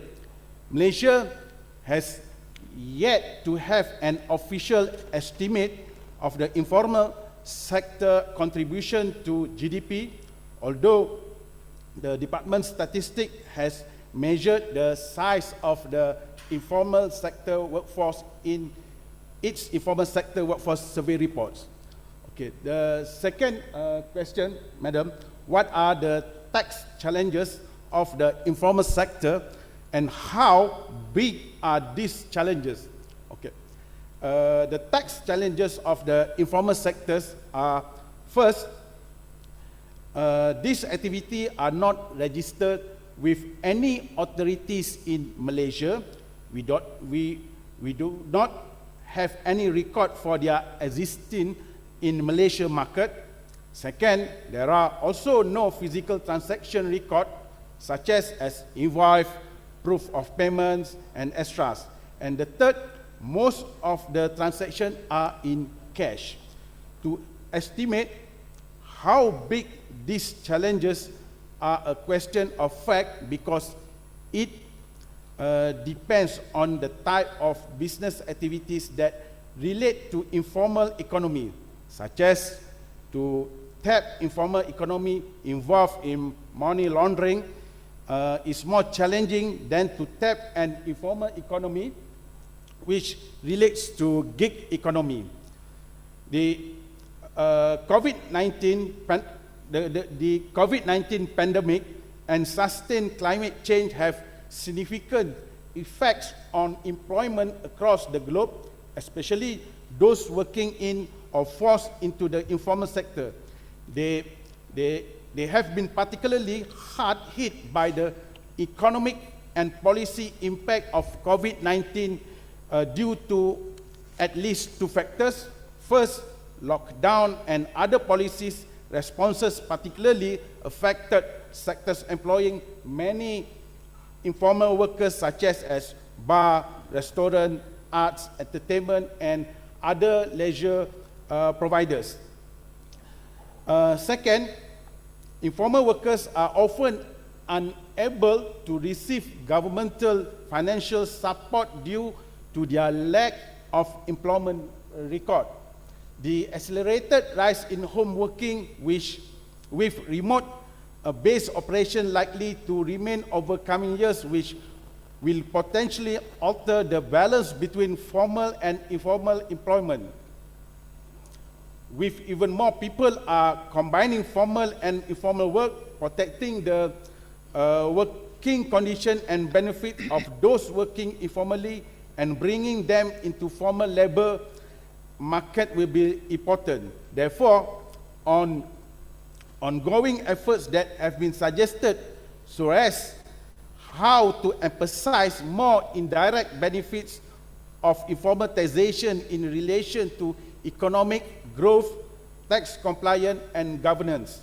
Encouraging tax compliance demands not only lowering costs but also strengthening the potential benefits of formalization, from increased security to new economic opportunities. As importantly, successful reform demands political support from political leaders, tax administrators, and taxpayers alike, and thus this demand greater attention to strengthening political incentive for reform, though strategic policy, administrative, and institutional reform. That's all my comment. It's a round of applause for the Malaysia Revenue Authority. Now, let me just recap some of the things you talked about. Did you say that the informal sector is 8.3%? Yes, 8.3% from 15 million. So it's around that figure, around 1.2 million for the informal sector employment. Okay, so that means that Malaysia is largely formal? Yes, formal. I said that means that in your country, the sectors are largely formal. Yeah. So in other words, informal sector is really not a focus for you? Yeah. Okay, so could you tell us how you achieved 8.3%? Because just listening to Taiwo, he talked about the average being about 30 to 40%. How did you have such a low level of informal sector within the country? Okay.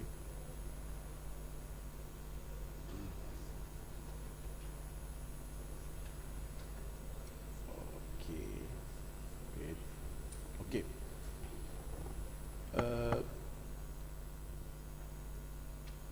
because this research done by Department Statistics,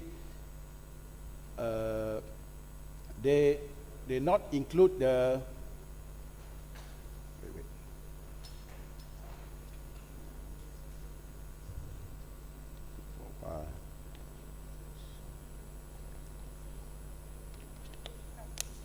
I can come back to you. Maybe we'll hear from Rwanda and then we'll come back to you on that. Thank you very much. So Rwanda, over to you. Mrs. Louise Kalisa. Thank you. Good afternoon. So I'm going to try to share the experience of Rwanda, but also trying to respond to some of the questions you raised. So basically, as some of you might know, Rwanda a few years ago went through a genocide. So that means we really started from scratch more than two decades ago. And as a country, we we have a big vision to become, to develop more and more, to become from currently developing country to a high-income country in 2050. But for that, there's a lot that needs to be done. And one of the pillar of our development is ICT and innovation. And that is not only in tax administration, but in everything that we do, in every decision that we make as a country. To give you a few examples of what it means is, for example, we run a program that by students that have just completed high school to program that we call Digital Ambassadors Program. What do? They teach actually basic digital skills to the population, to citizens. And that is, in return, allow our citizens, even then we talk about informal sector or informal economy, to know to use basic tools that will be available, for example, when it comes to paying taxes. So we,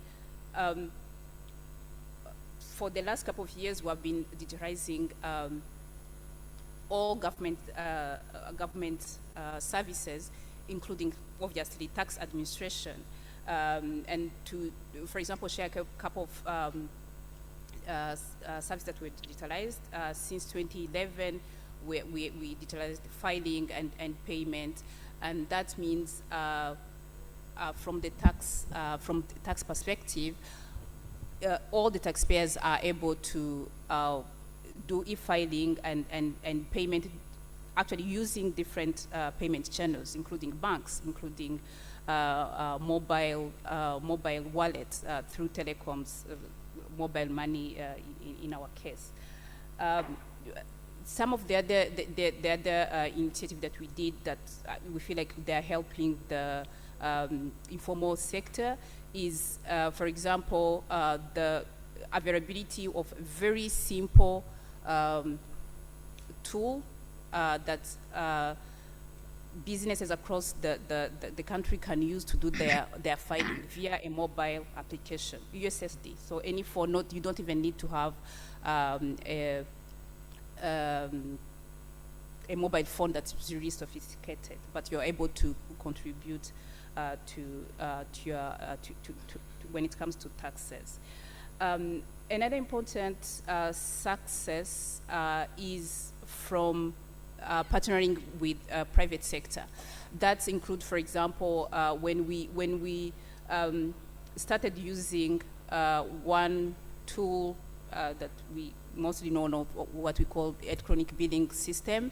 We partnered with different system developers, software developers, to do not because as a tax administration we could not do everything on our own, so we partnered with them to be able to deploy or to develop the invoice system and integrate with the system at the tax administration according to our business requirements. So we made sure that all the invoices that are produced are reported to our system, but partnering with not only us, but also partnering with different software developers.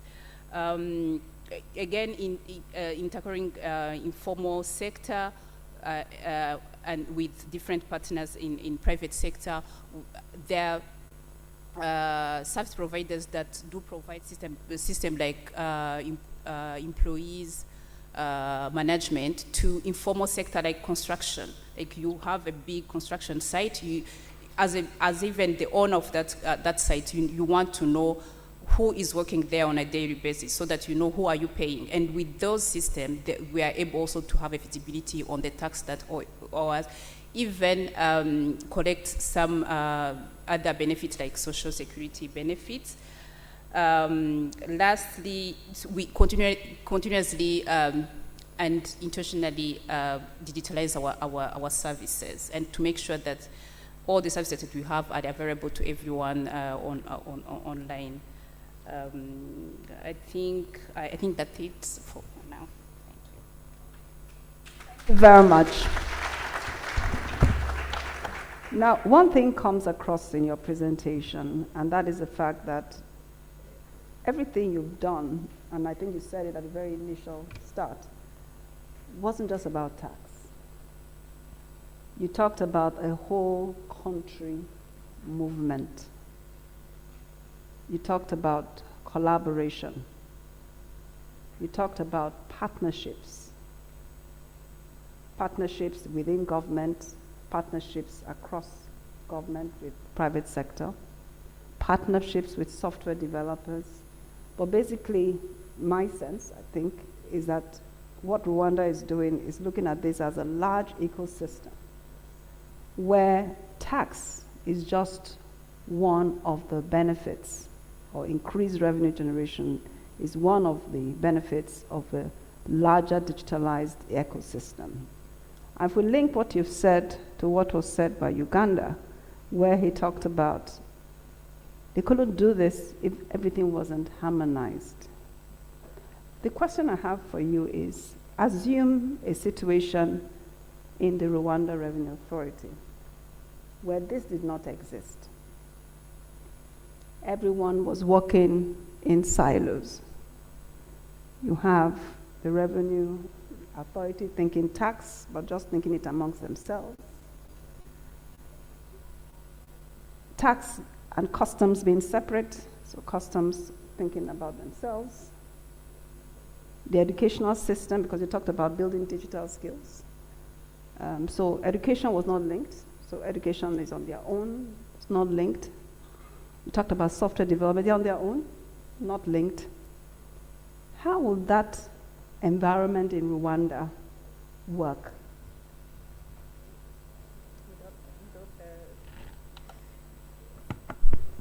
Thank you. Actually, yes, at a point it was that way. To give you an example, let me take, because the Rwanda Revenue Authority also is in charge of collecting the customs revenue. But let me take an example of before, for example, we digitalized the customs and border management system. Back then, cross-border traders used to take weeks to get approval from different institutions. For example, there will be, I don't know, a notarization they need from the National Standard Board that will take a couple of days. They will go there, they will fill some forms, get an approval, let's say 3 days. Then they will go to another, I don't know, utility, I don't know what. So there are different bodies that were working. Each of them were trying to facilitate the traders, but were actually delaying their businesses, for example, for importation, or they will have some goods sitting in our customs waiting for clearance, and it will take weeks. Currently, what do we have? Do we have a system where everyone has access, can review everything? So the traders, for example, submit once their request, and each and every institution gets access notification to do their approval, their review, review, they give feedback if there's anything that they need, and in a couple of, let's say, 1 hours, a trader is able to clear their goods. So yes, it's a journey. It's a journey. Of course, at the beginning you feel like one institution saying, if we use that system from the tax administration, that means we are maybe losing our authority. So it's a lot of support, political will, having in place communication strategies to have everyone on table, but mainly being citizen-centric, knowing that everything that we're doing is for our citizens, knowing that we want to, as a country, want to go from point A to point B. It's a journey. I can't even say that we are there yet. For example, when it comes to digitalization of the services, that we have a target to have everything, all the government services digitalized by 2024. We are currently around 70%. So we still have services that are still manual, but most of them are digitalized. And it's a journey, it's a collaboration between everyone. Thank you. So one more question, which I'll ask all the others as well, is, so how did this impact on your revenues? The before and after? Yeah. So thank you. So actually, if I take, for example, the domestic revenue collection, the last 20 years, the revenue collection have multiplied by 20 times. And when you look at it, really, there's a lot of technologies playing, and our national budget has multiplied by 14 times, if my number is correct, in 20 years, the last 2 decades. Yeah. Thank you. So Malaysia, are you ready now? Sorry for the delay. 8.3% is for the employment sector. I'm sure there are still many sectors that need to be brought into the tax net. That's why digitalization is important. We have put in place TIN. This will make all citizens to be auto-registered, those 18 and above. We will introduce e-invoicing. So we will get the informal sector back into the formal sector. It is quite difficult to measure the informal sector even globally. What is important, we must be able to contain the spread of the informal sectors through digitalization. Similar question to Rwanda is, based on where you are now, has your revenue collection grown in the last 5 years? And would you say digitalization played a role in that, or non-digitalization?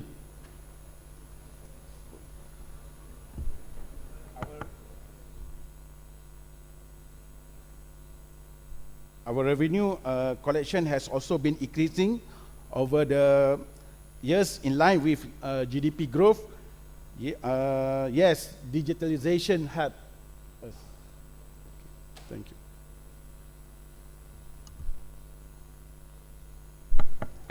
All right, thank you very much. Uganda, the question I have for you is, how has everything you discussed impacted your revenues in measured, actual measurements? Sorry, it's quite pretty loud. Yes, I think we also continue to experience the same. We've seen our GDP revenue ratio grow, even as targets keep growing and in line with the GDP growth. But the impact is immense in terms of enabling us to register more into the tax bracket, and as well as to reach more with the tax products that we have.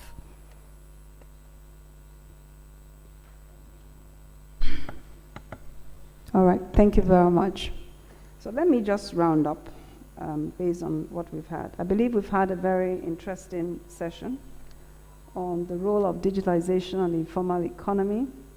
We have different country experiences, from one where the level of the informal sector is not as high as all the others. So I believe, in a sense, it's almost focus on the formal sector, which is a Malaysia experience, to Rwanda and Uganda that have embarked on a journey that, in the case of Rwanda, is actually centrally driven, a journey for ICT and communications to play a centerpiece in the way the country is moving forward. And so tax is not just being seen in isolation. And the impact of that is a 14 times growth in revenue, at least over the last 14 years or thereabout. In the case of Uganda, again, it's a journey, but they've talked about an ecosystem, pulling together all data from all the different sources. So from the big producers who produce goods to those who actually distribute goods within that sector, that entire value chain, okay, is captured in a harmonized system. And they've used blockchain technology to identify the gaps and close the gaps. But my sense also, from what Uganda has said, is that it's not really just about the tax revenue authority. Again, it's a larger picture, of interconnectedness between one revenue agency and the other. And so let's close with just final comments from each of the panelists, because we still have revenue authorities that are where Rwanda was a long time ago, where people are operating in silos, not coming together, not harmonized, and not being driven as a country focus where everyone understands the components. And I believe also in all the revenue authorities here, tax and customs are collected together. Is that correct?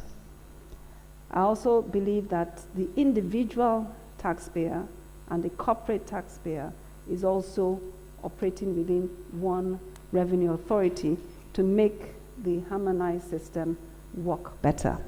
Now, sitting in this room is a different model. And that model is what we have in Nigeria. Sitting in this room are members of 37 taxing authorities. Sitting in this room is a situation where the FRS is only looking at corporate, and you have the state revenue authorities looking at the individuals, within their purview. Based on your experience, what advice would you give to Nigeria to build a harmonized system? Uganda.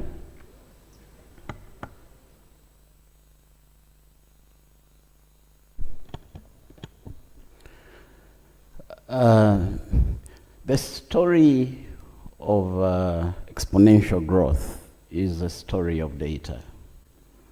And so many times when we sit in these rooms, it's easy for these things to become buzzwords, but we need to take them home and actually implement them.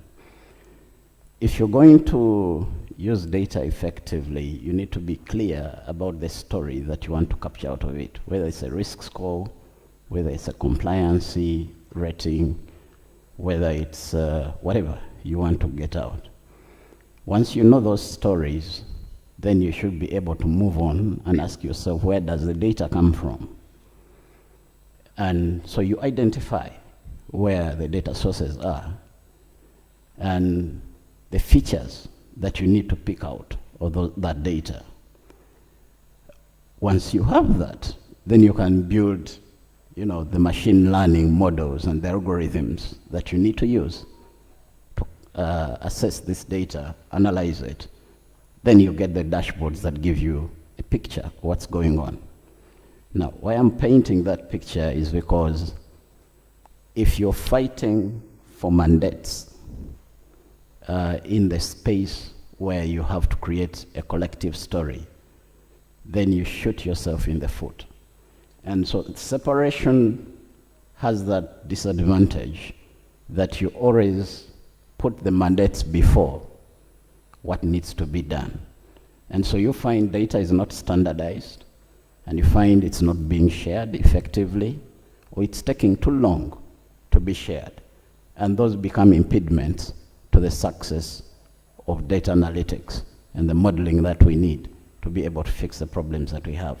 So you have to be so efficient on collaboration if you are separate entities, but normally sitting together. I keep saying teamwork makes a dream work. It is easier when you sit it together to be able to get the results you're looking for. Thank you very much. That's free advice. Thank you. Malaysia. Thank you. Malaysia is like Nigeria. We separate tax authorities. What is more important is the sharing of information between both authorities.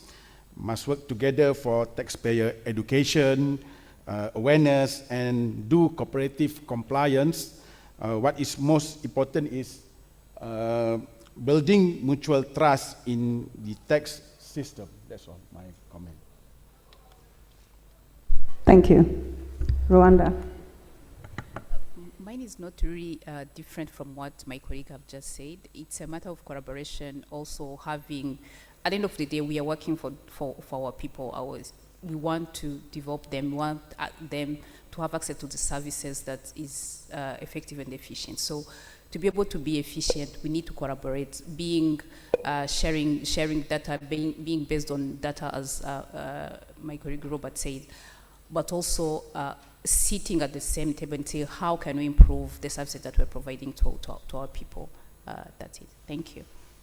Could I come in there, Madam Chair?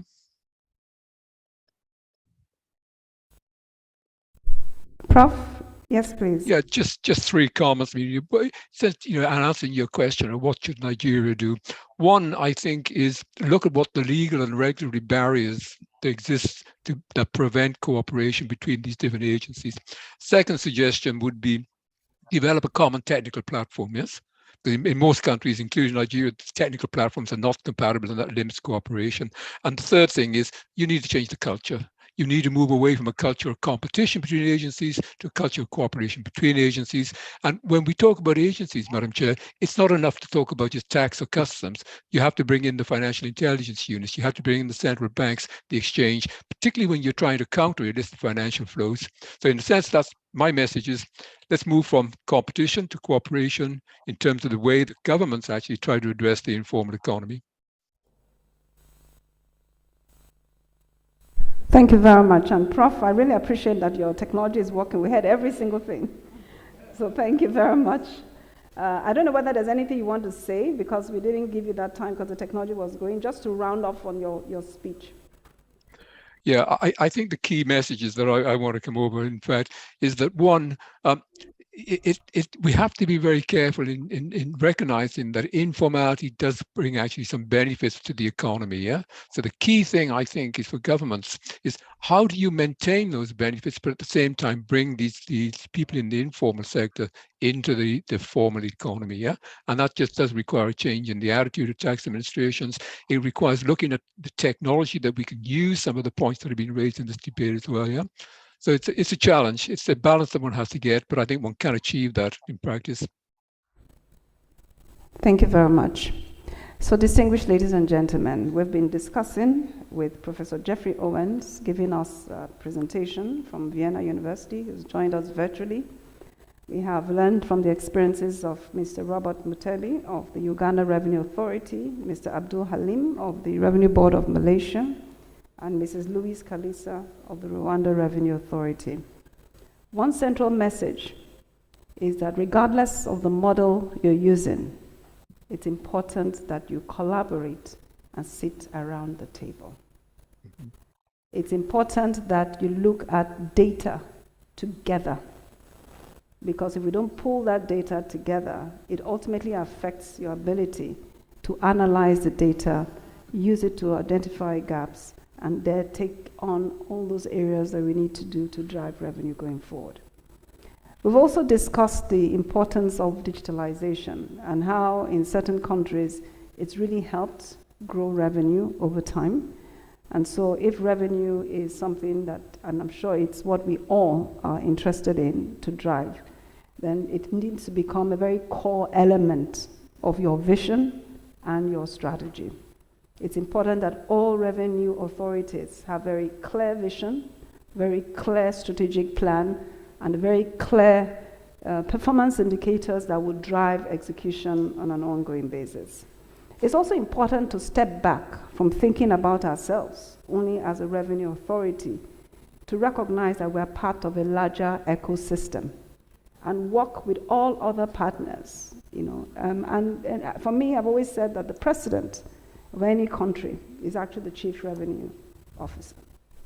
To pull all components parts together, to build coalition, to build collaboration, to improve on the simplicity of the system, the efficiency, but ultimately to build simple systems that recognize that at the core of what we do is to build citizen-centric systems. I'd like to thank you for this opportunity, and I'm sure the MC is waiting to continue. Thank you.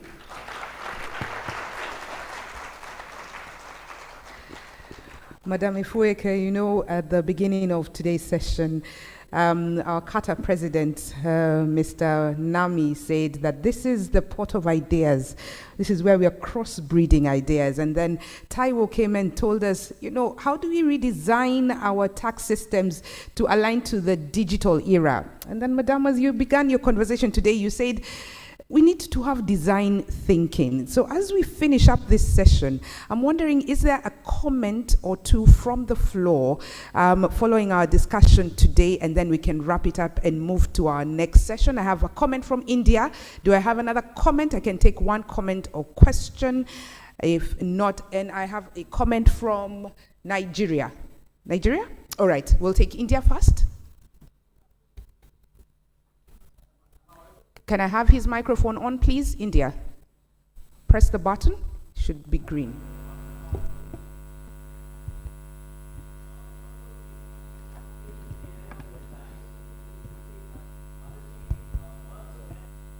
You marry art with science, and design is of utmost importance for ease of use.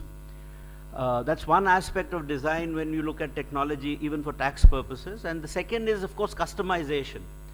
You can't use global models without customizing them to local needs, which we have experienced in India in a number of instances. We had to, mapping databases, we had to use identifiers for Indian names which were different from global identifiers because our names are completely different. We don't have first name, middle name, and surname. So normal tagging doesn't work. And we had to create our own.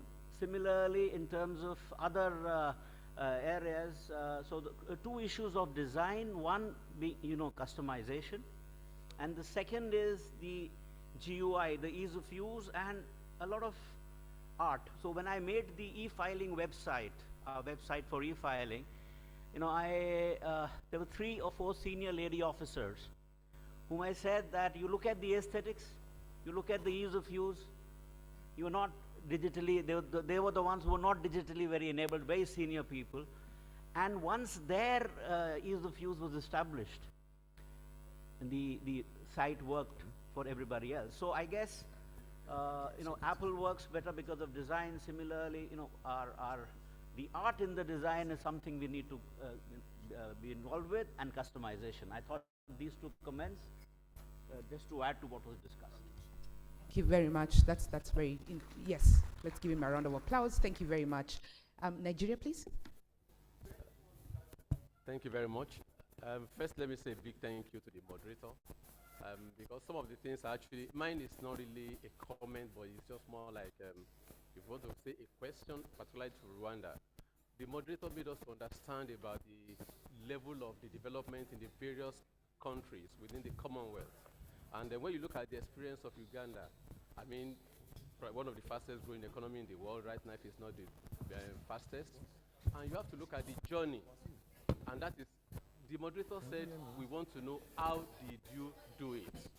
And that how did you do it is the search and spin that I think most of us would like to take away from here.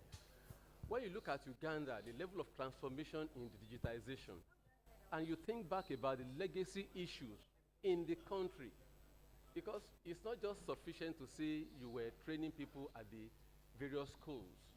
I mean, I just want us to really, if she can still share with us, how did they move the digitization mindset? You know, you are talking about design thinking. How did you generate that digitization mindset in the minds of the populace that were probably largely not educated? You know, to a point where you are now talking of almost everybody, even the smallest of the mobile system, they can do everything they want to do online or whatever. If you can share how you move pretty fast within 2 decades, that's pretty fast, and it's something that I think will really help quite a lot of us. So if you can really give us just 1 or 2 minutes or few seconds of how did you go around that, it's something that's going to help. Thank you. Thank you. So, as I did in my introduction, it was like a country decision. For example, when it comes to our digitalization journey as a country, we had every 5 years we would have a plan. What are we going to do? The first 5 years, actually we started in 2000. The first 5 years was to put in place institutions and registrations. The second part of 5 years, it was put down the infrastructure. So, for example, that when we got internet, that when we got fiber optic across the country. The third layer was the services. That's where we introduced systems. So that's where, for example, the tax administration was digitalized. That's when we started having online services to citizens.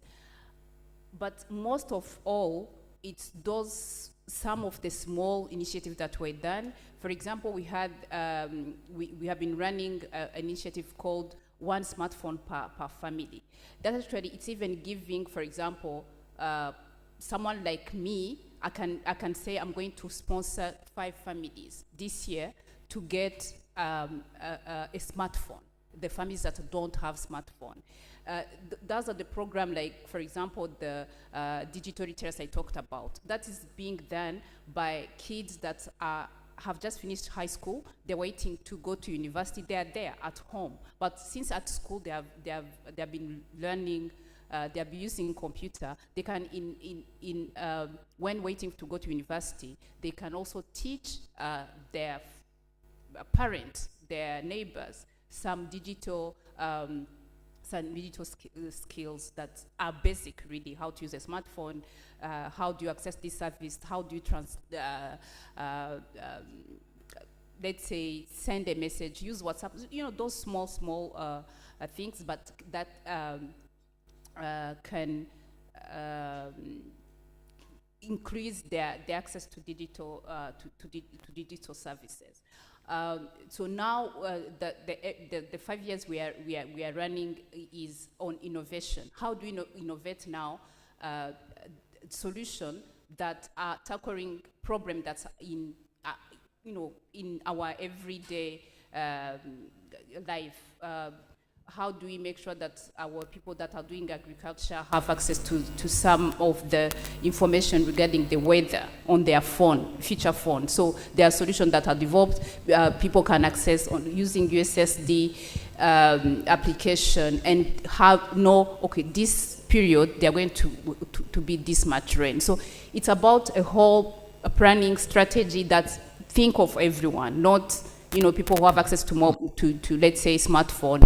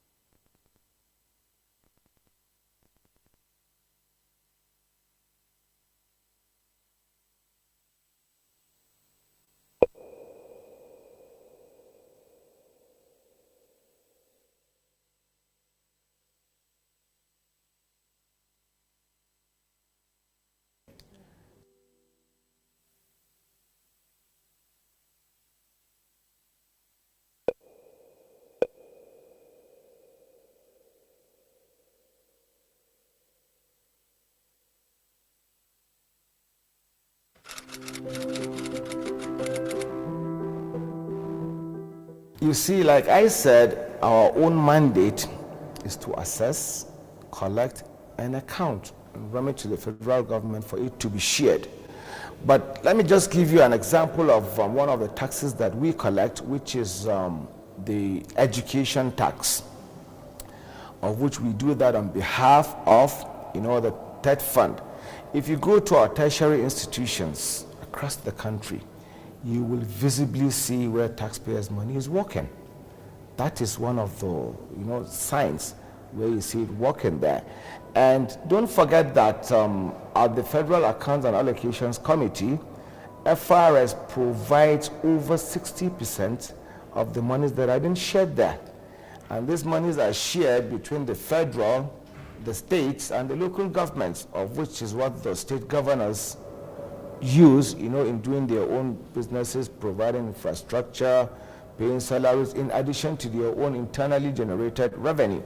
So taxpayers' monies are really working in the system because that is the only, source of income for the country. So all these monies that we collect on behalf of these taxpayers are kind of a social contract between the government, the taxpayers, the tax users, and people even handling the taxes, to the collection of the taxes.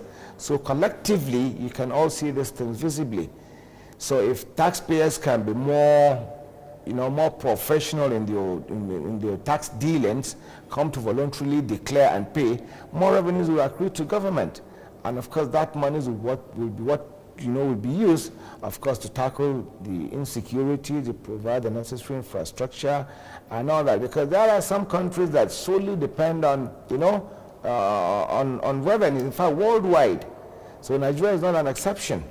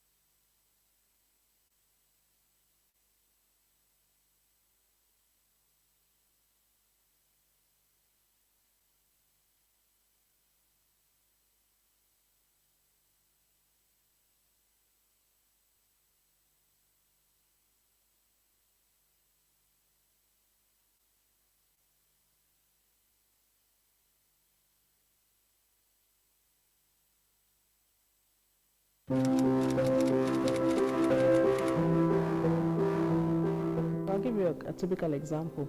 So we, over the years, we have had alignments with other government agencies, collaborations with them where we tap into their data and they tap into our data. So we have points where our data connect, and we have built the skills of our staff such that they can retrieve this data, look at it, do very in-depth analysis of huge amounts of data to identify where there are gaps or losses, and then we can hone in on those specific issues that we identify to make sure that the revenue that we may have missed or before we had access to those skills, we're now harnessing all those gaps, closing those gaps, harnessing the skills of our staff to make sure that that revenue is not lost. And we're bringing in significant amounts of data and of revenue using that data. And those are skills that have recently been, harnessed in the service. So that's one specific example. I could also look at things in terms of understanding new technologies and new sectors. So for example, everywhere you go now, everybody's talking about things like cryptocurrency, blockchain, artificial intelligence. So we recognize that you can't tax what you don't understand. And so we've put in a lot of time and money to ensure that our staff have a good understanding of these new technologies, new laws, new issues and sectors, so that they can actually understand the transaction flows in those areas and can harness and focus on how we want to collect our funds and our revenues in those areas.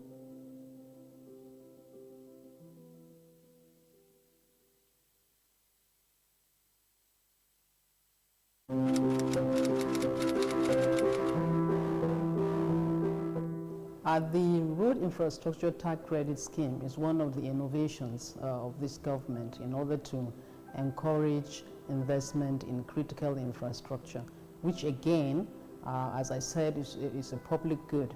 We can't all just go around building our own roads. So there's one road that connects Lagos to Kano, for example. So that has to be provided by government. But government can obviously use various methods of financing it. And one of the innovations in order to bring the high quality of project management that is available in the private sector, and so the government came up with this scheme. And now, for example, we have the one that NNPC is handling. There are 21 roads spread across the 6 geopolitical zones that are being handled. About 620 billion is deployed for this purpose, and one of the roads is almost done. The Lagos-Badagry is part of the program. Then there are some roads in Niger State that are very critical to the provision of petrol and diesel, and they are also being worked on. There are some roads also, like I said, in the south-south as well, southeast, northwest, and so on and so forth. So this is a very important scheme. It's leveraging on the capacity of the private sector to be more efficient in project delivery. And it's a success because even the Boni road that the Nigeria LNG is doing has been on the table for a long time, but it's now being finally done under this scheme. And I'm sure that by the time some of these roads become operational, either by being fixed under this program or even the new roads like the Boni road, it is going to improve the competitiveness of Nigeria's economy and in the end reduce our imports.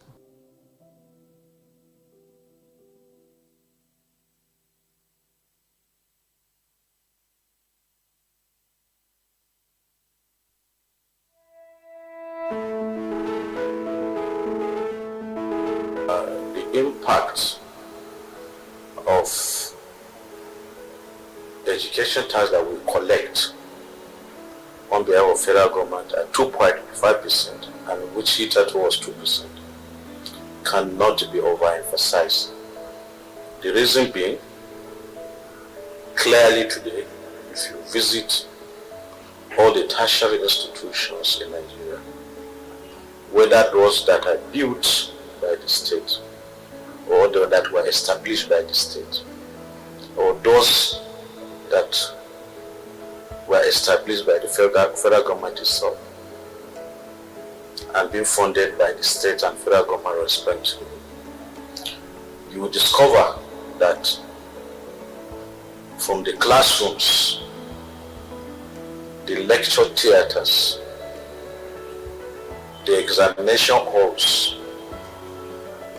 the laboratories, the research centers built by the states, built in the state-owned polytechnics, built in the state-owned colleges of education, built in the state-owned universities have been funded. Those infrastructures, those critical infrastructures have been funded by the education tax that we collect. When they come to federal level, be it Federal College of Education, be it Federal Polytechnics, be it universities built by the federal government and being funded by the federal government, the critical infrastructures which I mentioned earlier, from the classrooms to the theater to the lecture halls to the research centers, are funded with the funds that we collect as education tax in Nigeria.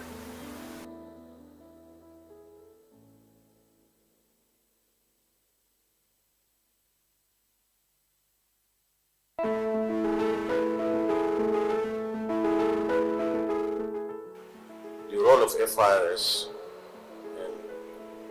as far as education tax administration is concerned, is a thing that is known to virtually everybody. Because it's our responsibility to assess, to collect, and also account for the education tax payable on assessable profit of companies operating in Nigeria. The tax rate used to be 2%, but with the passage of the Finance Act 2021 into law by National Assembly and signing into law, the rate changed to 2.5%. That singular gesture by National Assembly, as well as its endorsement by the President of the Federal Republic of Nigeria, is impacting positively on the revenue that is accruable to federal government from the tax type, that is the education tax.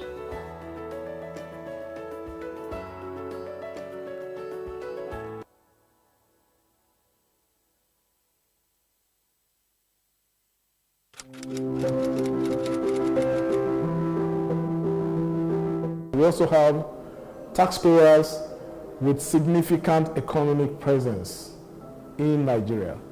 They are selling or buying services, selling services to Nigerians. They are doing heavy businesses. They don't have any office in Nigeria, and yet they are not paying taxes.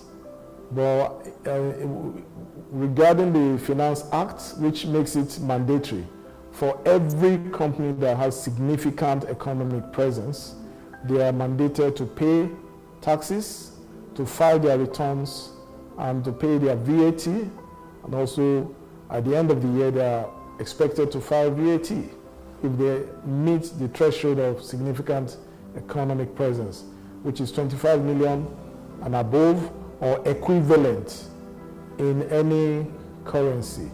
So that we have a non-resident taxpayer's office, and our analysis has been able to throw up a lot of taxpayers who are not resident in Nigeria. They have huge transactions. Those data have been given to our non-resident taxpayers office. We also have a lot of taxpayers in other sectors, hidden sectors.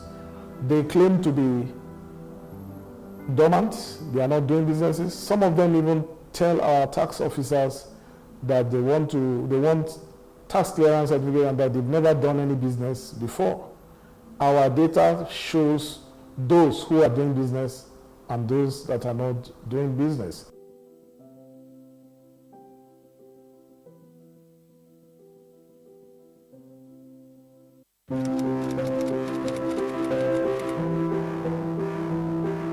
The unique selling point of FRS staff Apart from the fact that we're very, quite a large number of staff, the most interesting aspect of it is that our staff are very, very well trained, highly qualified, and very motivated people. We have staff who are acknowledged experts locally and internationally in taxation and even in ICT and other areas too.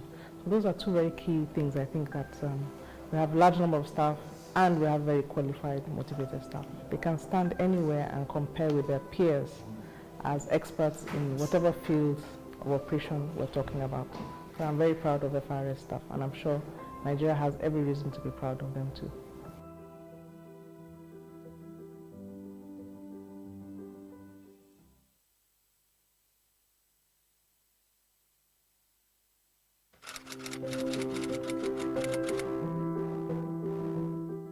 When this current administration came on board under our able chairman, Muhammadu Nemi, FRS was in some kind of disarray, so to say.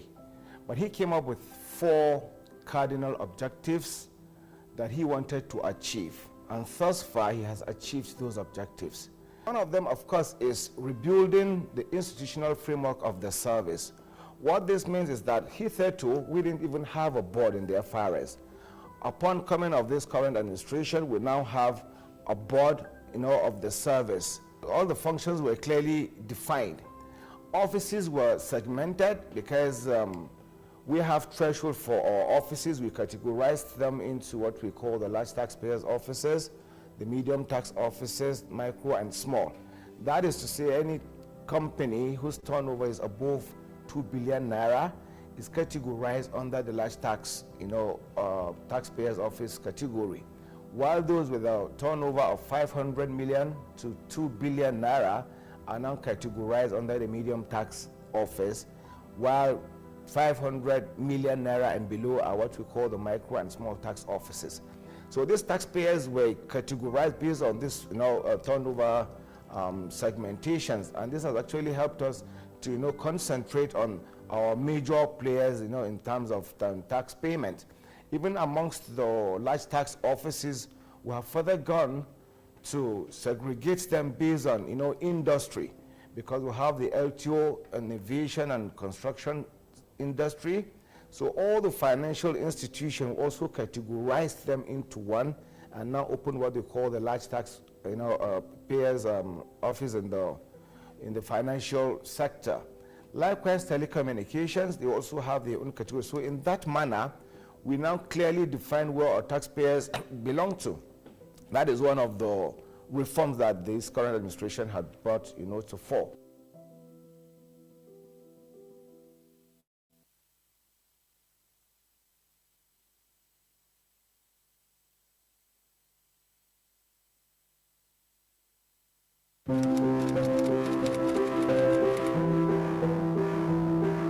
The unique selling point of FRS staff, apart from the fact that we're very, quite a large number of staff, the most interesting aspect of it is that our staff are very, very well trained, highly qualified, and very motivated people. We have staff who are acknowledged experts locally and internationally in taxation and even in ICT and other areas too. So those are two very key things. I think that we have a large number of staff and we have very qualified, motivated staff. They can stand anywhere and compare with their peers as experts in whatever field of operation we're talking about. So I'm very proud of FRS staff, and I'm sure Nigeria has every reason to be proud of them too.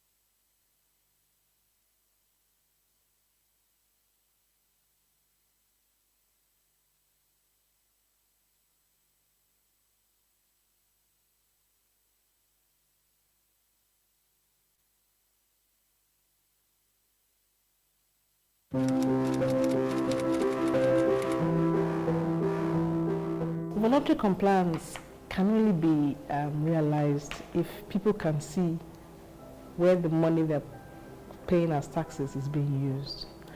If people can't feel it, they will not pay. I mean, even in developed nations where the systems are working, people still evade and avoid tax. So in our country, in Nigeria in particular, it is of particular importance for the man on the street, the common man, to see how taxes are used, for them to have faith in the country and to have an understanding of, okay, yes, the money we pay, this is where it's being used. And so it's very important for government agencies when they carry out their work to explain to people that this is how the funds we're using, this is how they came in, this is from your taxes, we're serving you. That makes everybody's work a lot easier in government. And once people can feel it or see it and know that, okay, I paid for this, then there's also ownership. There's also ownership of projects, institutions, programs, infrastructure, because we feel, oh, it's ours, it came out of my sweat. But where people don't see it and don't understand the link between the taxes they pay, even as small as the local government levy, the guy who pays to the motorbike man, even as small as that, not to talk of the huge taxes paid by multinationals. Everybody needs to see that, oh, my taxes are being used and they're being used well. And then it makes you more committed to paying the taxes and also making sure that whatever the funds are being used for are properly maintained and used. So I think voluntary compliance is always enhanced by effective utilization of tax revenues.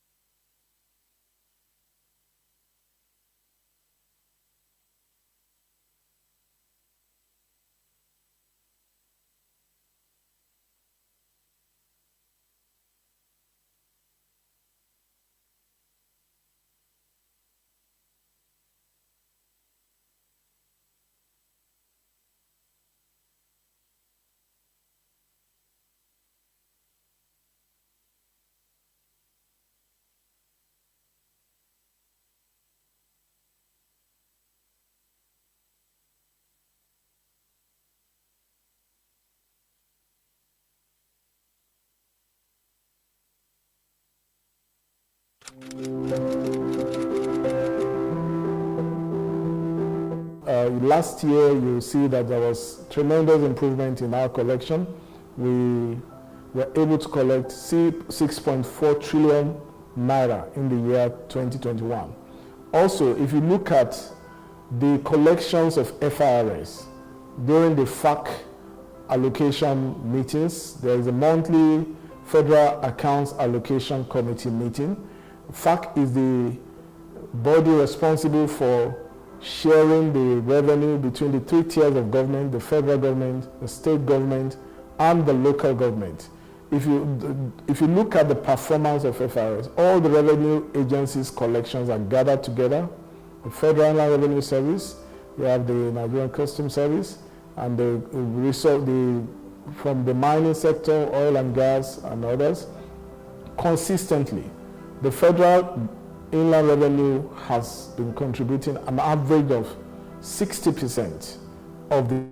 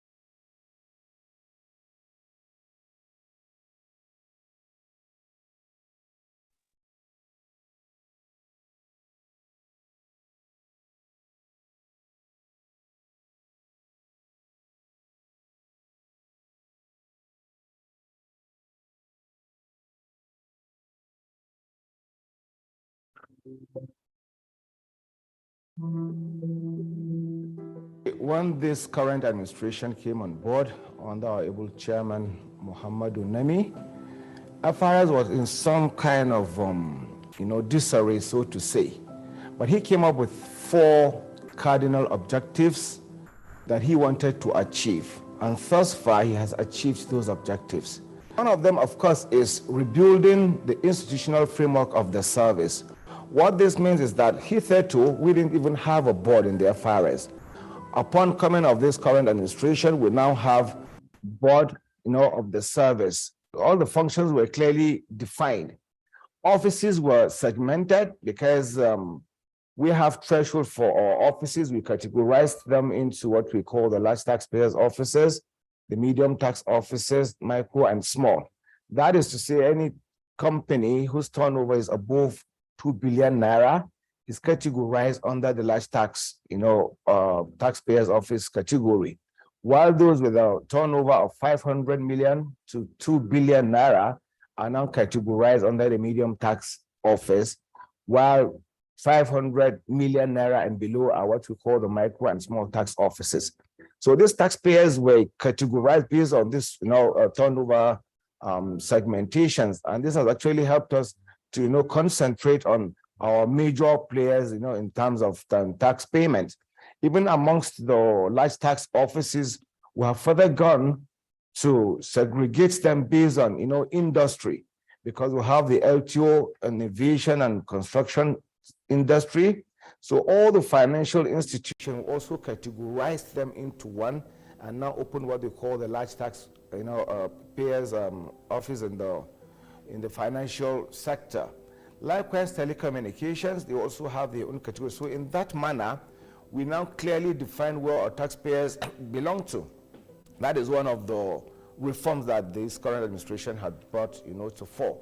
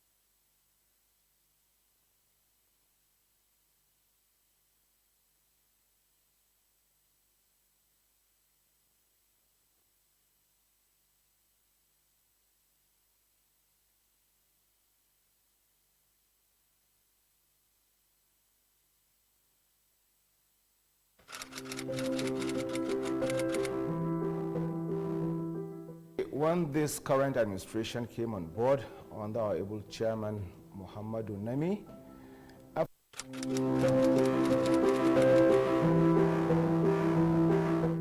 as we all know, data is the new gold.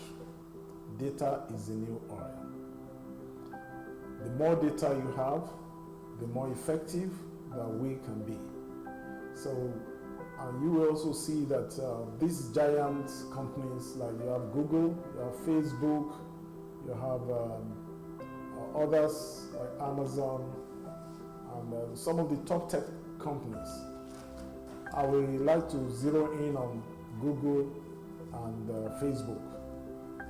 You wonder, what are these guys really selling? It is data. They make so much money from data that they are now, each of those companies I mentioned is worth over $1 trillion. They started from zero, now they are $1 trillion using data. They are data-centric companies, and they have shown us what is possible, what is doable when you make effective use of data.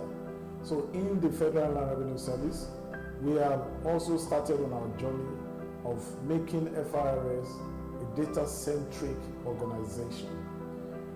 And the way we are going about this is we are getting data from different sources, both external and internal sources, in order to give a 360 degrees view of the tax payers.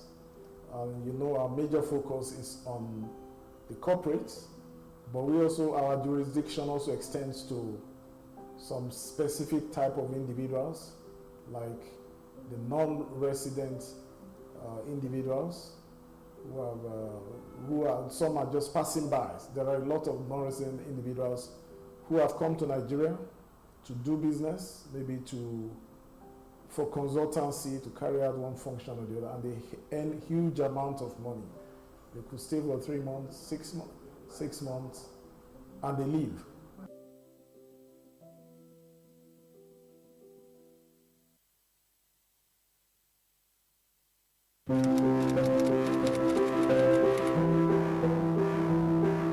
We have so many things we're doing in FRS. In the last few years, in line with the Executive Chairman's cardinal goals for the service, we've taken those goals as a starting point to enable us direct and plan how we want to develop our staff. Those are key areas that the organization recognized 3-4 years ago that we need to focus on our energies there.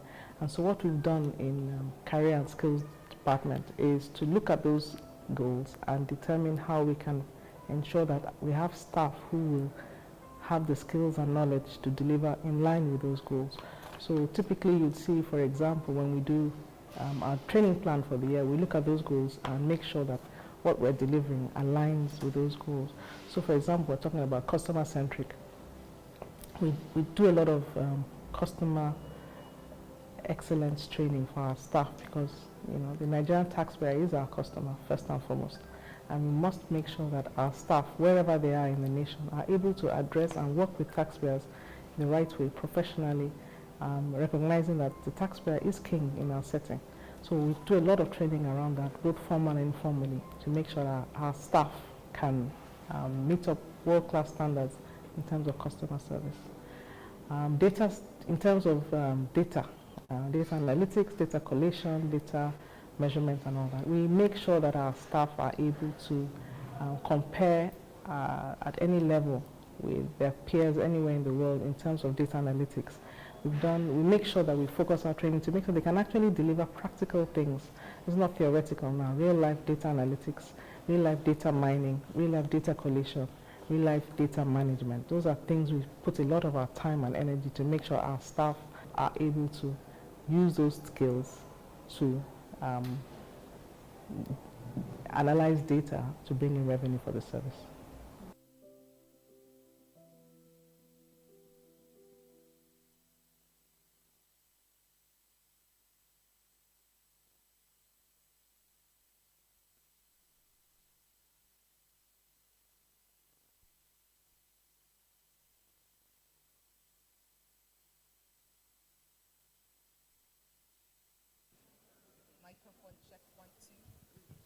Microphone, microphone, check 1, 2. Microphone.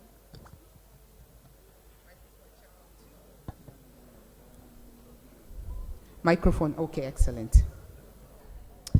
So good afternoon, esteemed delegates. I hope you enjoyed your lunch and you took Femi Edgar's caution of eating only what you knew. But I think you can also try something new as well. Over lunch, I met a few delegates and they reminded me, Wageni, this is the World Cup. So do not forget that we have 2 African nations playing. So Cameroon and Zambia played and drew 3-3. And Ghana is currently playing South Korea and Ghana is on the lead. I can see the Ghanaians. Oh yes, a good clap for them. Ghana is on the lead with 2 goals and South Korea has just scored. So keep your hopes up. Apparently our second session is going to be led by a Ghanaian. How prompt, right? We had a fantastic first session on digitalization of the informal economy. 3 I's we were left with. Instant services, inclusivity, and interoperability. This next session, still breaking down Mr. Taiwo Oyedele's presentation. We're going to talk about digitalization and taxpayer information security and confidentiality. If you remember, there's a question Taiwo left us with. He said, you know, if you're talking to people outside your authority or your revenue administration, and at the CC place in the email, you expose other people's email addresses. What does that say about you? What does that say about trade secrecy? Very poignant question that he posed there, and perhaps that's what we're going to be discussing and unpacking this afternoon as we talk about digitalization and taxpayer information security and confidentiality. How secure is taxpayer information? The information and the data that we have on taxpayers, how secure is it? To lead us through this conversation is a Ghanaian. Wishing him and oh my goodness, there's an equalizer there with South Korea. So your 2 goals to 2, South Korea and Ghana. Keep your hopes up. At least is Mr. Francis Apia Amor. He is a lawyer by profession and a chartered accountant. He's an assistant commissioner at the Ghanaian Revenue Authority, and he's currently the technical advisor to the Commissioner for Domestic Taxes. Mr. Apiamo is stepping in for Mr. Daniel Idisi, who is on your program.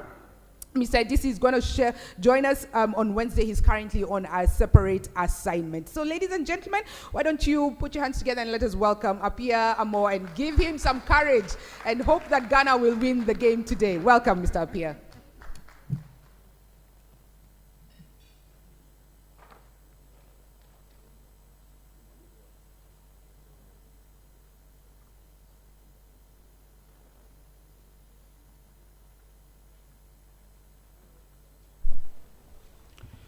Good afternoon.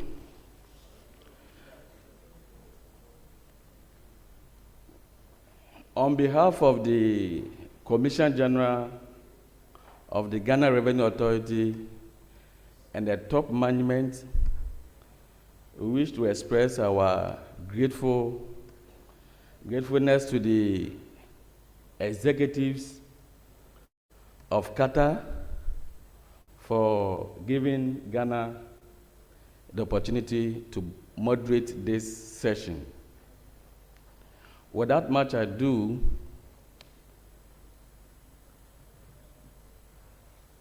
I will introduce the topic. We know that in this current era, we have no option than to use ICT or digitalization process to organize and undertake our activities. With the advancement of technology, most, or if not all the authorities globally are embarking on massive digitalization drive to improve their operational processes and procedures in order to enhance revenue mobilization. The digitalization process includes, but not limited to, online registration, online filing of returns, online payment of tax, electronic tax clearance certificates, electronic VAT invoicing, electronic processing, and payment of refund, as well as exemptions. In all this, it borders on information. So, when the revenue authorities have gathered all this information, the question is, how do we ensure that the taxpayers' information is secured? And then we keep utmost confidentiality to the extent that even within the revenue authorities, we don't divulge information to anybody at all. To the extent that before I realize, the information will be flying over to those that are not required to deal with that information. So, in that regard, we want to invite our experts on this particular topic in order to help us deal with this very important topic. And our main speaker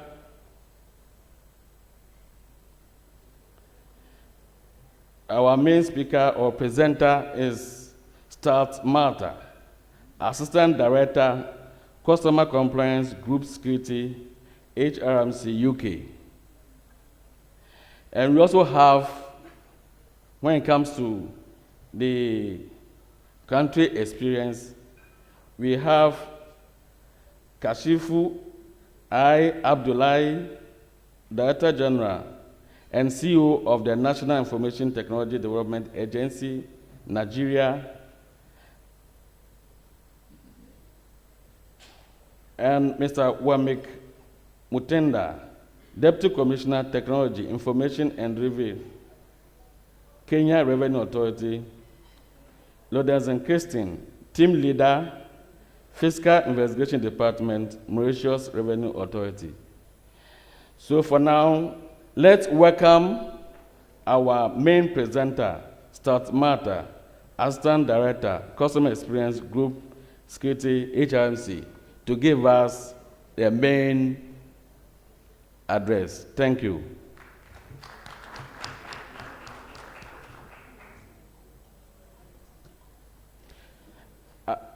I therefore invite the panelists. Please, I'm inviting Kashifu I. Abdullahi, Director General, CEO of the National Information Technology Department Agency, NIDA. Welcome, sir. I also welcome Mr. Wamek Mutenda, Deputy Commissioner, Technology, Innovation and Review, Kenya Revenue Authority. Is he around? Aland is not available at this time, so we are waiting for him. And then we have Lodenzen Kirsten, Team Leader, Fiscal Investigation Department, Mauritius Revenue Authority. Let's welcome him.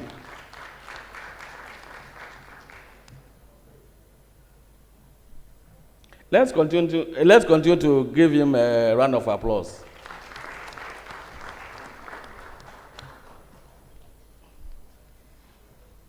So, at this time, we invite our main presenter to do us honor. Thank you.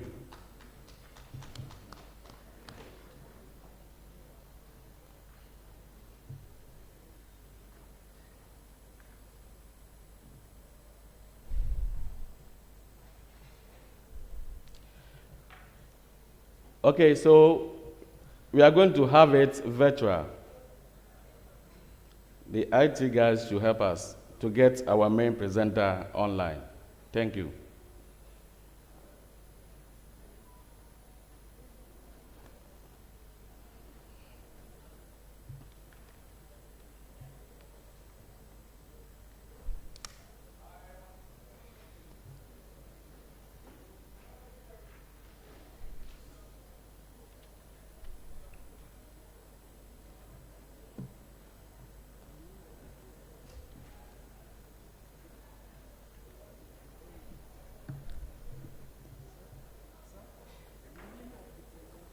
The name of the presenter, Stout Martha. Stout Martha, Assistant Director, Customer Compliance Group Security, HRMC UK.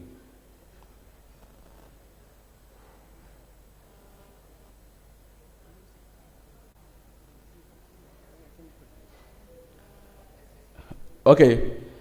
All right. So we'll go ahead whilst we are waiting for our main presenter. We therefore give our panel members 20 minutes each to give us their country experiences.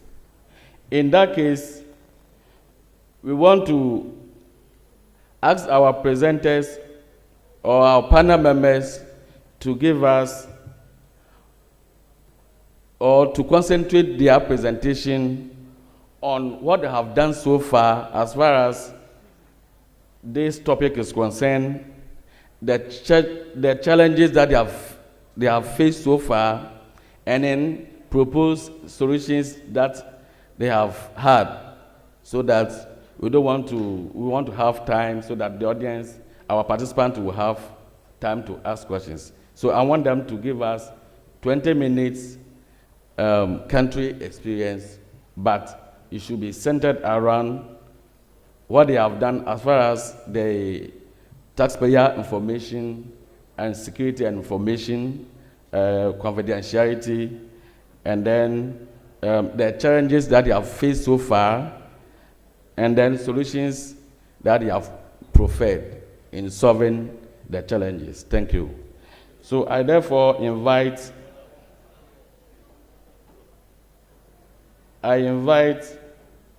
Mr. Wemek Motinda, the Deputy Commissioner, Technology, Information and Delivery, Kenya Revenue Authority. Okay. Then, so I invite Kashifu Abdullahi, Director General, CEO of the National Information Technology Development Agency. Thank you, sir. Okay, thank you very much. Thank you for...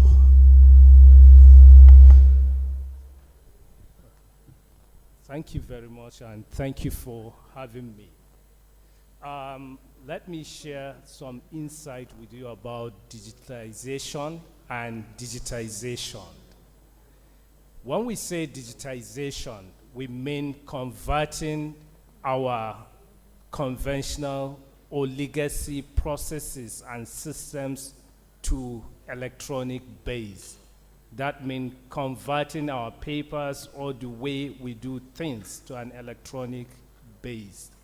But when we say digitalization, it means a rapid business innovation.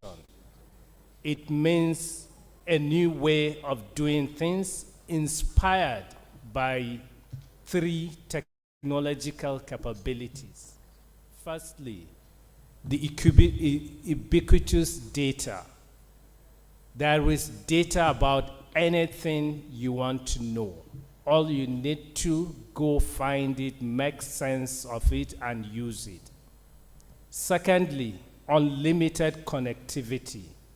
You can connect to anything you can think of to get information you want. And thirdly, there is a massive computing power available at a cheaper cost. You know, our mobile phone today is more powerful than the computer that took the spacecraft Apollo 11 to space.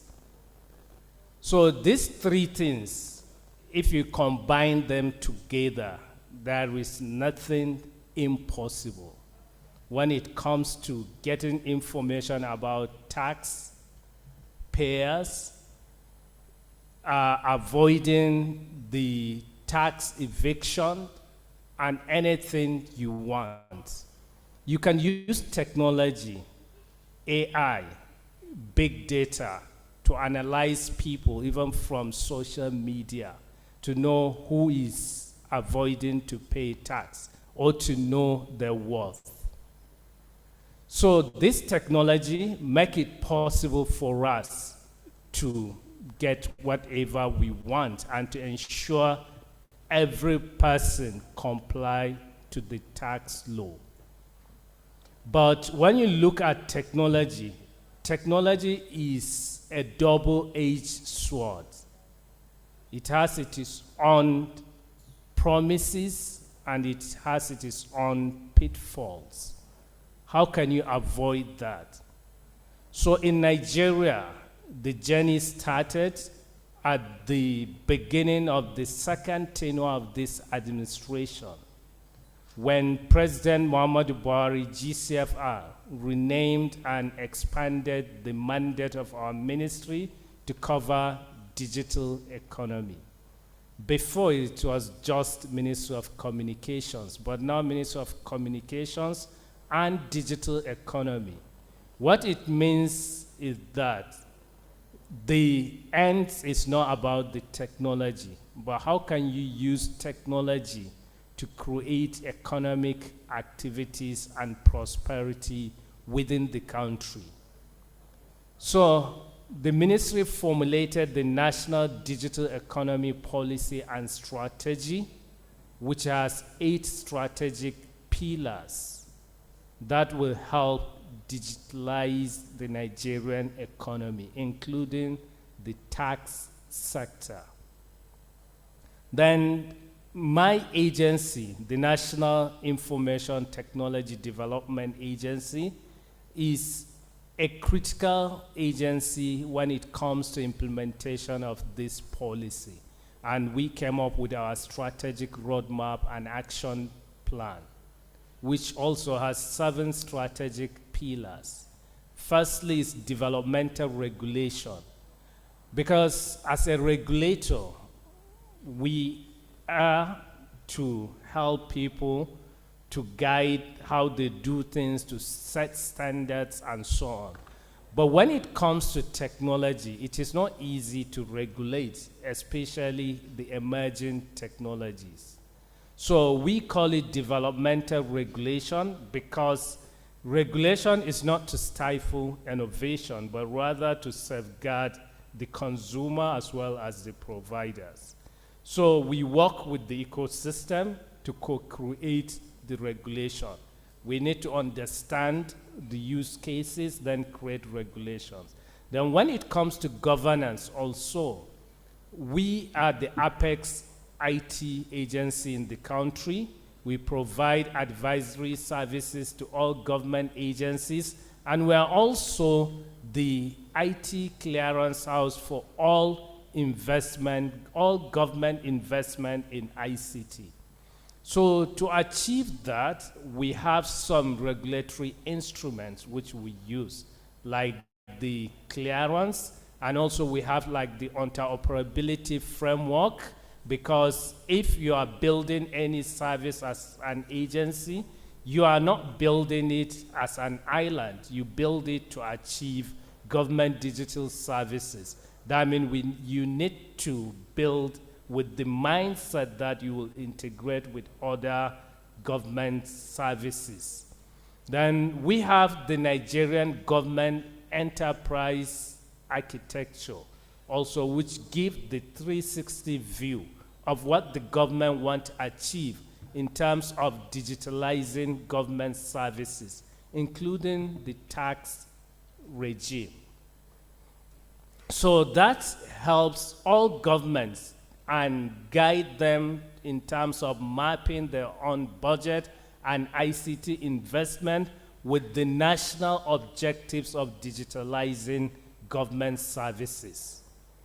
Then We do a lot in terms of capacity building, which is the second pillar of our strategic roadmap and action plan, which has to do with building capacity of all Nigerians. We have an ambitious target of achieving 95% digital literacy by 2030.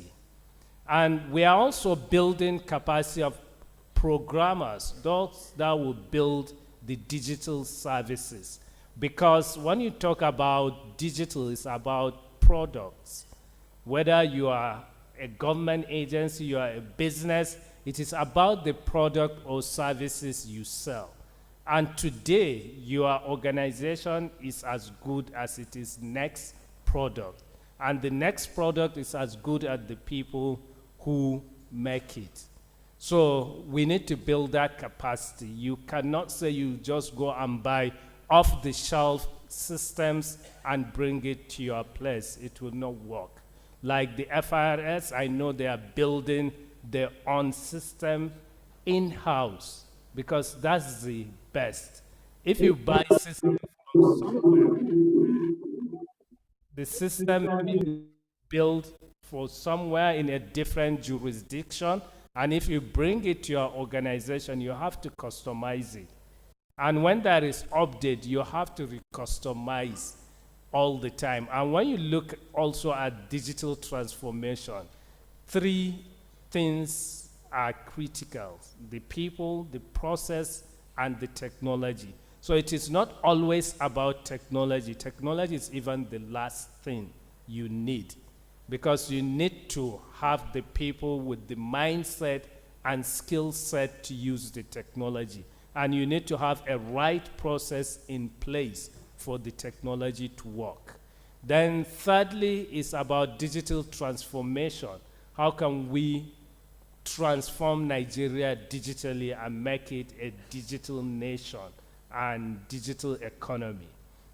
And fourthly is about emerging technologies. How can we drive and capture value from emerging technologies? We do a lot in terms of positioning Nigeria to capture value from artificial intelligence, blockchain, robotics, and many more. And fifthly is about cybersecurity. As we digitize, the risk is going higher. And today, the cybercrime cost the world about $7 trillion US, and it is projected to reach 10 trillion by 2025. So it's a serious business when it comes to cybersecurity. So the theme of our conversation is about digitalization, the security of taxpayers' information, and the confidentiality. So if you look at these three things, it's beyond technology. So you need to look at the governance, you need to look at the risk and the compliance. So the government also, in our agency, we came up with the Nigerian Data Protection Regulation, which is the first in Africa and second globally after the GDPR. After the European Data Protection, the Nigerian is the second. And today, the president has established a commission, the Nigeria Data Protection Bureau, to be in charge of that data privacy. So to consolidate on that, under my agency also, we are working now on the national data strategy. Because when you talk about digital economy or innovation economy, it is about data. It's about how can you make sense of data, how can you use data to innovate. As you do that also, you need to be mindful of the privacy of the people, because if you look at technology in general, what the big tech do, they do two things. They either sell product to you or they sell you as a product. If you look at the five big techs, three of them mostly they sell products: Apple, Amazon, and Microsoft. But the other two, they sell you as a product to advertisers. Meta and Alphabet, their businesses is about what they call surveillance capitalism. How can they take your own personal data, sell it to someone that can use it to either manipulate you or change your thinking or get you to do what they want you to do? So that's why the privacy is key and very important. Because if someone can have access to the taxpayer's data, the person will know your worth, he will know what you can afford, and he can easily manipulate you to buy his product, or can easily manipulate you to achieve what he wants you or what he wants achieved. We've seen it. Today, these big tech, they control what we see, they control what we read, they control who we friend, who we love, and even our own perception. And that is what they call instrumental power. That means these big techs, today they are more powerful than many sovereign nations. And if you look at maybe the revenue of these 5 big techs last year in 2021, their revenue is almost 1.4 trillion US dollars, almost more than 50% of African GDP. And also, when it comes to technology or startups, it is always about stretching the law or the regulation to avoid tax. That's why you see most of them, they don't pay tax. They always look for a tax haven place to put their headquarters there, or maybe they operate in a way that it is very difficult to even tax them.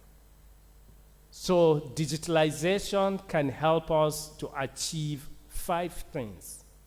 Firstly, to enhance competition, because when you have the information, because we don't even know much about them, they know more about us. This reminded me in 2013 when they were putting pressure on President Obama to just minimize the government surveillance on citizens. President Obama told them he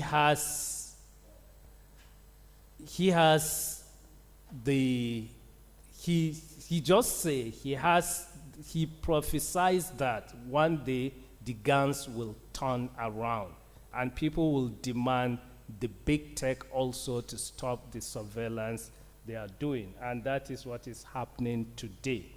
So with the data, it will help us enhance the competition, allow the local tech in our countries to grow. Secondly, it will help us increase accountability because they know we know what they don't want us to know. And thirdly, it will help us safeguard privacy.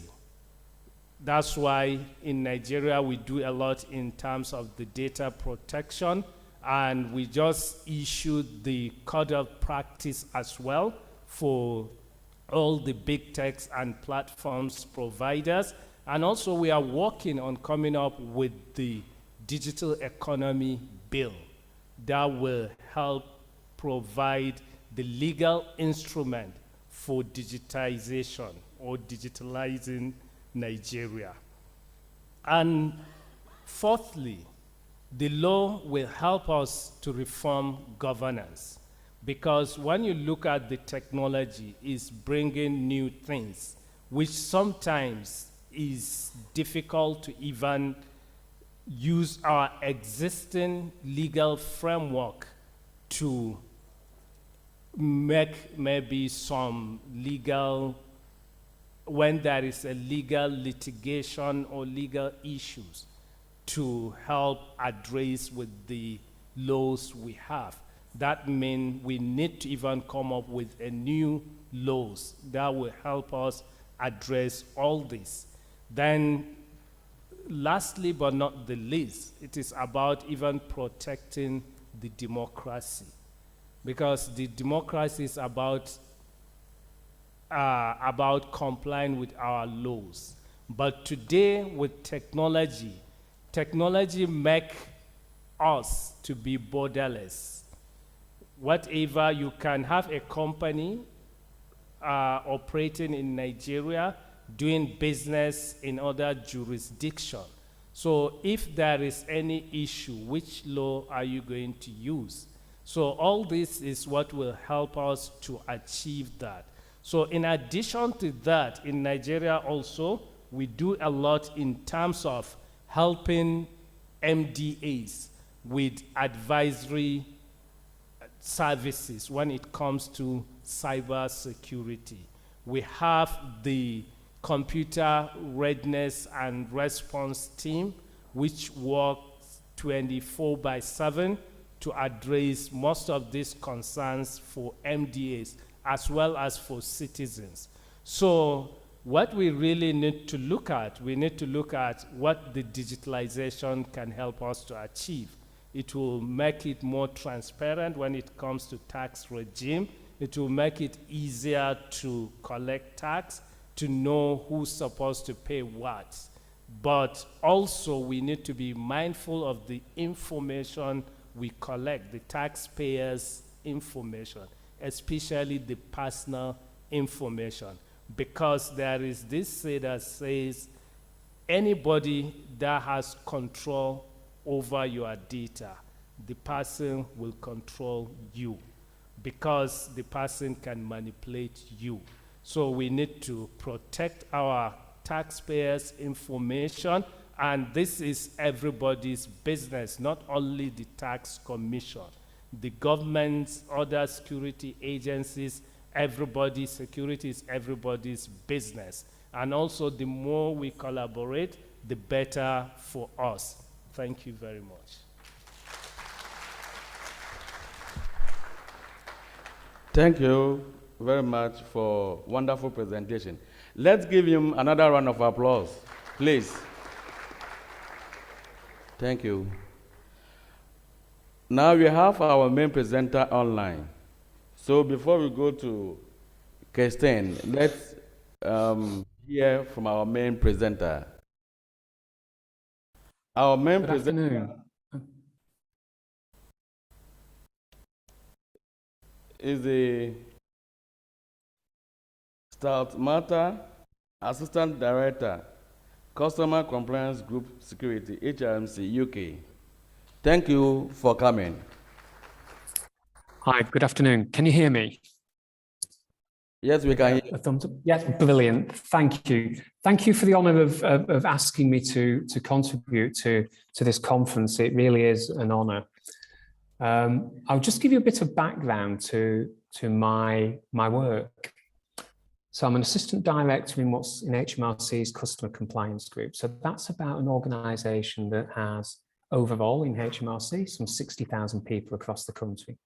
The particular part of the organization I'm involved with has about 38,000 staff, again, all over the country. And we're geographically dispersed, as everyone else will be around the conference table. And the role of the compliance organization is to really chase those people who just don't want to pay.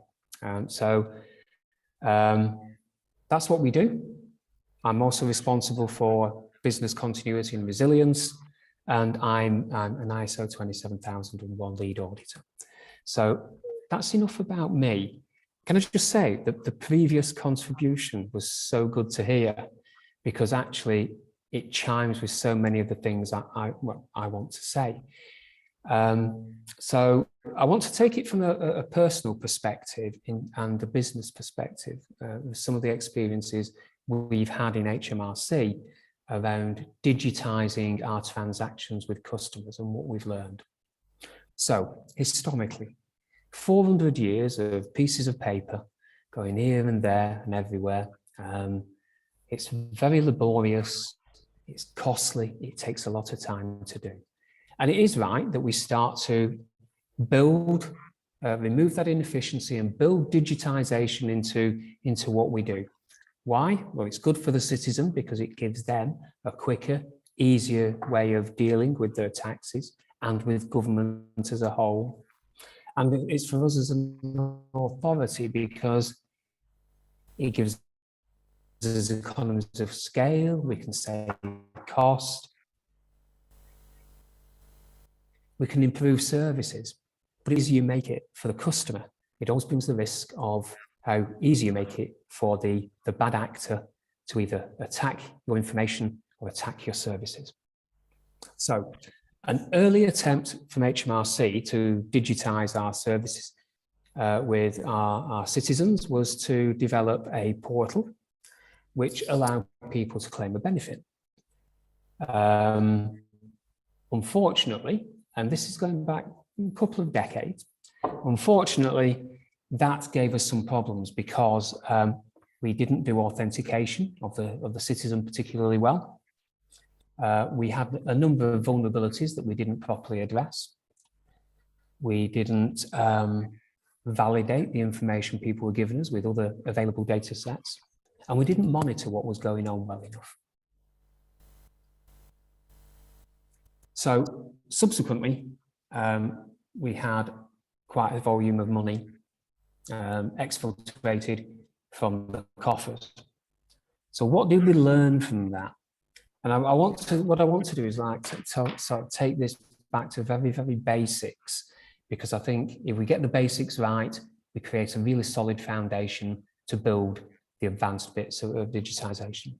So in terms of digitization, what we found is that you need to understand the customer base you're dealing with and understand the transaction that they are trying to make and that you want them to make. Are you paying them money? Are you asking them to give you information that will result in them paying you money? Or more than likely, across most governments, it's a mixture of both.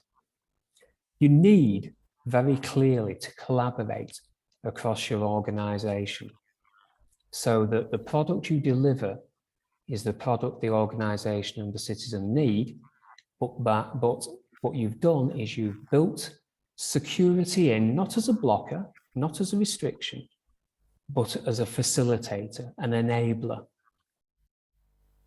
So that starts to give the organisation, and more importantly, the citizen, the confidence in what you're doing, that their information is going to be safe with you, that it's only going to be used for the right purpose. And then you need to think, we thought about validating and verifying the individual. Am I Stuart Murtha, the person who's transacting with you, or is it someone down the road impersonating me? How do you do that technically? There's a lot of ways you can do that, but you really need to dig into that and set that validation right early on, so that both you as the tax authority or the government and the citizen are confident that no one else is playing with that set of data. Part of that is about knowing the device, perhaps, and we do lots of stuff to identify, in retrospect, unfortunately, what device someone's used. Is it when they've connected with us? Is it an iPhone? Is it a tablet? Is it a laptop? We can do all of that. But the next thing is to move that forward and use that as part of the validation. I use a particular laptop to connect with HMRC. When I'm connecting next time, will they recognize that, and will that be part of that validation process? Understand the questions that you want to ask people to validate their identity. Don't make them too simple. Make them a bit challenging.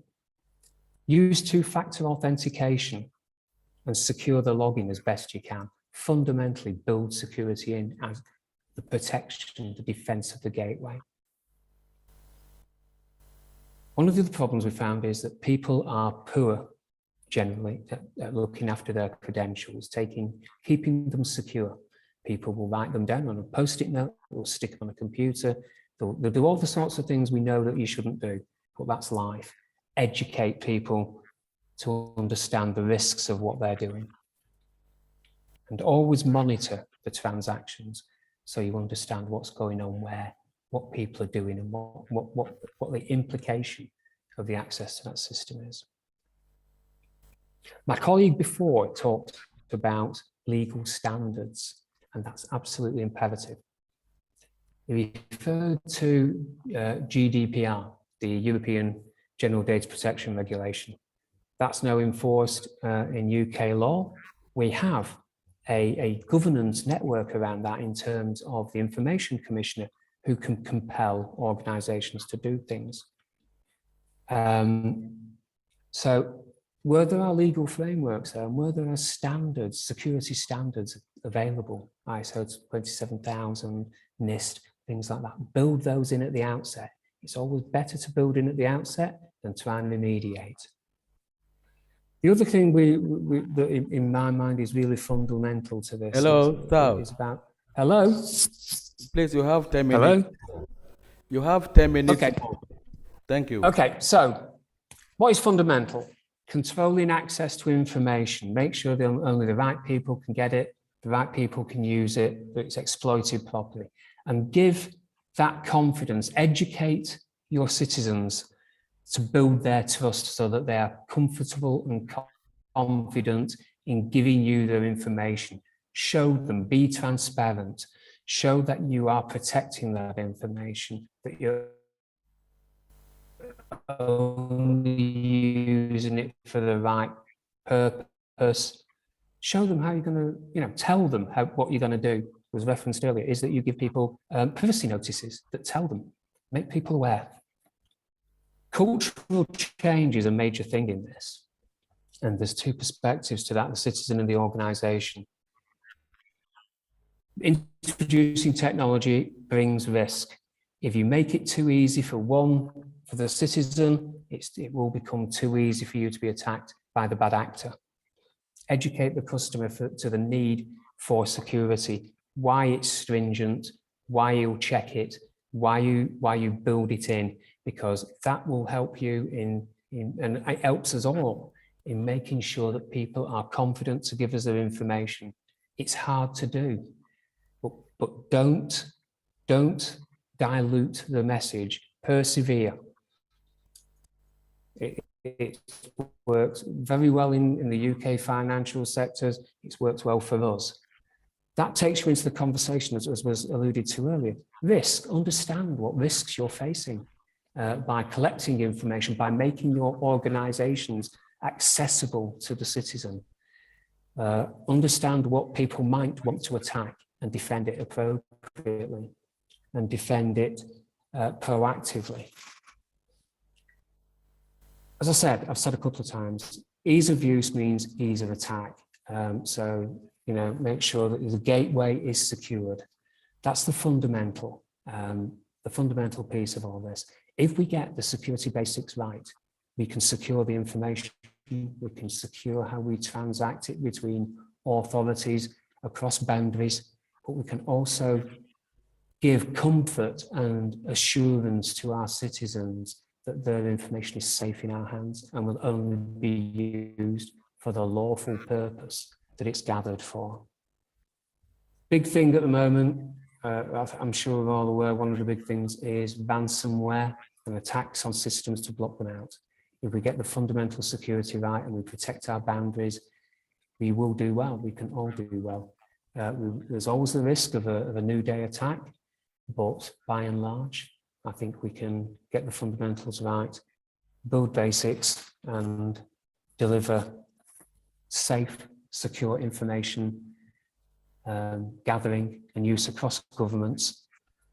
And that will enable our citizens to provide the information to help them to get it right, to provide in the tax arena the money that helps us all to pay for schools, for hospitals, for education of all sorts. And I think that's my basic message in all this. fundamental principles, bake them in from the beginning, and then build the deeper tech, the more strident tech on top of those secure fundamentals. And that's it for me. Thank you, conference, for giving me the time to speak. Thank you, our main presenter. Now it's the turn of our Loderson Kingston, the team leader, Fiscal Investigation Department, Mauritius Revenue Authority. He wants to project his presentation. Thank you.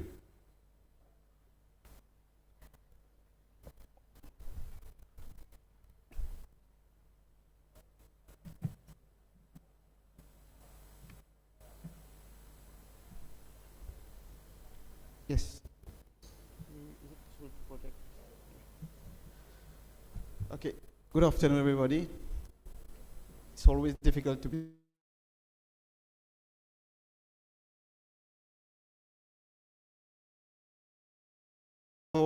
given that we are short of time, and I will just start at the very beginning itself. So at the outset, allow me, on behalf of the Mauritius Revenue Authority, to extend our gratitude and thanks for the management team of the Cata to provide us with this unique opportunity to make a presentation in terms of country experience for this conference.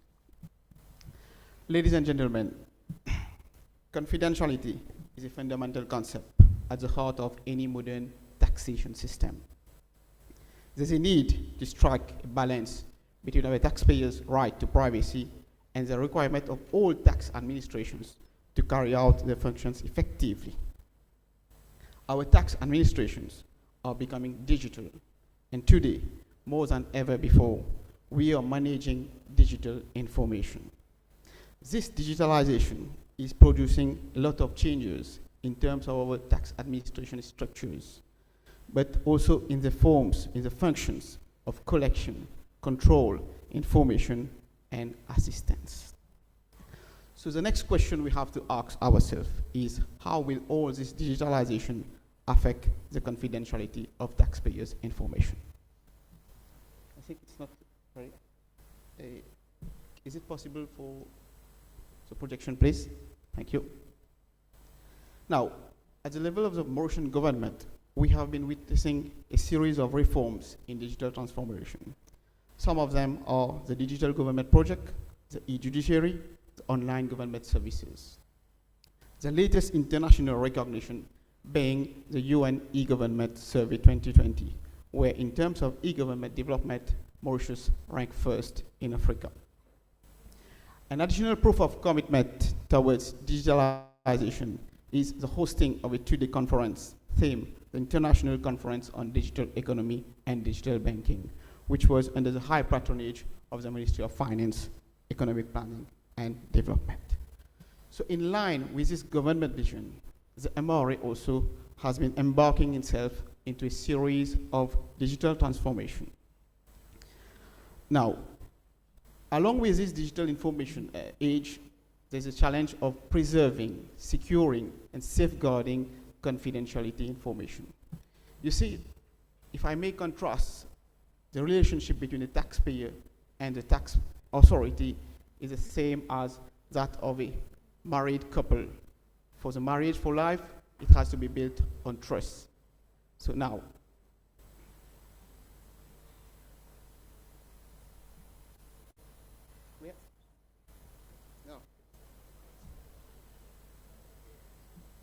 it's not working.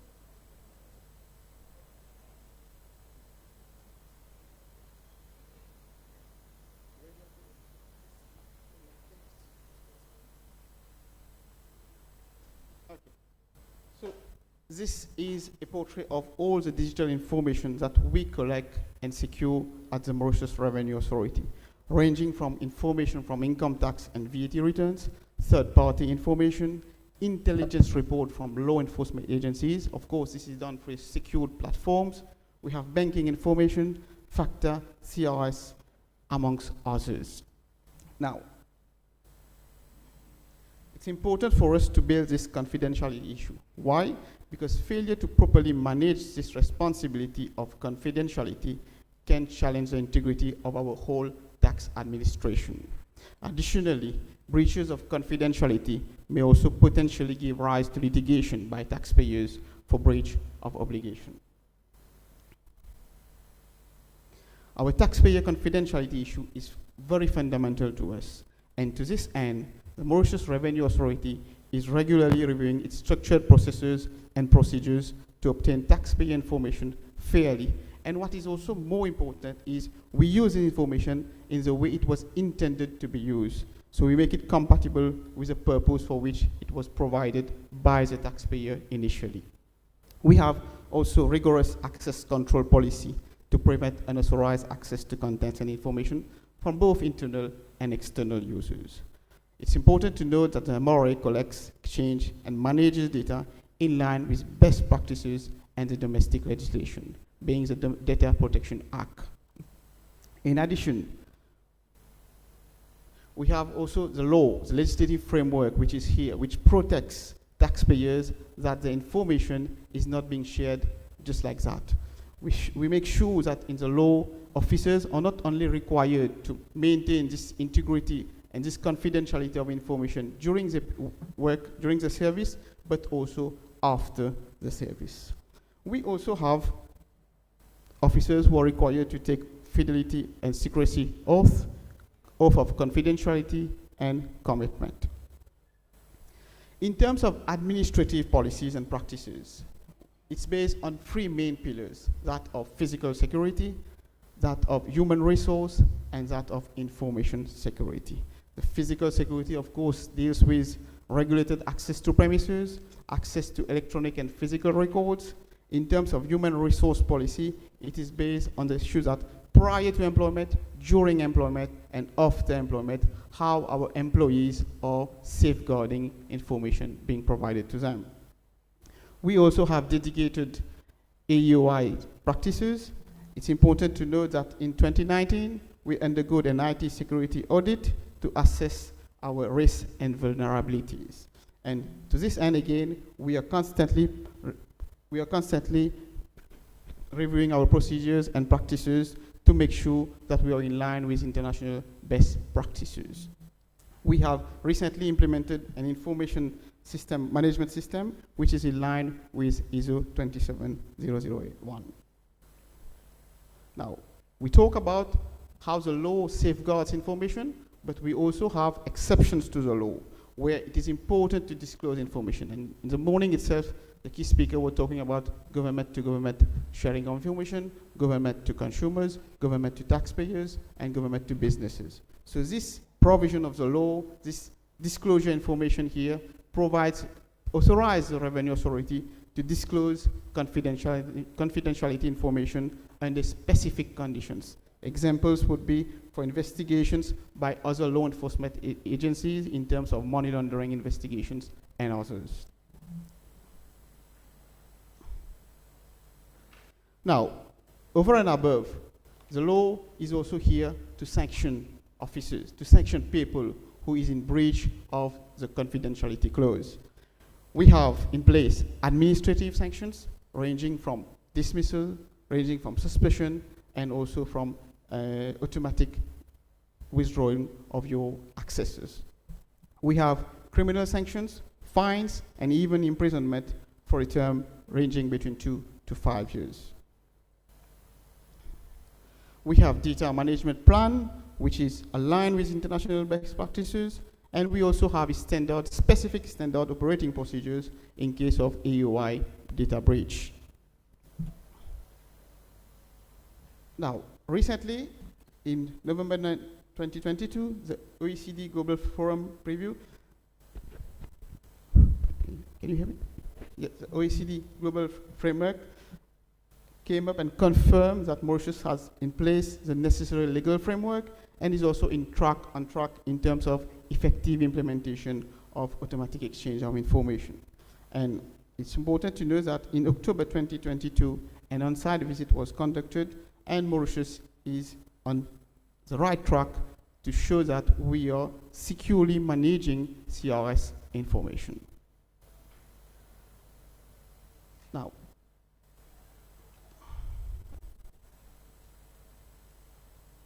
last but not least, I will just cover on some of the challenges and issues that may crop up, not only for the Mauritius Revenue Authority, but in terms of all tax administration.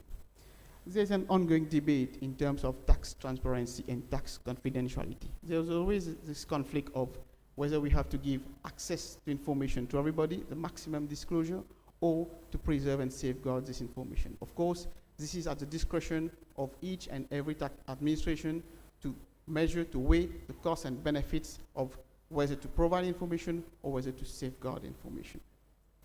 With this pressing need of parallel investigations under international standards, interagency cooperation, the Revenue Authority, when disclosing information, runs the risk that this information is being leaked out. So it's very important that we ensure that whenever we are exchanging information with other law enforcement agencies or other regulatory bodies, we have a disclaimer clause explaining to them that this information is being given for information purposes only, and that they have to make sure that this information is not shared prior to the consent of the revenue authorities. Information security, of course, is an ongoing process. It is essential for us to know who is who in the cyberspace. Of course, the challenge is that information security and data protection system is very costly, but also being costly, it cannot be considered to be optional. It has to be imperative for all our tax administrations. Ladies and gentlemen, fraud is becoming digital, international, and complex. Moreover, the ongoing setting up of digital tax administration, replacing the traditional ones, may have an impact on security of our IT system through potential threats involving tax scams, fraudulent communication, stealing identity, and fraudulently claiming tax refunds. So of course, this issue can be addressed by limiting access via secured gates embedded with a robust cybersecurity framework. It's also important to develop an ethical culture among our tax officers, especially nowadays, where tax administration have unlimited access to sensitive tax information. Prevention, detection of confidentiality breach must be thought to be vital. Improving our ethic behaviors enhance trust on administration and eventually contributing to a more efficient collection of taxes. In other terms, increasing tax compliance starts from building trust on tax administration. We will tend to believe that the role of our tax intermediaries will fade out since we are receiving now everything in terms of digital information. But it's important to highlight the role of these tax intermediaries in terms of data exchanges. Why? Because it's these tax intermediaries, these tax agents, who would assist our taxpayer community to be compliant. Let's not forget about this. Also, due to the rapid changing environment involving digital products and services, we will need to upgrade the digital skills of our investigators. At the level of the Revenue Authority, we have put in place adequate measures to close the gap and enhance the skill of our officers through regular training and provision of up-to-date equipment. We need to also provide the issue of authenticity of digital information, especially when we have to go for prosecution of tax evasion cases. So it's important that our officers understand that the chain of custody of digital evidence has to be preserved, and we will have to be stand trial in a court of law. Anderson, you have 2 minutes. Thank you. I think I may not be using the 2 minutes. I would like to thank you everyone for your kind attention. And thank you. Thank you. Let's give you. You are within time. Thank you very much.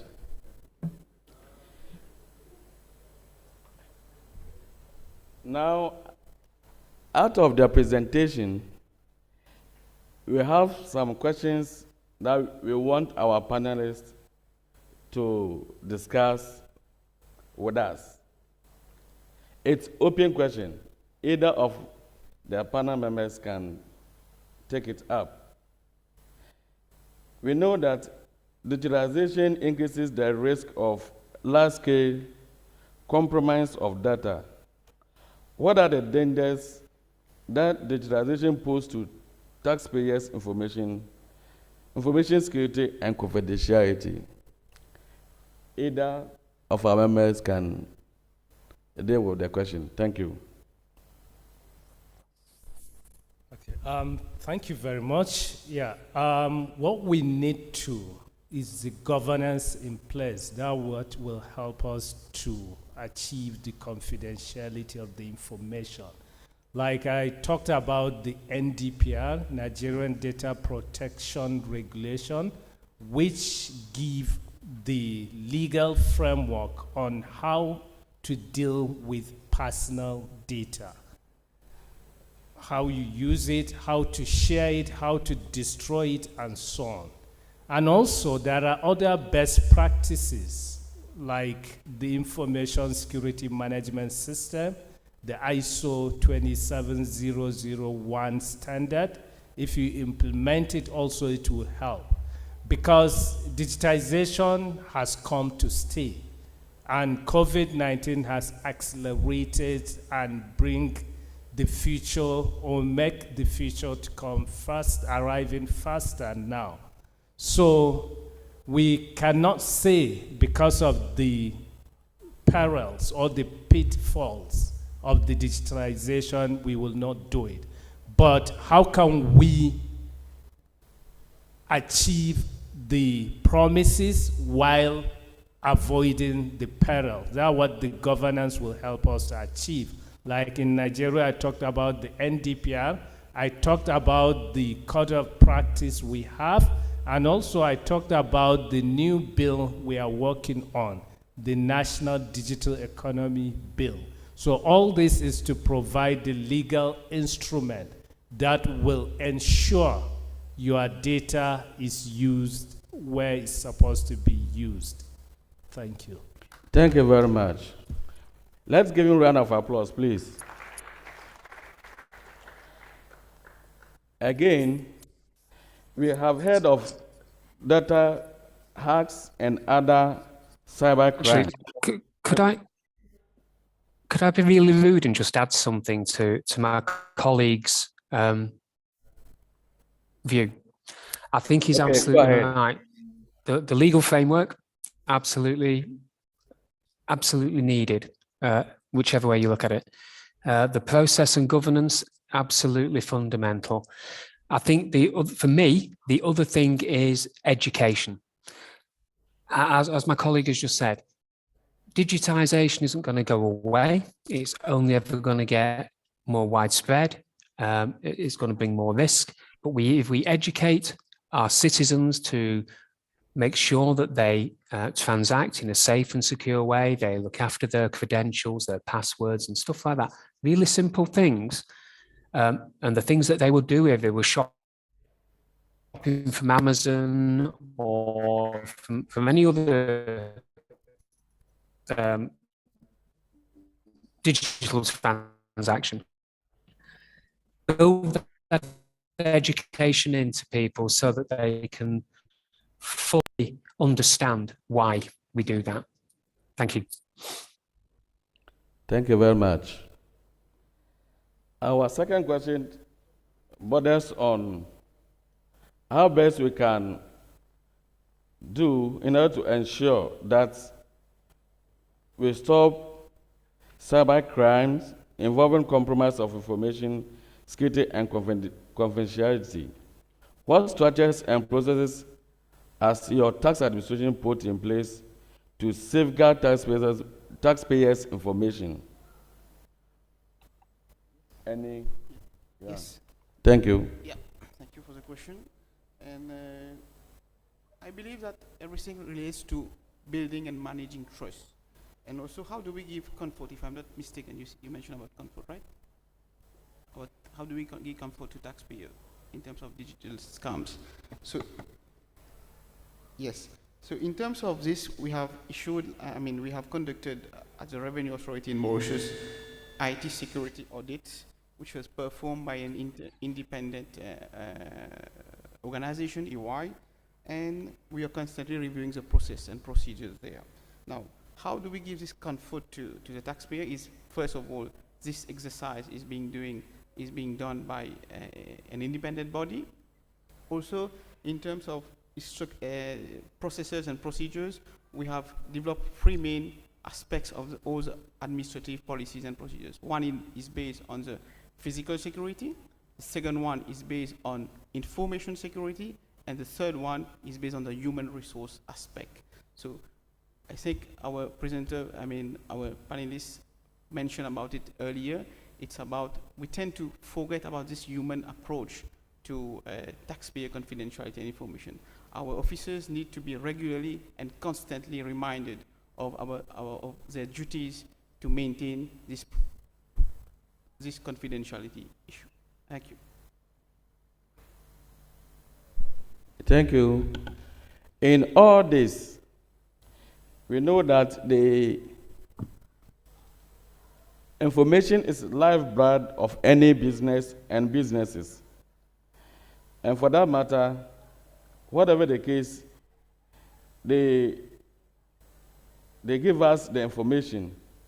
What is important that the tax administration has unfettered access to taxpayers' information for tax purposes.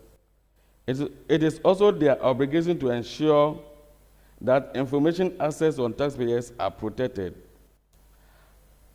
How should tax administration balance these rights and obligations and give comfort to taxpayers on the safety and confidentiality of their information? Thank you very much. I just want to ride over what my fellow panelists have said about the awareness, about the human factor of it. According to many research, more than 95% of cybersecurity breaches are as a result of human error. And if you look at even most of the frauds happening in the cyber crime, it's about social engineering. So we need to do more about awareness, let the people build the cyber culture, the cyber resilience culture.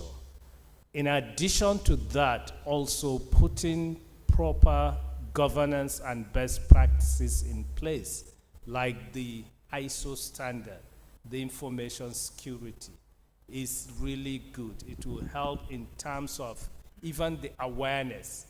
And then your data categorization. Let people know the data types, which one is confidential, which one can you share, and under what condition should you share that information. Then lastly but not the least, when you have the system in place also, access control is very important. So you need to have that level of access control. Some people can have only read access.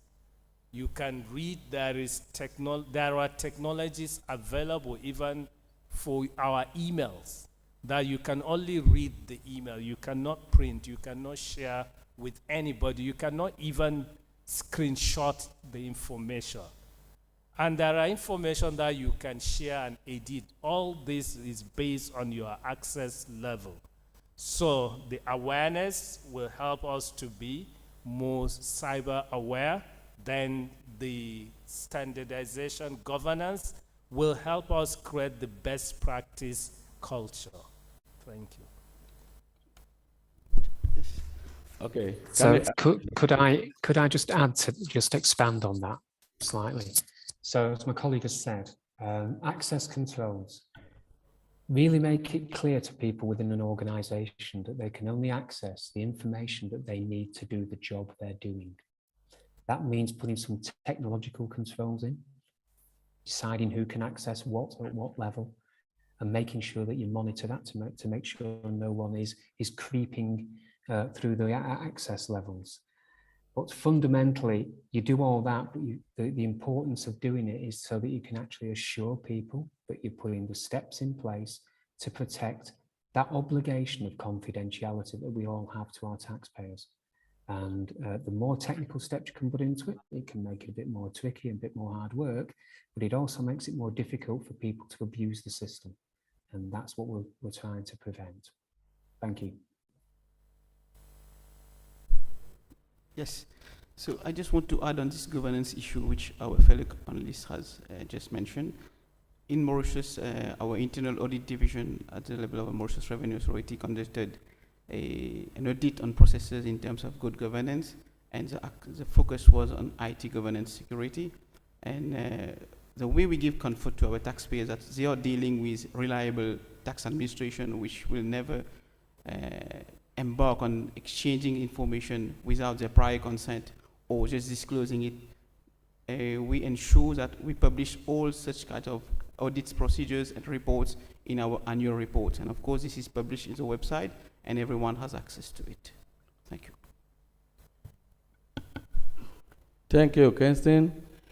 Now we want to give opportunity to our participants to ask questions. On that note, I will invite our MC to moderate that aspect for me. Thank you. Thank you very much, Mr. Apia Amor, and your discussants. This morning, delegates, the Honorable Minister of Finance, Mrs. Dr. Shamsuna Zainab, said that we need to focus on solutions and apply success to the winds of the digital era. So as we focus on solutions and following today's conversation in this afternoon, do we have any questions or comments, any experiences you want to share from your country, something that we can learn, co-learn, co-create? We can take about 2 questions from the floor. You could raise your hand and I will be able to see you. Any question regarding taxpayer information? Yes, Malta. Do I have another one? I have Ghana, and congratulations on your win. Can I take one more? Maybe a lady. There's a lady behind from Mauritius. Okay, I see you. All right, so we start with Malta, and then we go to Nigeria, and then Mauritius. Please go ahead.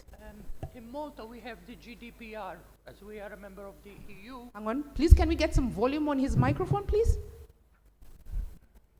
In Malta, we have the GDPR. As we are a member of the European Union, we are obliged to have the GDPR. And information is stored secretly, and we have encrypted emails also.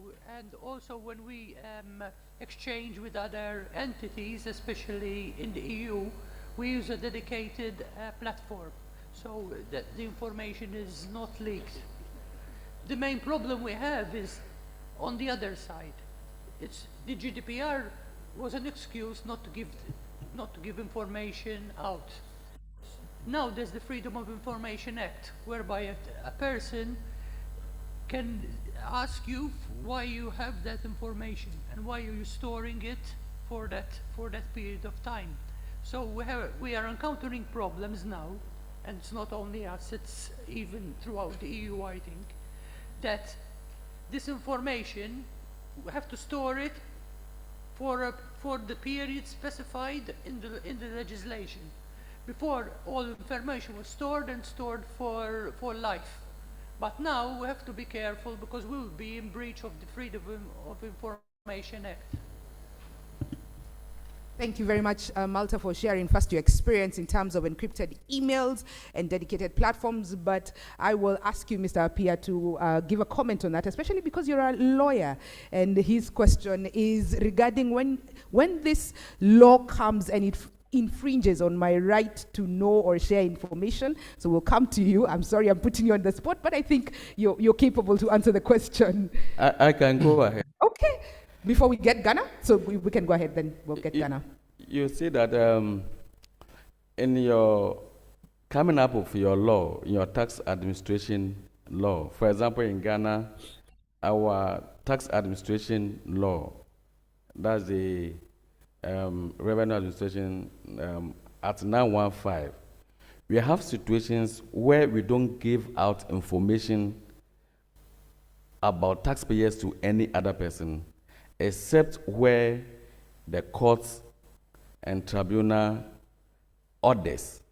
To the extent now, even the Right to Information Act that we have in Ghana also goes ahead to confirm that when it comes to taxpayers' information, even though you have the right to ask any information from the government agencies when it comes to tax issues and tax information about tax payer, that one is exclusive of that request.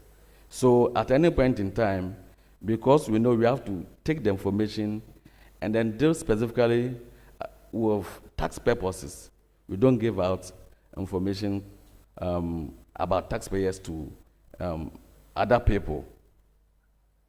Apart from those that we deal with exchange information, even those ones we have strict adherence to the law that governs that exchange of information among the international communities. So when it comes to taxpayers' information, even the Right to Information Act in Ghana doesn't allow that. Thank you. All right, thank you very much, Mr. PMO. I see a bilateral forming between the two countries to discuss how it's working in your country and maybe what Malta can learn from how you have navigated the law on that. Can we now move to Ghana? We had a question from Ghana or a comment? Yes, good afternoon. My question is to the panel. Congratulations for your great presentation. I wanted to find out from the panel how they have been able to build the capacity, staff capacity, or the capacity of their staff regarding IT security issues. And I ask this question against the background that you go to some revenue institutions, you realize that the top managers or the elderly staff are not able to navigate around IT-related issues very well. It is the young, the youth, the young officers, the national service persons, those who are not permanent staff. They have some very good understanding of IT-related issues. And so you see the senior managers giving their passwords and credentials to this new one to help them navigate through the system, and by doing that, the information is compromised. Some of them are able to tamper with taxpayers' information and all that.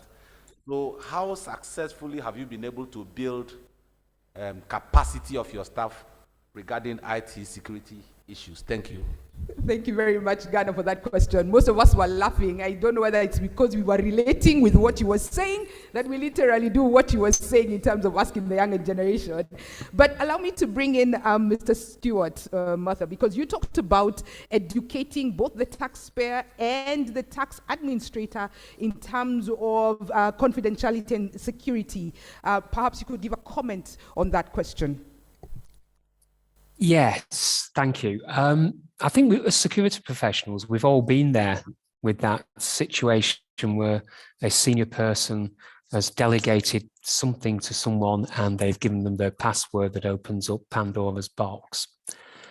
So what do we do? It really is about educating and building that cultural awareness of what the risk is, not just to the business, as in the danger around access to the information, but also what could the repercussions be to the individual.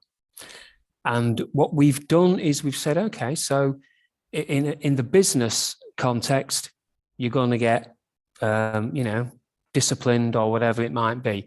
But just think about it from your personal perspective as well and try to relate it to people's home lives. You would not give your password to your bank account to someone who works for you. Not, well, someone might, but you'd hope not.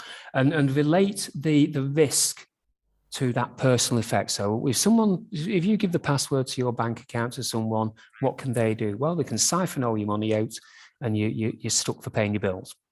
So education, and it is that cultural thing, but there's also a bit about training people with systems, especially when you introduce a new system or a new service. Make sure that the people who are using it really understand what it does, what information it accesses, and how they need to use it. So it's processes, governance, and a bit of monitoring as well. So it really is that cultural thing. And to be honest, it works. It works, but you have to invest in doing it. It's time, to an extent, it's money, but it's the labor of education. Thank you very much, Stuart. I think you're going back to what Taiwo shared with us earlier on, and he said we have to be at the center of this digital era. We cannot play catch up, and I think that's what you're saying, that there's no two ways about it. We just have to Absolutely, yeah. You can't get this genie back in the bottle.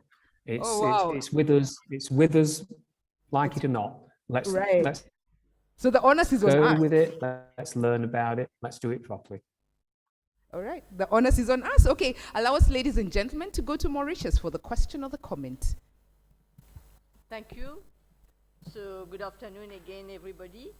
So mine is not a question, but sort of sharing of experience and maybe a comment. We all agree that we cannot escape digitalization. We cannot escape taxpayers' information security and confidentiality, and even cyber security, which is the top risk, if among the top risks, if not the most top risk in any organization today. So one piece of advice, or maybe sharing of experience with our colleagues, is that make sure that your risk management framework do take on board cybersecurity risk. And this should be among your top risks. And once your risk management framework takes cybersecurity risk as a main issue, then automatically you will be having conversation and you will be able to find solution. We have all been talking about solution. You will find solution how you're going to address information security and confidentiality. Then you will come to know that, yes, you need an IT security audit.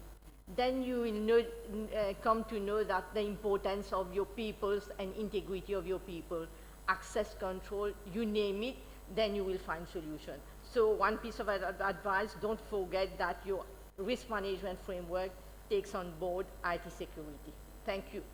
Thank you very much for that, Mauritius. Something we may have actually forgotten, how to have that risk management framework and to give focus, especially for cyber security. Thank you very much for those comments. Unfortunately, we do not have time for more, but I see there was a question on Zoom. I hope that the panel behind the background was able to respond to it. Let me request that my panel to give us their 30 seconds closing remarks. Maybe I start with Stuart, who's online. Stuart, if you can start. You are our presenter for today. What are your final thoughts in 30 seconds? In 30 seconds, I think my final thoughts are: get the fundamentals of security in place, build and invest in people, educate your customers, educate your staff, and understand your risk. The lady from Mauritius who just spoke, hit it right on the nail on the head. Understand the risk and respond proportionately and sensibly with your mitigations. Thank you, Stuart. Education and risk. Allow me to bring in Mr. Kashfu, who told us that your organization is as good as its next product. 30 seconds. What are your final thoughts? Thank you. Your organization is as good as your next product, and your next product is as good as the people who make it. That is also about education, about skills. So you should be able to unlearn and relearn new things, because what is happening today, the future is arriving faster than expected. So we all need to reskill ourselves. Like in Nigeria, we have ambitious target of achieving 95% digital literacy. We are training all MDAs, all government staff.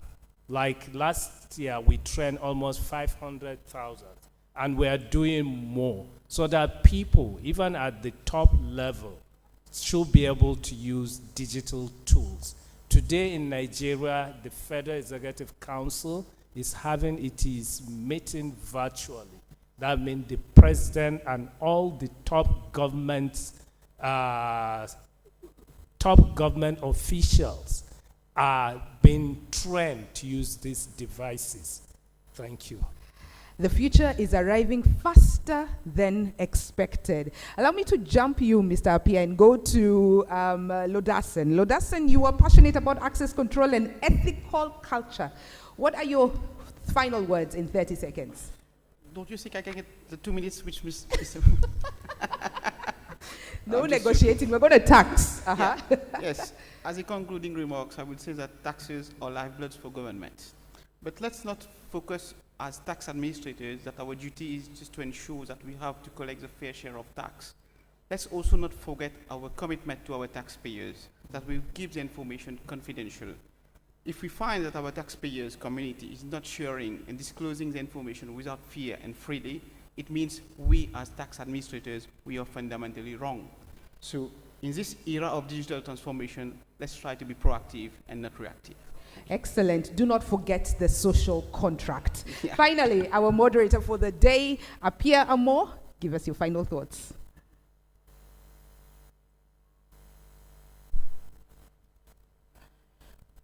All what I have to say is that we should try as much as possible to develop the digitized mindset and go the extra mile to protect the information that our taxpayers give to us.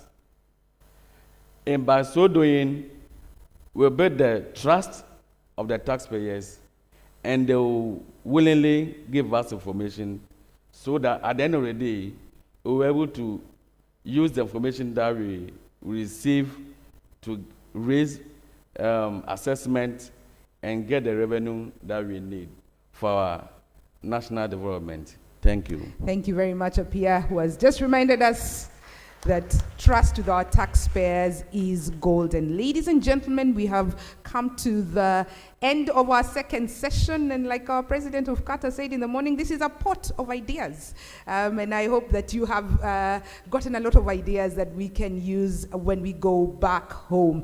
Ladies and gentlemen, our session today focused on digitalization and taxpayer information security and confidentiality, moderated to us perfectly by Appiah Amor. He is a lawyer and an accountant by profession. He's currently the technical advisor to the Commissioner for Domestic Taxes. Please come to the front so that we can take a nice picture with you.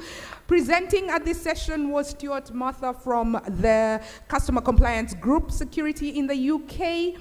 Joining us virtually, and our discussants included Kashifu Abdullahi. Fantastic presentation from Kashifu. He's the DG and CEO of the National Information Technology Development Agency, NIDA, and Lodasen Keaston, who's a team leader, Fiscal Investigations, Department of Mauritius Revenue Authority. Distinguished ladies and gentlemen, could we please give them a warm round of applause for doing justice to this particular session. Thank you very, very much. Our session has come to an end. I would like to call upon Femi Edgar to take us to the next session.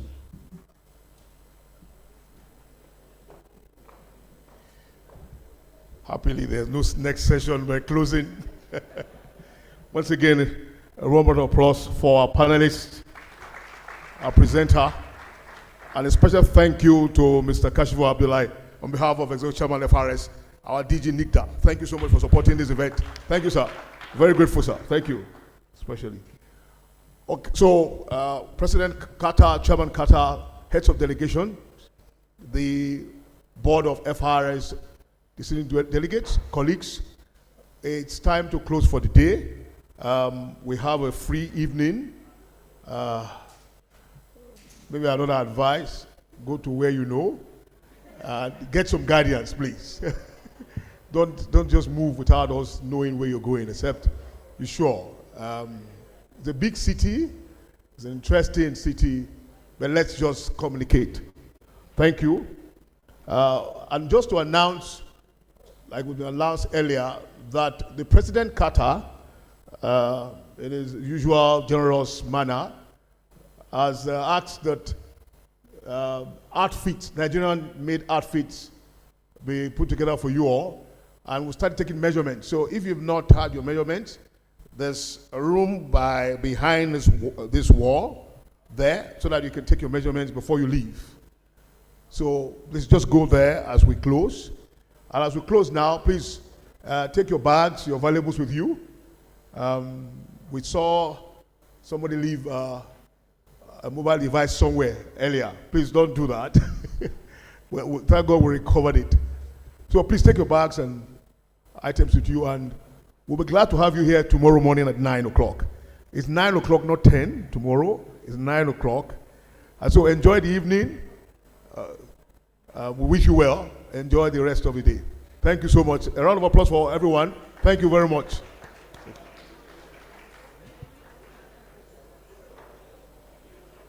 But please, before we leave, I'd like to also see tomorrow's moderators, Mr. Balewa of Malawi. Please, can you come to the front? Mr. Duncan Nduru or Dr. Oniduro.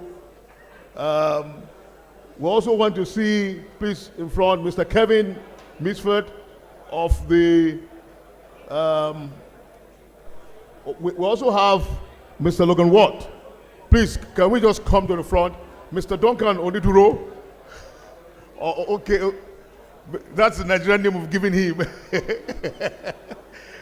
Please, we want to meet the moderators. So, Mr. Balewa, Mr. Miss Food, and Mr. Logan Watt. Mr. Logan Watt, welcome. There's a secretary of ATAF is here. Welcome. There's a secretary of WATAF is also here. Mr. Babatude, welcome. They come to support Cata. Okay, if you're resident in other hotels, your vehicles to pick you up are outside, just outside the hall here. If you're not based here, please, your pickup vehicles are outside the hall. Thank you. See you tomorrow at 9 o'clock. There's tea and coffee served outside. Please don't let it waste. Pick up something before you leave. Okay, we have our moderators. Mr. Duncan.